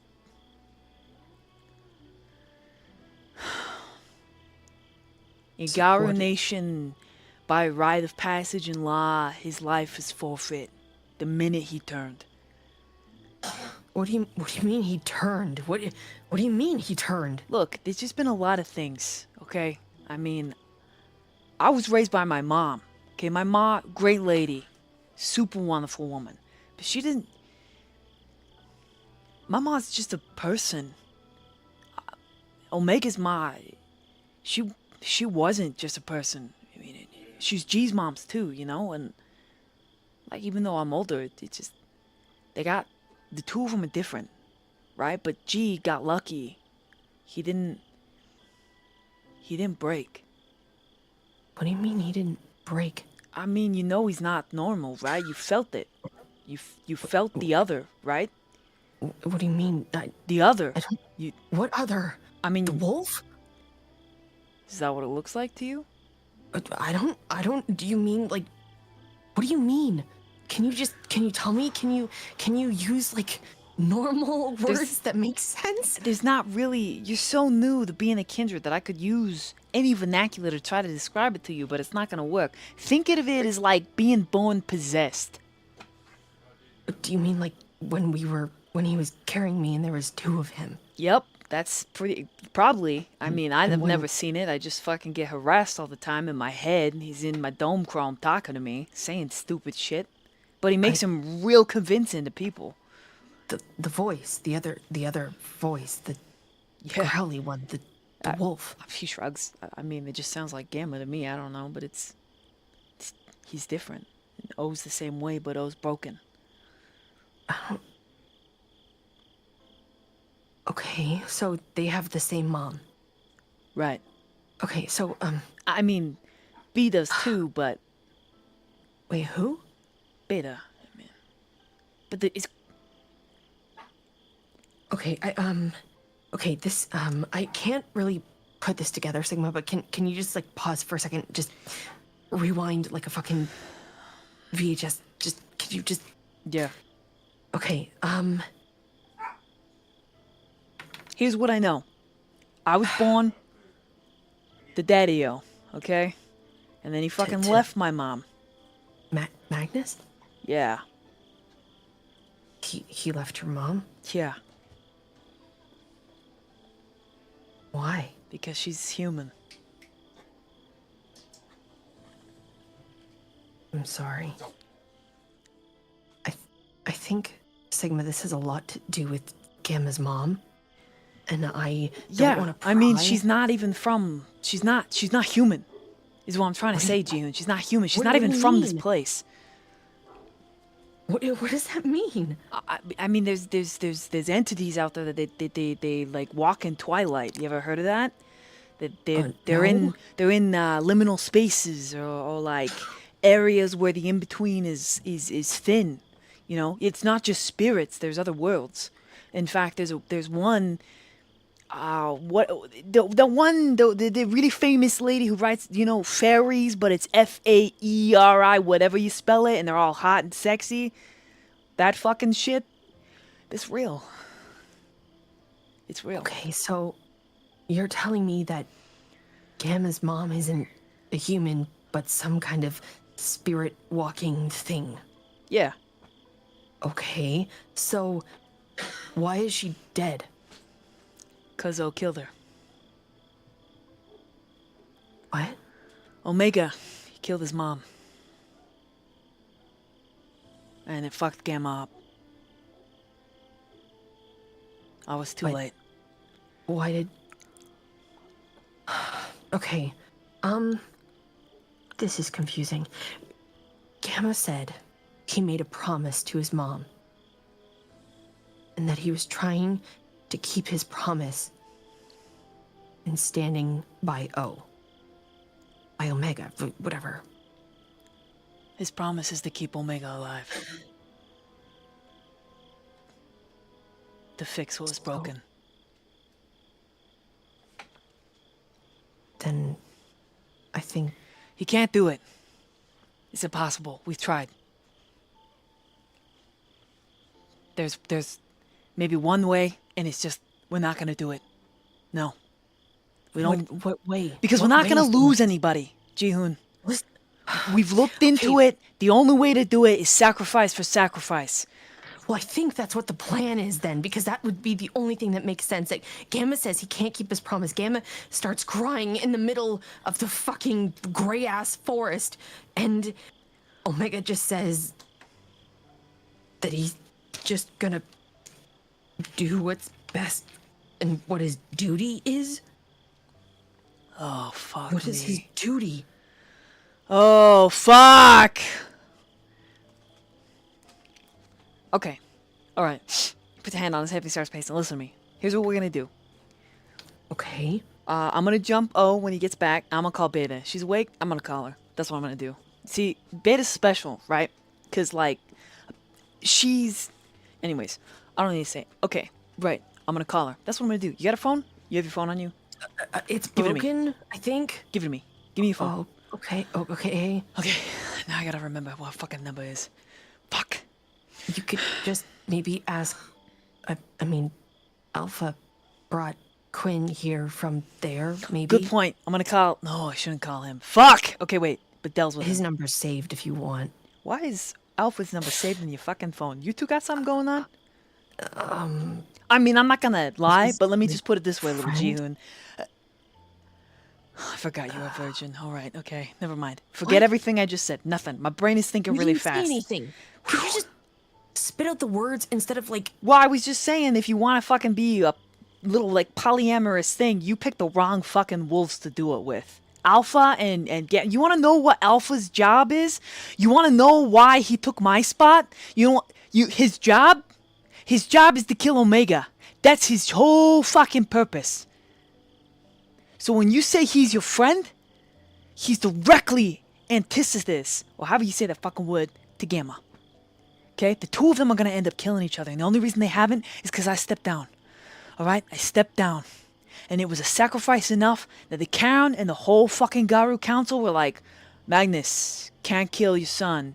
And I was like, see, bitch, fuck you. And then we got into a huge fight. And a lot of bad things happened for a long time. Okay? A lot of bad things. Fuck. Ugh, and he rubs his face. What was that number? 5561? Fuck. Jihoon just walks forward and very awkwardly is gonna hug him and say, I'm sorry that you had to sacrifice. It doesn't matter. that." And he pushes you back a little bit, okay? It doesn't... I'm the fuck up of the family. It's okay. But I was too much of a So am coward. I. No, you listen to me. My little brother had to do what I couldn't because I didn't have the balls to do it. Okay? No, you didn't. It's not about having the. Yes, balls, it is! Sigma. What are you- Jihoon! You're protecting your family. If I was know protecting something my about that, family, okay? if I was protecting my family, Jihoon, then as the leader of this fucking pack, rightfully, this never should have happened. And it did. Doesn't make any sense. Yeah. How can that make any sense? Did you carry him in your womb like a mother? You can't. You change couldn't when possibly somebody's born. understand because you Then weren't what are you born telling me? as a kin. I'm trying to tell you. I'm trying to tell you. There was an accident. And Omega lost his shit. And he broke. And he killed his mom. And it fucked all of us up. I was there. And I was too fucking scared to do shit. And then after that, when it came down to it, my little brother stood up. Because I was a coward. And now my little brother is suffering. I bet you he feels like the whole weight is on his goddamn fucking shoulders.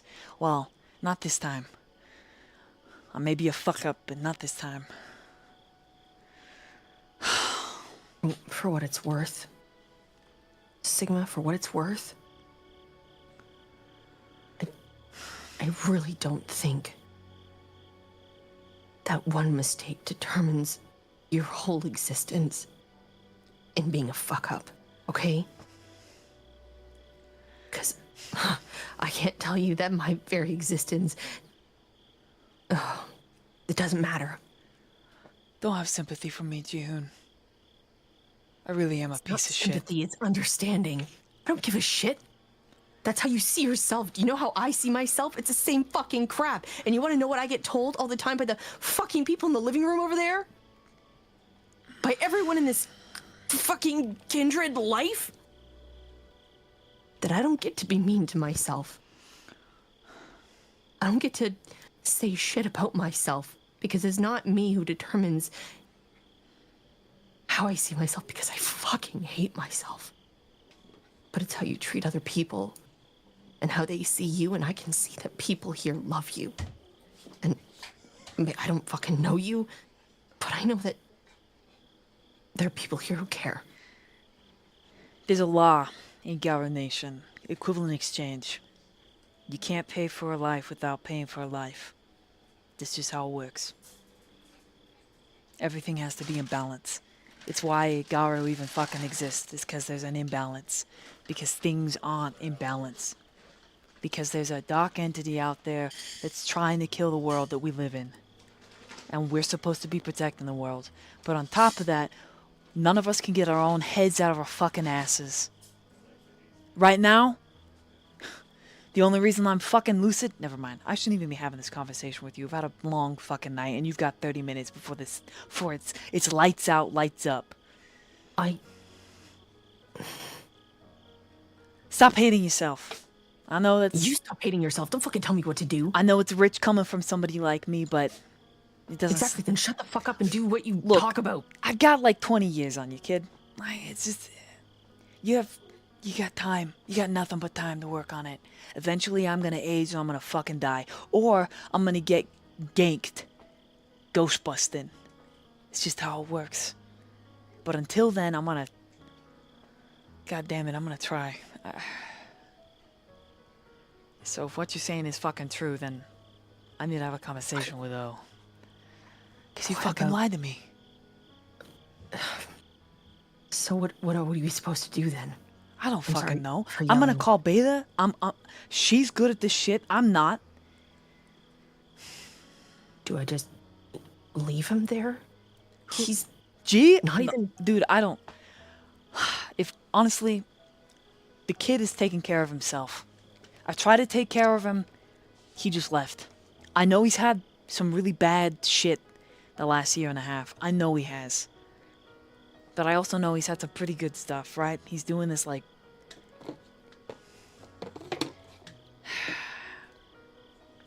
Do what you feel is right in your heart. I don't understand why... Why does everyone blame Gamma? Because he broke all the rules. To protect Omega? Yeah.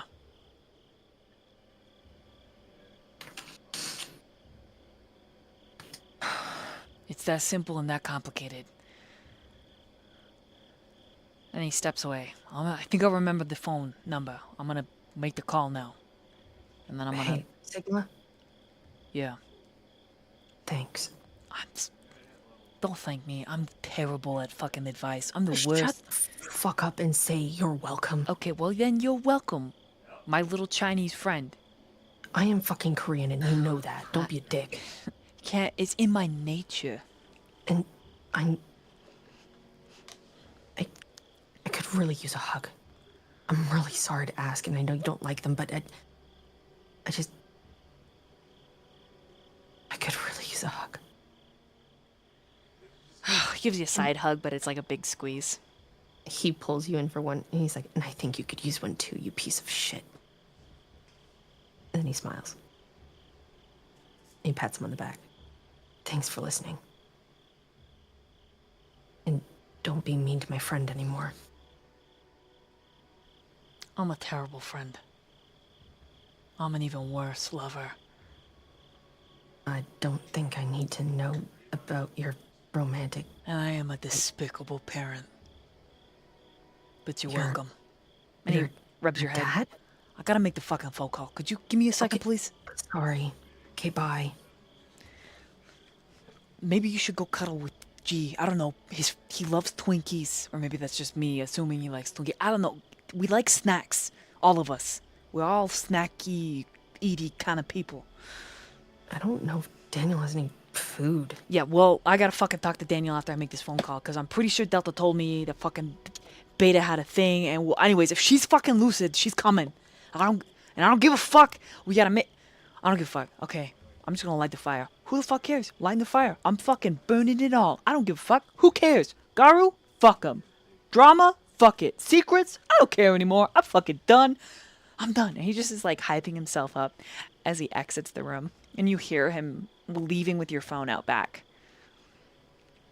He looks in the kitchen for snacks, I guess, in the cupboards. Okay, you find Noah in there, but really quick, I'm going to, meanwhile, all the way around, and I'm going to jump to Daniel.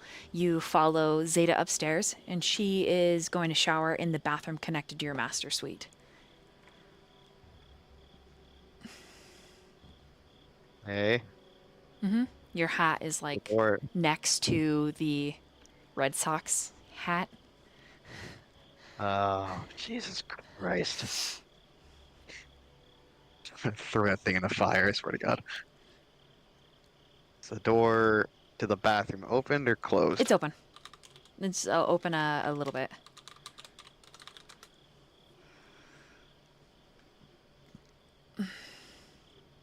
I think... Because I don't think Daniel's compulsion has subsided just yet. Because there's way too much tension in the house still. Yeah, he's going into the bathroom. Okay. You just smell your soap and shampoos. Kind of leans against the sink while Zeta is showering. Are you coming in? Are you okay? She opens the curtain. I know what little Sigma told me. And she kind of gets a little mischievous grin. That you are mine. In every way.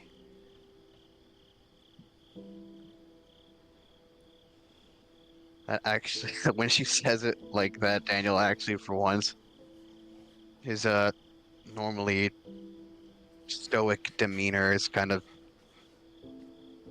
which is a little bit, got taken off guard entirely. If you need comfort, I can provide. Happily.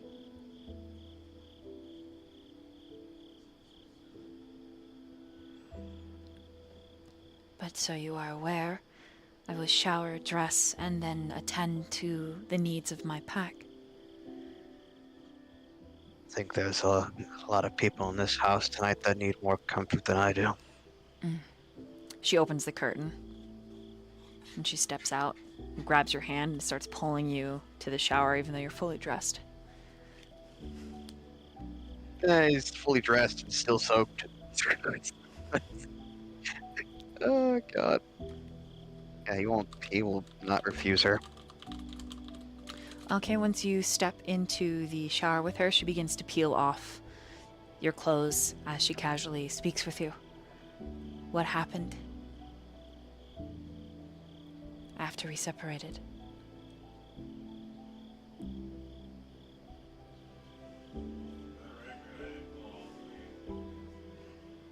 It's hard to get the full picture because you're all separated in different ways. One of those, I don't even know what you could really call them, because I've never seen those things before, and how long I've been like this. Either way, I killed it. I was hurt, Quinn is hurt, but they'll live. In a sense, Daniel, it's... For some reason, Daniel finds it surprisingly difficult to seemingly explain himself, which is catching him even more off guard. Because, you know, it's been a kindred for well over 100 years. This isn't... It's new, but it's not... As far as living in the world of darkness, it's not new, in a sense. But for some reason, he's just why am I having trouble getting the words out? Anxiety, stress, an overwhelming overstimulation. Too many things all at once. Let's just go with all of the above.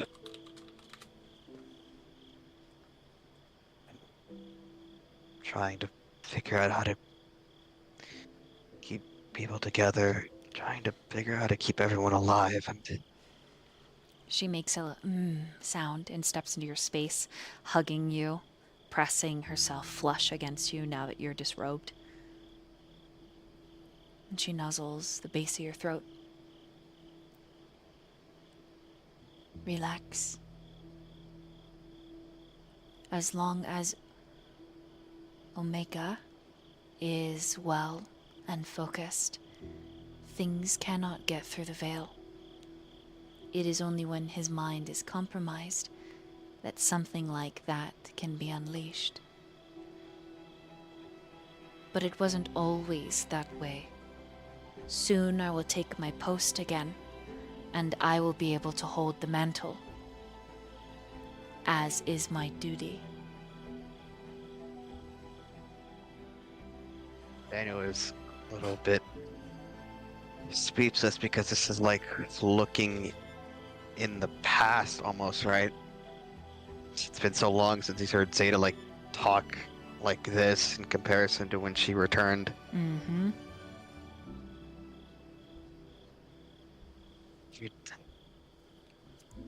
Every time I look at you and listen to you, I feel like I've gone back in time. And as she's embracing him, his hands fall on her, fingers sort of tracing across her skin, tracing the scars that her body undoubtedly holds.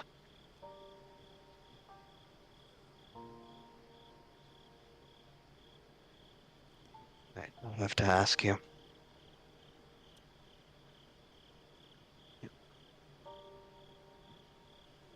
You feel like you should remember me, but you don't completely, right? She nods.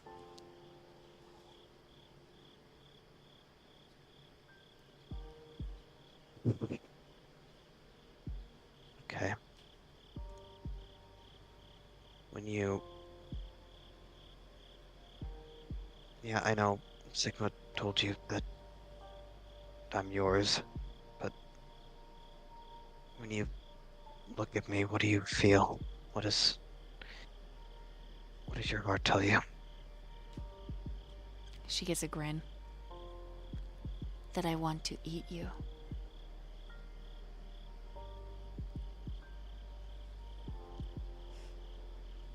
You blink.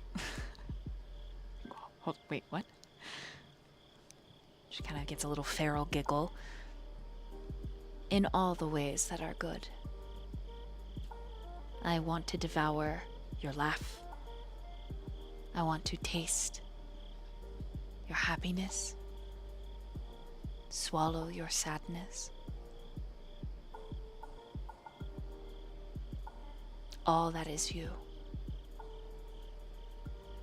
I wish to taste. To bear witness.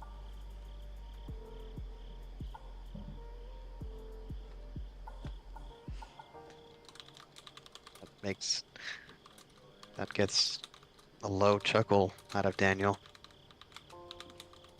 You saw it. You've got to taste all of that and more at one point. But as his hands sort of trail up her hips, across her shoulders, and then eventually to her neck. Unlike you, her skin goose flesh. You can feel the vitality, the life, everything that you have been without for decades. And as you reach her throat, her pulse is fluttering, eyes dilated. It's like hot steam in the shower filters up around you. but you can't really feel it. I mean, vaguely, you can. If you rouse the blood and you blush of life, you can. I think at this point it would happen involuntarily. That blush of life is gonna activate. So let me make a rouse check here.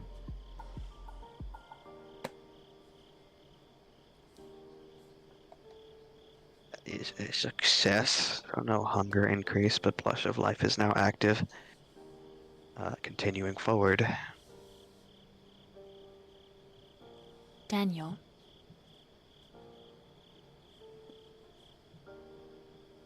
Zeta. Even though I do not remember details, I want you to know I will provide. I imagine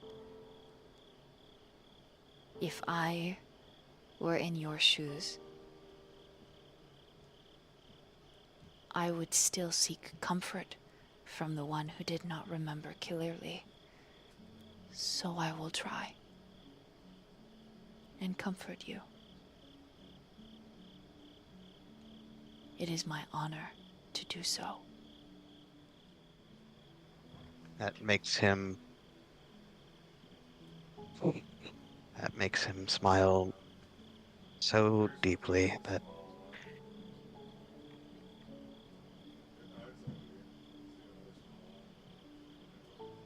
please comfort me.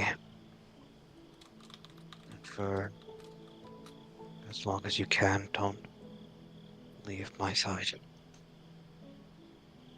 And in return, I'll remind you just how you claimed me. And he's gonna kiss her. Okay? Her hands tangle in your wet hair. And she's the one that tilts her head and deepens the kiss, pulling you down.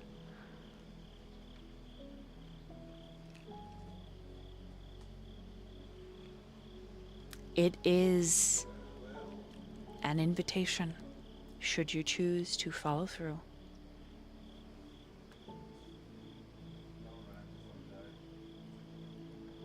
I will describe it like this. As the kiss deepens and the invitation is bestowed, for just a fleeting moment past the blush of life,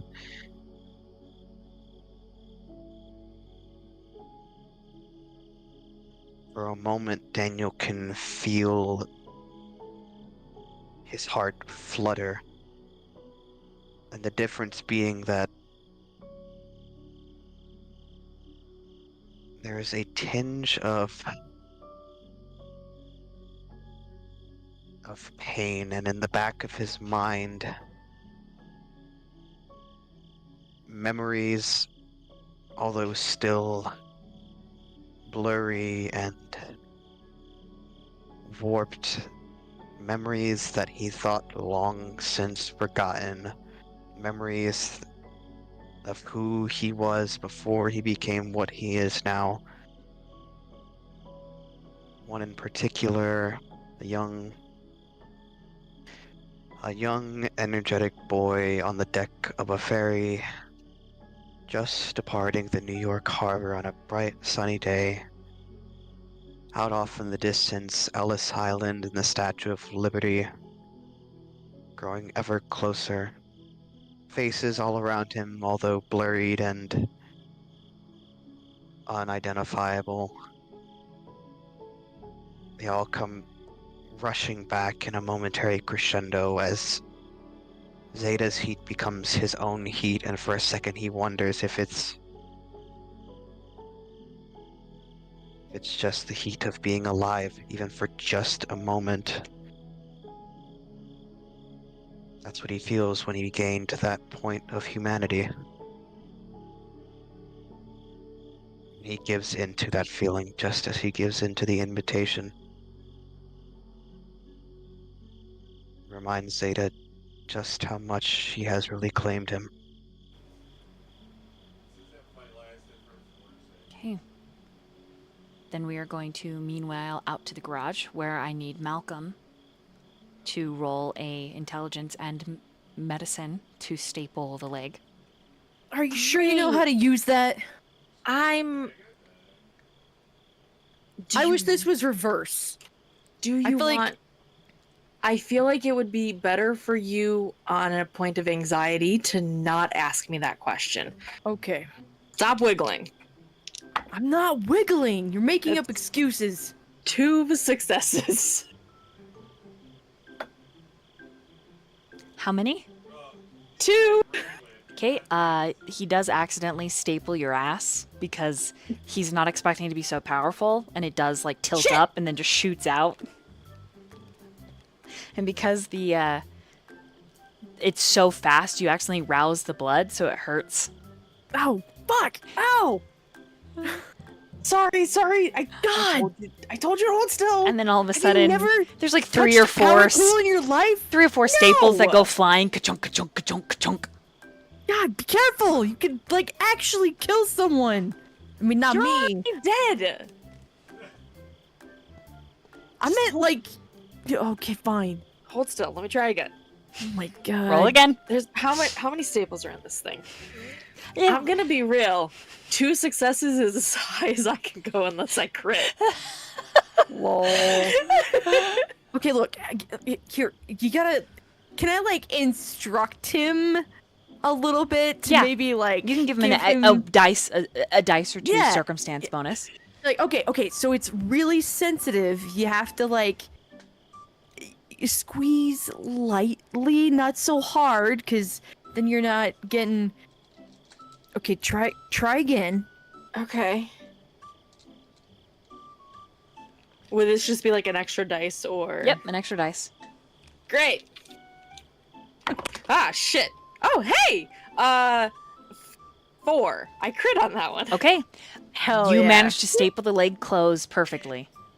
Thank God. Nice. There you go. Whew. How many staples are left in this thing? Damn. Malcolm probably a tries to lot. like open it.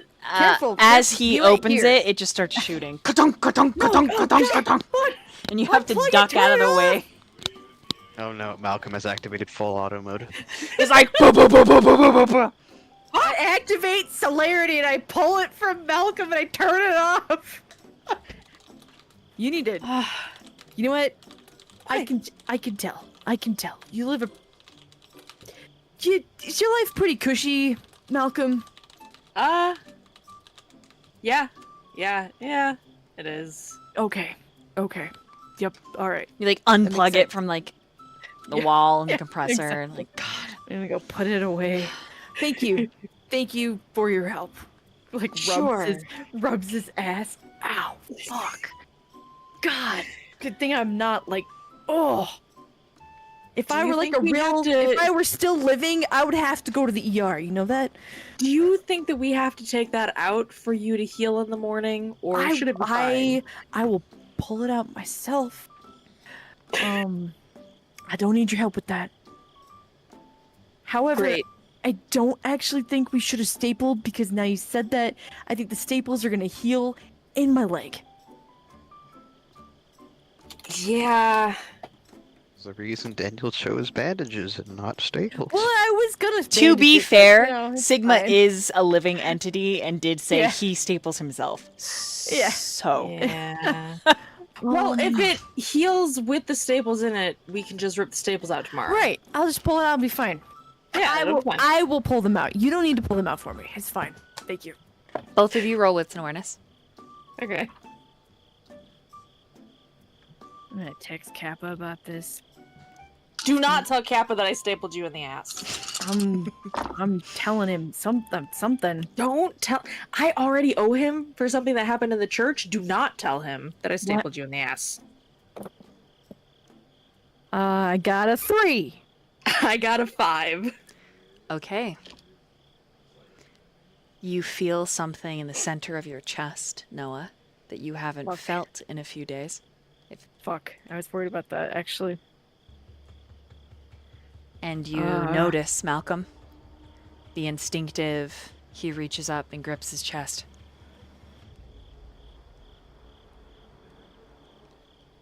Fuck. What's wrong? The thing was gone. Isn't it? I mean, I pulled it out, but I was worried that it might act up tonight with all the shit that was happening. 'Cause it acted up at the house. Where the entity hooked your leg is burning and moving in time with the feeling, the phantom feeling in your chest. Oh, I don't like this. What? What is it? What? God, where we just stapled kind of like feels like weird and burny, like the same as, I don't know. Can you take a look and make sure there's not anything else I gotta rip out? Because I will. So help me, I will tear these staples open right now. Yeah, I'll look. If there's nothing there, I think you should stay here. I will go grab Sigma. But I'll look first. Okay. With your roll, looks clear. It's a little warm to the touch, but the blood is roused. It looks fine. Okay, it was glowing the other night. I pulled my shirt up. Is it glowing again? It was glowing. Nope, it's not glowing. Okay, it's not glowing. It's just the phantom feeling. Did you tell any of them about this? Sigma or Delta or Kappa? I mean, I mentioned it. It was the other night. It was at Jihoon's house when the shit with the TV happened. I straight up lifted my shirt up and my chest was glowing with the frickin' the infinity symbol. And Sigma's answer back then? We're going to the cairn. Yeah. The only thing any of them said is, maybe we can go to the cairn, which I don't know what that means. All I know is it's their holy place, apparently, and I could be healed or I could be struck down because I'm a fucking kindred. Shit. Okay. Fuck. You could just cover me with that tarp and I could just stay in the garage. Maybe I won't be in a danger. I mean, we're about to be unconscious. Maybe it's not active during the day. I can't be active during the day, so maybe it can't be active during the day because it's in... Fuck, I'm stressed. You have 30 minutes before the sun rises. The back of your neck begins tinkling, the both of you. A warning to tell you to find shelter. Okay. Does the garage look like it is secure enough to not let in the sunlight? Oh, yeah. Okay. I'll just sleep here. It doesn't matter. It's not like I'm not... Unless someone slides open the garage. Oh, that's true. That would fucking suck. That would suck, yes. I don't know that this is secure enough to leave you here.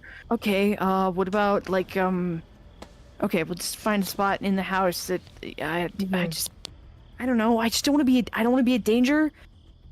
Okay. I don't know if I'm gonna be or not. Here's my thought. We don't know what this thing does. We don't know if it can animate you once you're out for the day. You rest, we sleep, we tell Sigma and Zeta beforehand. They can keep an eye on you so that if something happens, they know what it is. Zeta just went upstairs with Daniel, and I don't really want to bother them. I'm not going to be the one to tell Zeta either. We'll tell Sigma. But I'll go tell Sigma. That's fine. Yeah, we'll go tell Sigma. He can fill them in. It's fine. Great. God, I was hoping when I just pulled the physical thing out of my chest it would be fine, but just from the get-go, the next night it was sore, and we don't really experience soreness anymore. So that was super weird. And then the whole thing with the TV, it flared up then.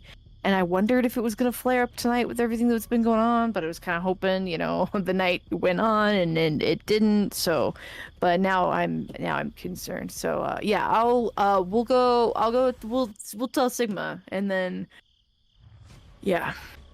Maybe. I mean, Gamma would probably be good too, but he just seems so off. Yeah, maybe just shove me in. Well, shove me in a pantry or something. I don't have to stand. I mean, I don't have to be comfortable. We're just corpses, right? I don't have to be comfortable. We'll stick you in a room by yourself this way. If something happens and you do animate during the day, you won't immediately kill one of us, right? Oh, fuck. Meanwhile, It'll be fine. It'll be fine. meanwhile, Quinn Yeah. and Evan are left alone. What are you two doing? I think Quinn has kind of gotten real quiet and kind of curled up in her little nest behind the couch. Mhm. And it's just like, okay, but I'm fine. I'm fine. And I'm saying I'm fine and I'm fine. And it's okay. So no one has to take care of me or anything because I'm fine. I'm fine. It'll probably grow back, or maybe if it doesn't, that's also okay too. So no worries. And she's kind of like talking to herself in a way, kind of rocking a little. Right? And Evan? Evan would actually probably go sit next to Quinn. Okay.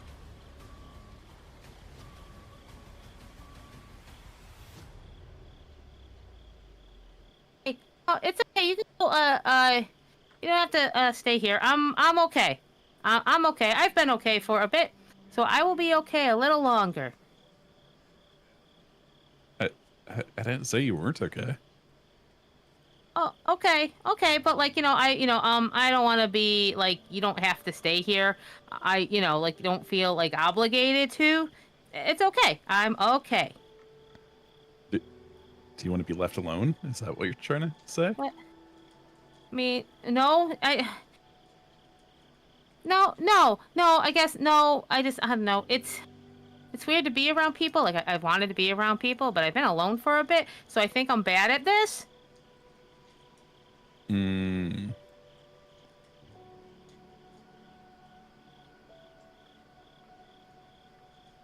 I think everything will be okay, though. Noah was saying something earlier about there's people who can fix this if it doesn't fix itself. I guess it's not just that. I mean, yeah, no. I mean, I would like 2 eyes. That would be great. But also, like, I couldn't do anything about that thing. I couldn't do anything. Like it just like it just messed me up real quick. It looked quick, and also at my apartment, there's really not much I could do there. Alpha had to save me there, and I feel like I can't do anything. And then I was like underwater, and I had to get saved there. I would have just been there still, I think. And I don't know. I just I feel like a net negative.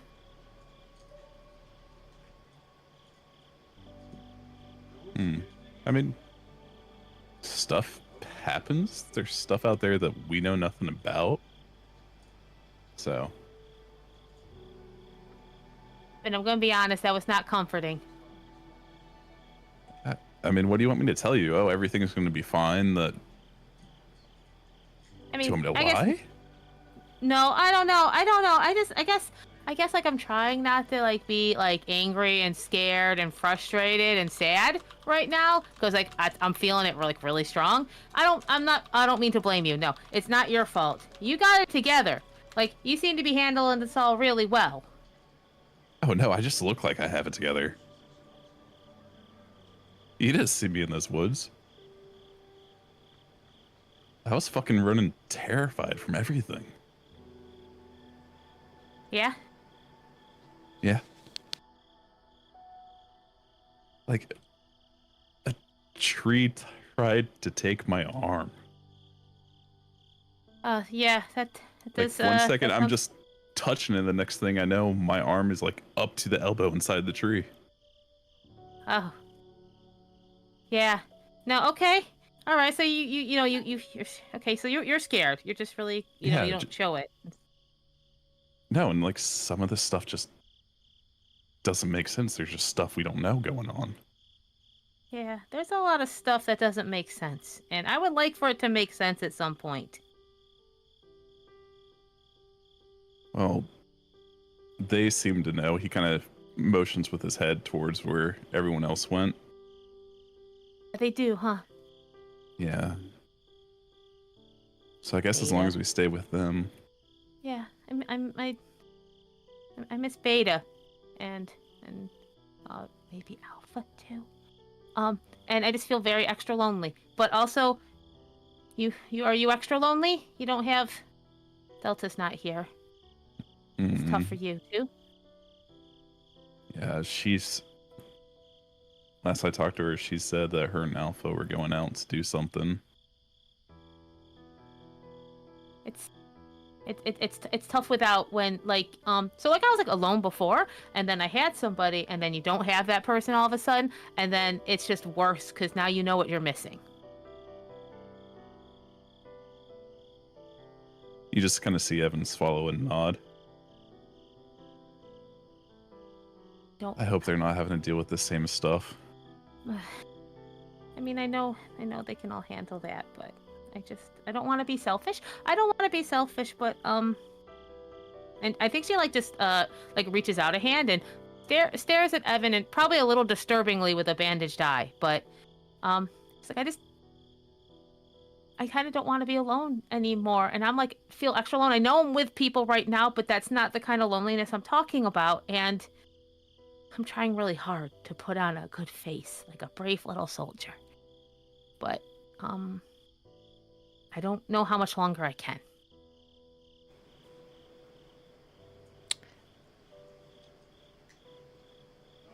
Oh. Like, does she reach, or, just for clarification, does she reach in, like, her hand? Yeah, like a hand-to-hand kind of situation. Okay. Is she reaching out with the left or the right? Question. Probably left. Okay, so he'll reach out with his hand that isn't missing a finger.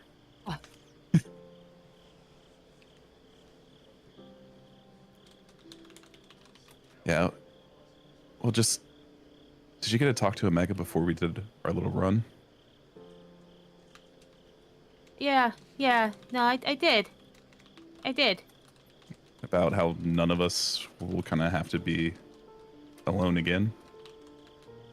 Yeah, no, I like that part. That was nice. There's like a piece or two missing. And it hurts. We'll get them back and we'll get them in place. That would be nice. The two of you hear heavy steps on the porch, and then the screen door opens. Oh. Evan will kind of turn. The door opens, and Omega steps through. And from the far end of the living room, down the hallway where there's a connection to the washroom and the garage, the door opens and Malcolm and Noah step in. Malcolm, you instantly smell those dark spices permeating the air. Quinn, I need you to roll a wits and insight. It's 6 because of a critical. Something is different. The fatherly figure you had star math with is not standing in the doorway.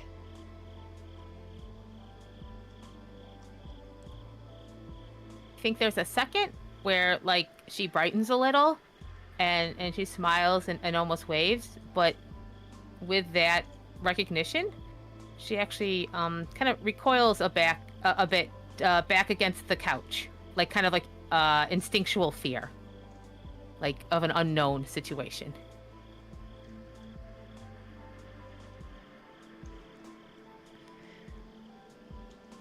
His gaze lands on you, Evan, and there is something feral lurking in that green gaze. And then around the corner, Noah and Malcolm, you step into view. Omega makes eye contact with you, Malcolm, without saying a word. And then the back door opens. You hear Sigma's voice briefly. Yeah, see you soon. Like, soon. And then he hangs up, sliding Jihoon's phone into his pocket. By happenstance, Jihoon, you are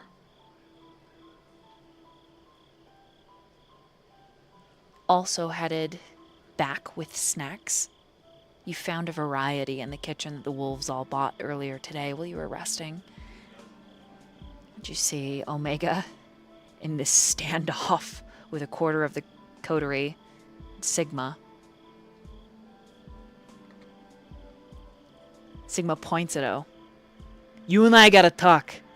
So don't you get any fucking smart ideas. We're talking. But I gotta go talk to Daniel first. So don't you go anywhere. Sigma, we have a problem.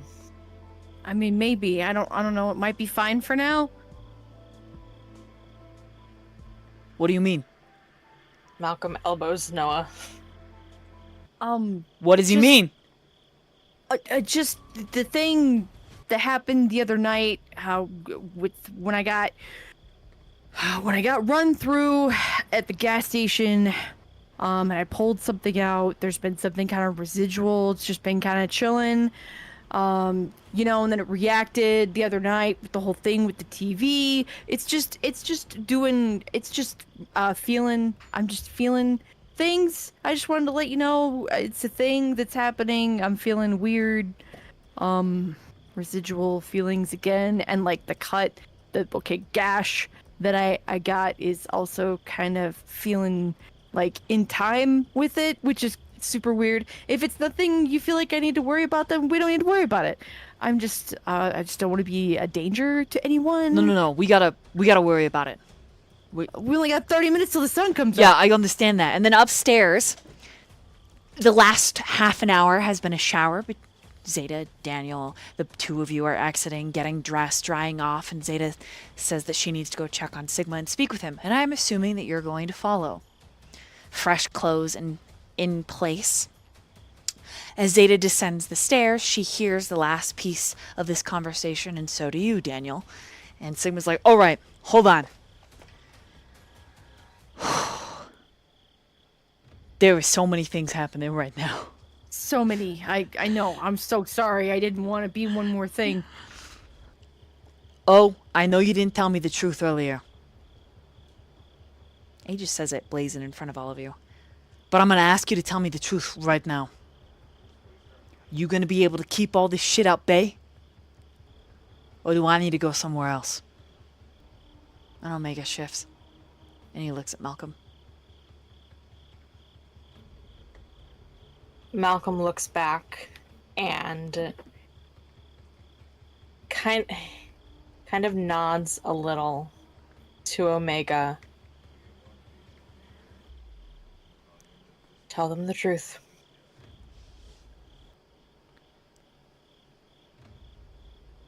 I can keep them at bay.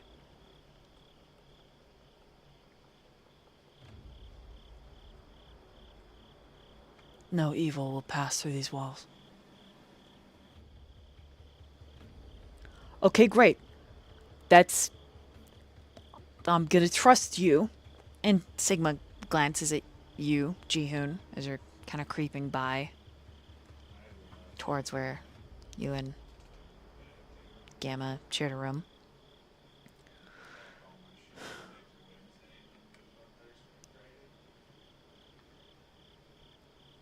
He looks at Sigma and like his eyes are like, I am not here. You know when he like Yeah, right. tries. Right.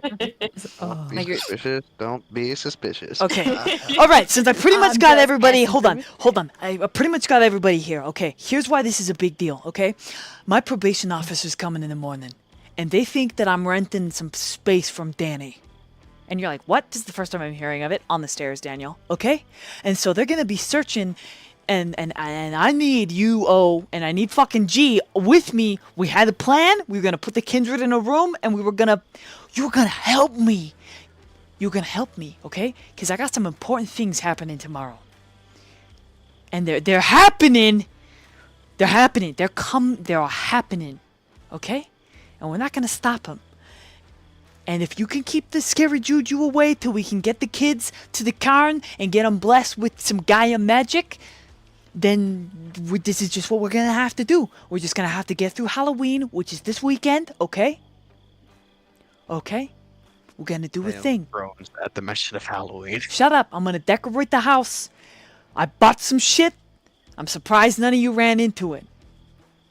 Jihoon, you're like holding candy corns and like other Halloween candies, like, oh, whoops. Am I not supposed to eat these? Those are for the trick-or-treaters.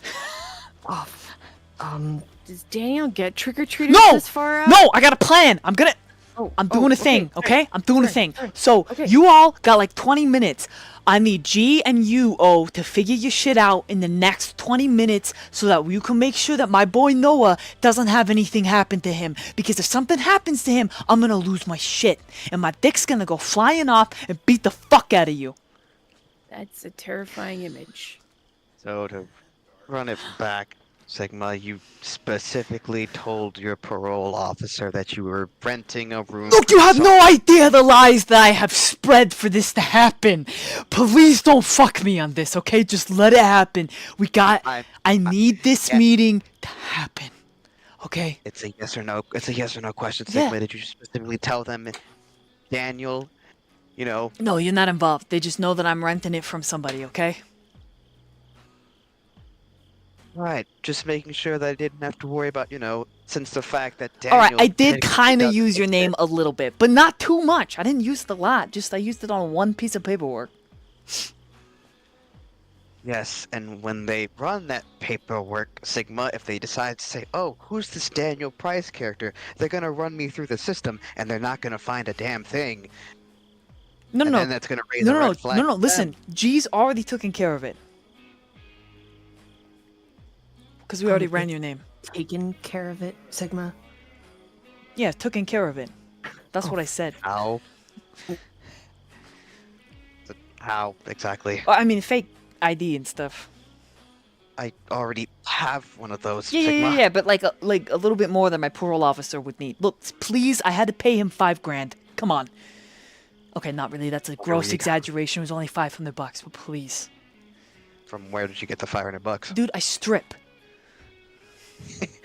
That was actually a joke. I wasn't Oh, actually. you weren't actually. Why the fuck did you ask? Okay, I do a ton of little like side jobs. There's like a gig where I go like babysit cats and I walk dogs.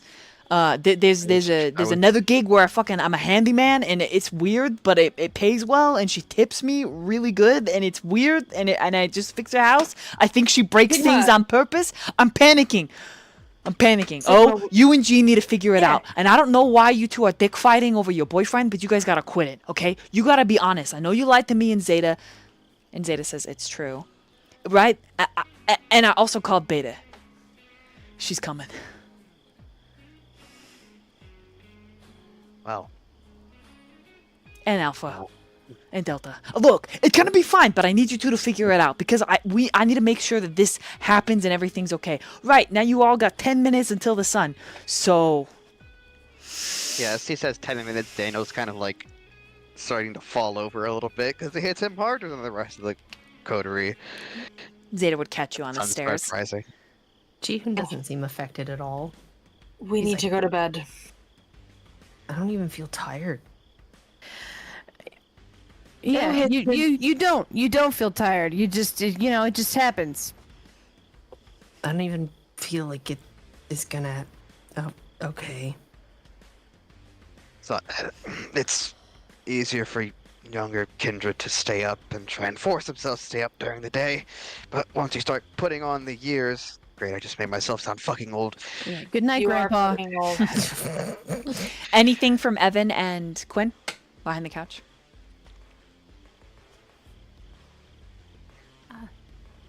I think Quinn is making a nest, and she has her like kind of back up against the couch, and with this bizarre idea that I just gotta stay up till Beta gets here, and she's just like watching the door.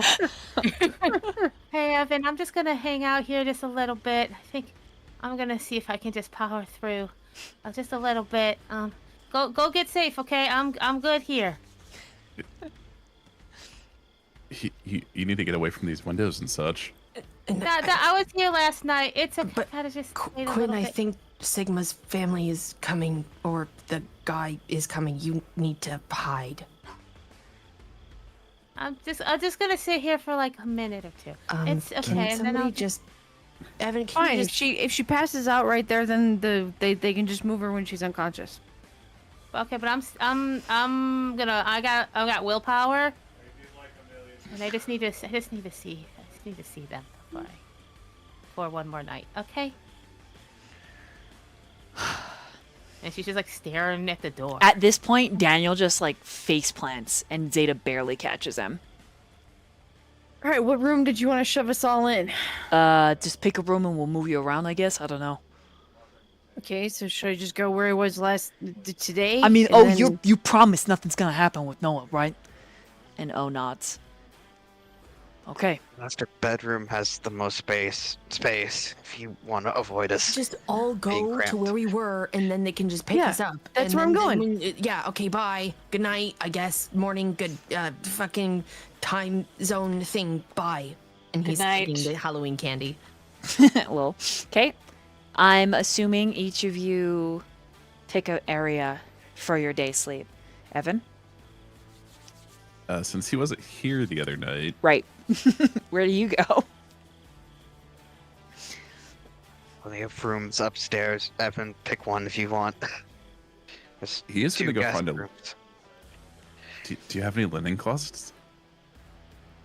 I'm sure you the have guest time for rooms that? probably have.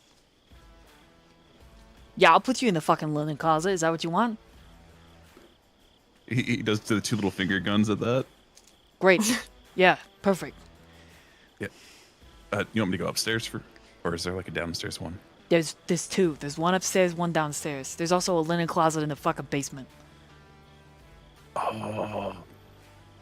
He sprints towards the basement. Oh my god, that's so creepy. You understand that, right? Okay.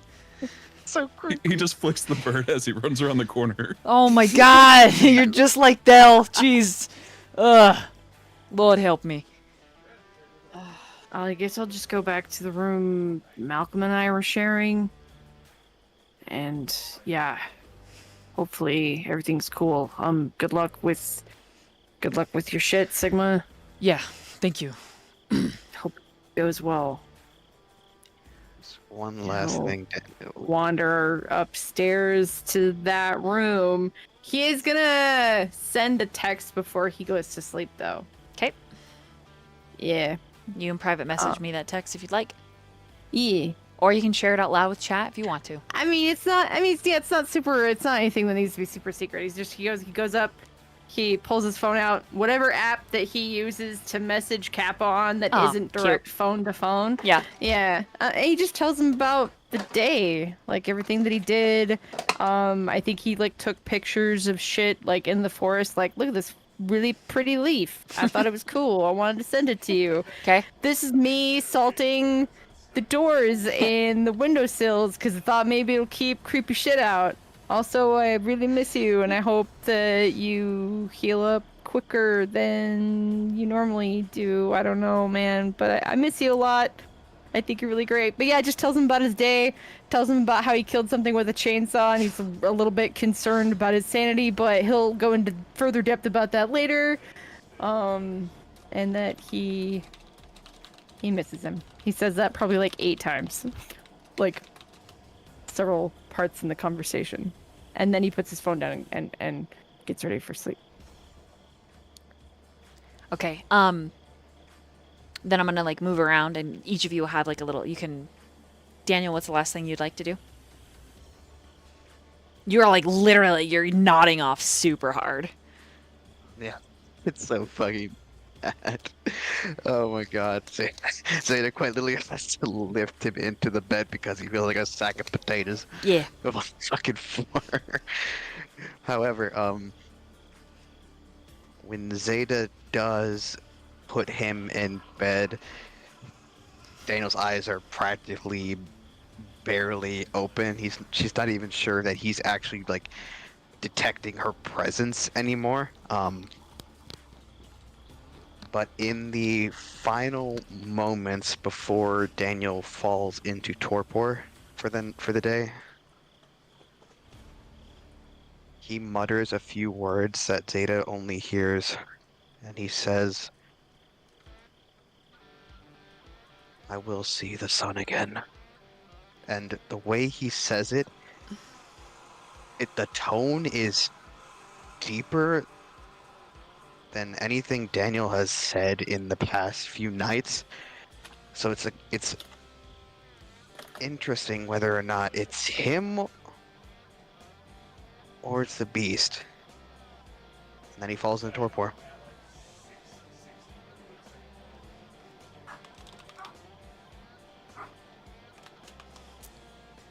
Okay. Moving down to Evan. Sigma follows you down in the basement. You find a linen closet. What? You want to get in here too? He like pulls open the door and motions. No, I'm gonna like make sure it stays fucking closed. What? You act like this is the first time I've done this. Oh my god, this is not the first time you've done day sleep in the fucking linen closet? And I thought it was terrible when I was on benders. I have to have fun with this somehow. It's alright, I understand. I'd probably be just as weird as you. Okay. Did you send that picture to Dell, or should I text her real quick before? Oh, I forgot to text her. Got a little stressed out.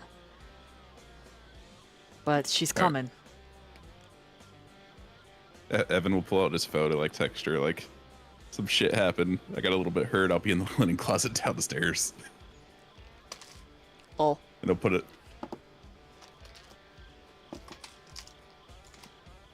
Okay. Sorry. But should I like wrap myself in a towel or something in case they open it? Yeah, here. And he like kind of gets you all hidden. And then like pushed all the way in the back of this massive, this very deep closet.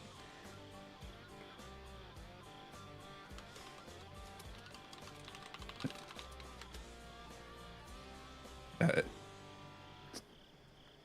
I kind of hidden at first glance? Yeah, I mean, good night. Like,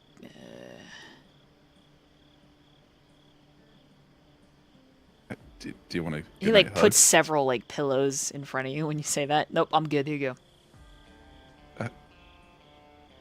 Okay. He like he's kind of dejected at the back of the closet behind everything now. He pats your head. Good Evan. Good Evan.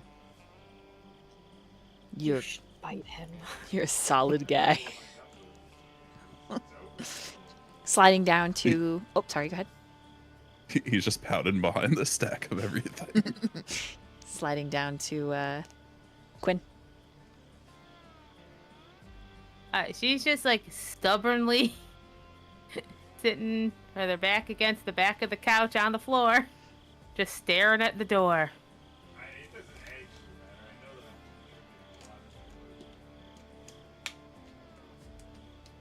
Okay. We'll get back to that in a second. Malcolm. Before following Noah upstairs, Malcolm will go to Omega and lean up and pull him down for a kiss goodnight. He really kisses you. Yeah. Takes him a good couple of seconds to like come back from that because, you know. Anyway, and he looks at Omega and just says, tomorrow, we need to talk about what happened tonight. We will see.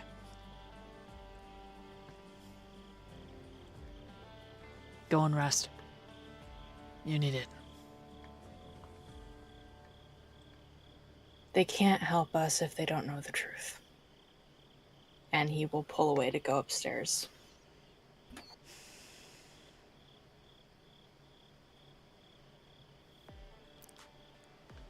He watches you and then his eyes turn to you, Quinn, and they're soft again, and he kind of like rolls in on himself, and it's Star Math Dad again. I think she gives like a little smile at that recognition. He's gonna approach you and gently touch your face. When Delta comes, she will help heal your eye. Okay, I was trying to get used to the idea that maybe I could rock it a little, I guess. But I mean, healing would be good too. I'm just gonna stay up a little longer. I'm pretty stubborn. You can stay up as long as you can, and then I will Yeah. move you to safety. Oh, I'm okay. Yeah, I like that. I'm gonna keep looking at the door. I kind of need to. This is probably not a sane thing to do, but also I can't not do it right now. He squats down and he kind of looks from your vantage point at the big windows. We can do something.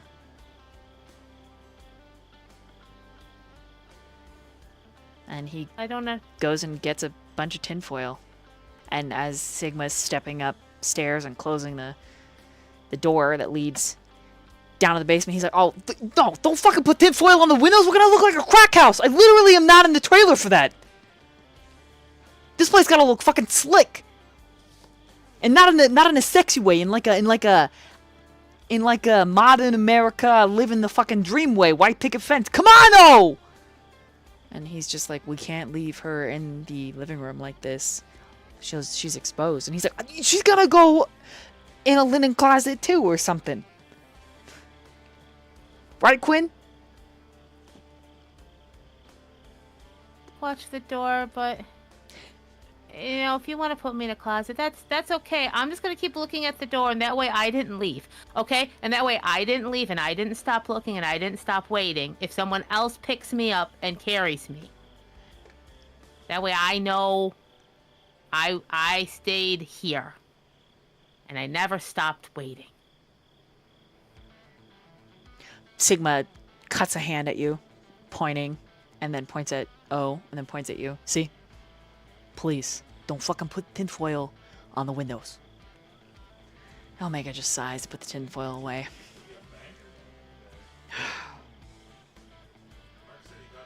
Thinking like a babbling. No, thank you. I really appreciate it, Omega, especially now that you're like calm Omega, not scary Omega, and I really appreciate that. And you've got this, Sigma. I fully believe in you, and I don't want to ruin anything for you. Okay, so I'm just gonna look at the door, and then someone can just put me in a closet, and that'll work out okay. Yes. Huh, it's weird that I don't feel my eye. Who has humanity at least 9? Me. Anyone have humanity 8? Me. I gotta double check. Also me. I was Maybe muted. 1, 2, 3, 4. Okay, no, I'm at 8 now. Anyone else? Check your sheets. Did you gain that point of humanity? Okay. Nope, Daniel's not. Daniel, nope. I ain't that high. I've got an 8. I'm clinging to my fucking humanity. Okay, so Quinn, Malcolm, Noah, you have 8. Yes. So Daniel and Evan, you're unconscious as soon as the sun rises. Mhm. Okay. It's like I was conscious before. Oh yeah, you were. Okay, then I need the 5 of you that have 8 or higher to roll a wits and awareness. Oh shit. I'll take that. 6. Quinn has a 4.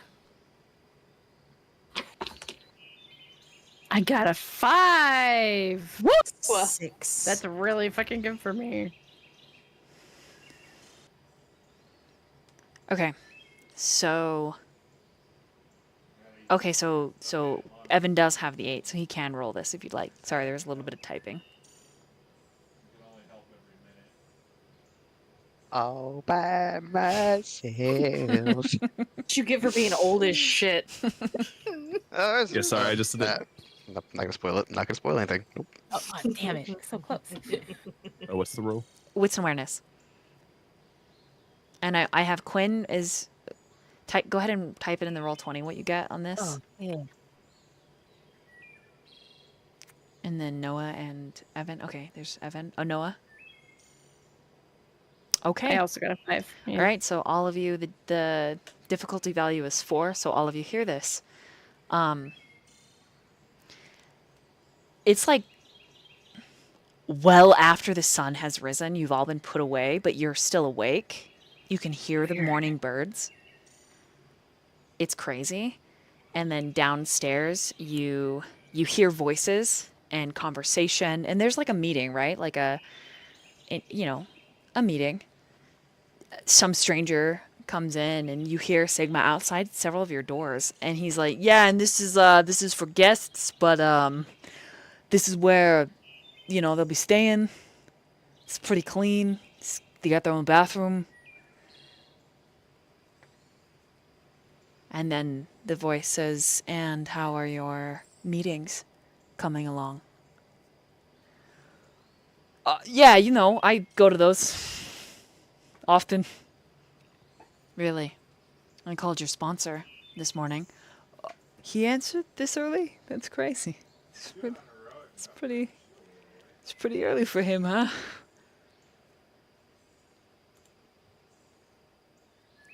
And then you hear who you assume is his parole officer say, Billy, cut the shit. Are you using or not? And even though some of you that are awake know the answer, and you're hoping he does the right thing, despite that, he murmurs, yeah, I'm sober. That feels real good when I do like 700K. Look at my own. So you wouldn't mind taking a test? Not at all.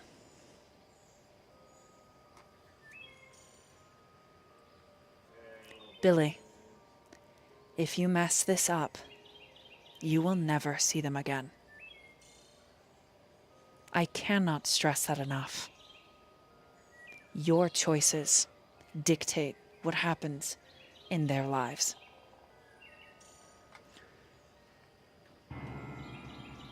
Look, I'm clean.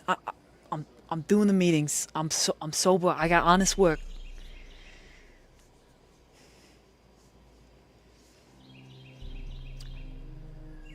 There's softer discussions as they move throughout the house, and each of you hear different pieces.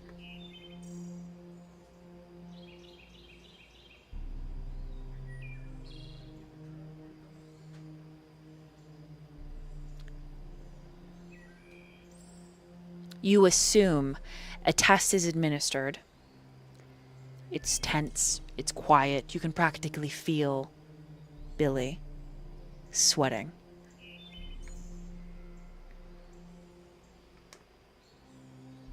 And then, eking towards the 45 minutes, his parole officer says, fine. Fine? Like I pass? Like it's good? Like it's good? Like I'm good? We're good? Don't get ahead of yourself. I will be back this afternoon and tonight for dinner. Expect at your table there will be 5. I might have some friends over. Oh, no, not that kind of friend. Yeah, my boyfriend and his sibling is coming. and then his sibling's boyfriend is gonna be here, and they're bringing their sister's little brother. So, because we're making Halloween plans. Yeah, they got kids too. Well, then I'll see you all for dinner. It's good to see you clean, Billy. I like this. Keep it up. Yeah, I will. One last wits and awareness. Okay, this time, in the order that you posted it, go ahead and say for chat what you got, and I'll explain.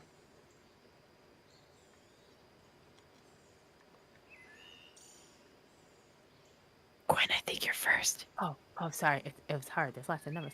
4.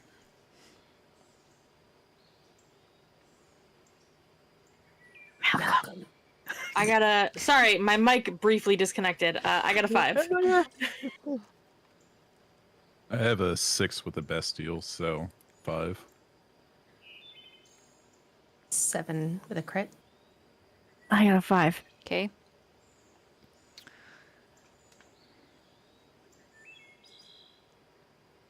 Quinn, at this point, you are teetering in and out of consciousness. So a lot of this you miss. Everyone else, especially Jihoon with the 7. Evan, you only miss it because you're in the basement, but Jihoon, you hear that there are several car doors that open up outside. Heavy boots, you imagine, are probably other people that work with the parole officer. They probably work in a team, and maybe there's some other officers, depending. But the front door opens. And there is this little pitta, pitta, pitta, pitta, pitta, pitta, pitta, pitta.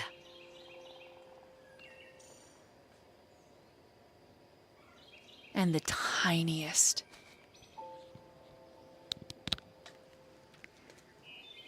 tiniest sound of the smallest luggage rolling into Daniel's house.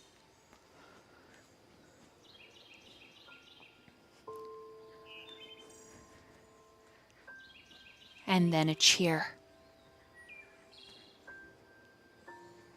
Daddy! Pitta, pitta, pitta, pitta, pitta, pitta, pitta. Hey, princess. How you doing?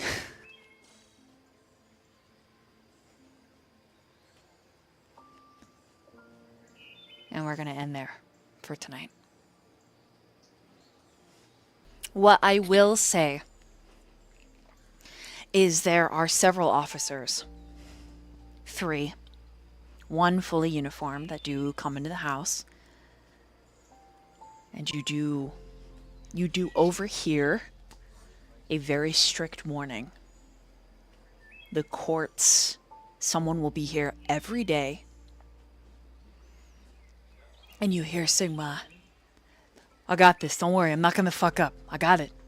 We're good. I'm safe. I'm good. I'm clean. We're gonna have a great Halloween. The epilogue for this episode, this mega-sode, if you will, Jihoon, you are the only one privy to at 9 humanity. Everyone else, you fall claimed by what makes you a kindred. But Jihoon, you hear this conversation. This girl can't be older than 6 or 7. And she immediately asks, "Where's Uncle Ian?" And Sigma, Billy, He's sleeping. He worked last night, but don't worry, he's not feeling very good. "Oh no, is he sick? Daddy, we need to make him soup if he's sick." Yeah, we can make some soup. What kind of soup you want to make? Alphabet soup. With the pink cereal. We're not gonna put cereal with the alphabet soup. Why not? I like it. It tastes good. Yeah, but your mom doesn't like it. She thinks it's gross. Well, Mom's not here, is she? Oh my goodness. You are learning real fast, aren't you? You are awake for several hours listening as this little girl, "Daddy, I'd like to call her. Daddy, can we watch TV? Daddy, can you push me on the swing? Daddy, I've missed you. Where have you been? Why are you so busy? Do you love Mom still? Do you love me?" She is a slew of questions. You hear her giggles, her tiny feet throughout the whole house. At one point, Sigma's like, no, put the crayons down! Put the crayons down! Don't put it on the wall! But there is joy. This tiny life is so much joy. You are awake so long, Jihoon, that when the first morning check happens, you think it is roughly 9 or 10 a.m. And you feel that makes you kindred begin to claim you, and your consciousness becomes a little fuzzy. And if you try to hold on to listen to this meeting, I need you to roll another wits and awareness. Okay.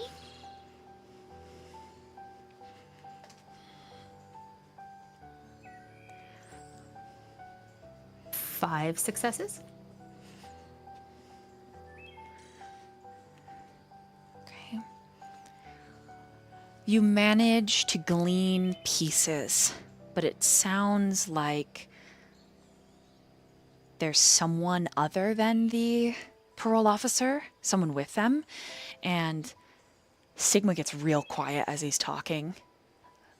He's usually very loud even when he's whispering, but it's the serious hush that falls over the entire house as whoever this person is arrives, and then his daughter outs it, and she just screeches happily, "Mommy!"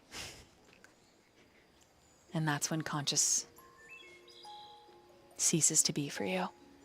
Your eyes slam shut and your body goes inert and inactive.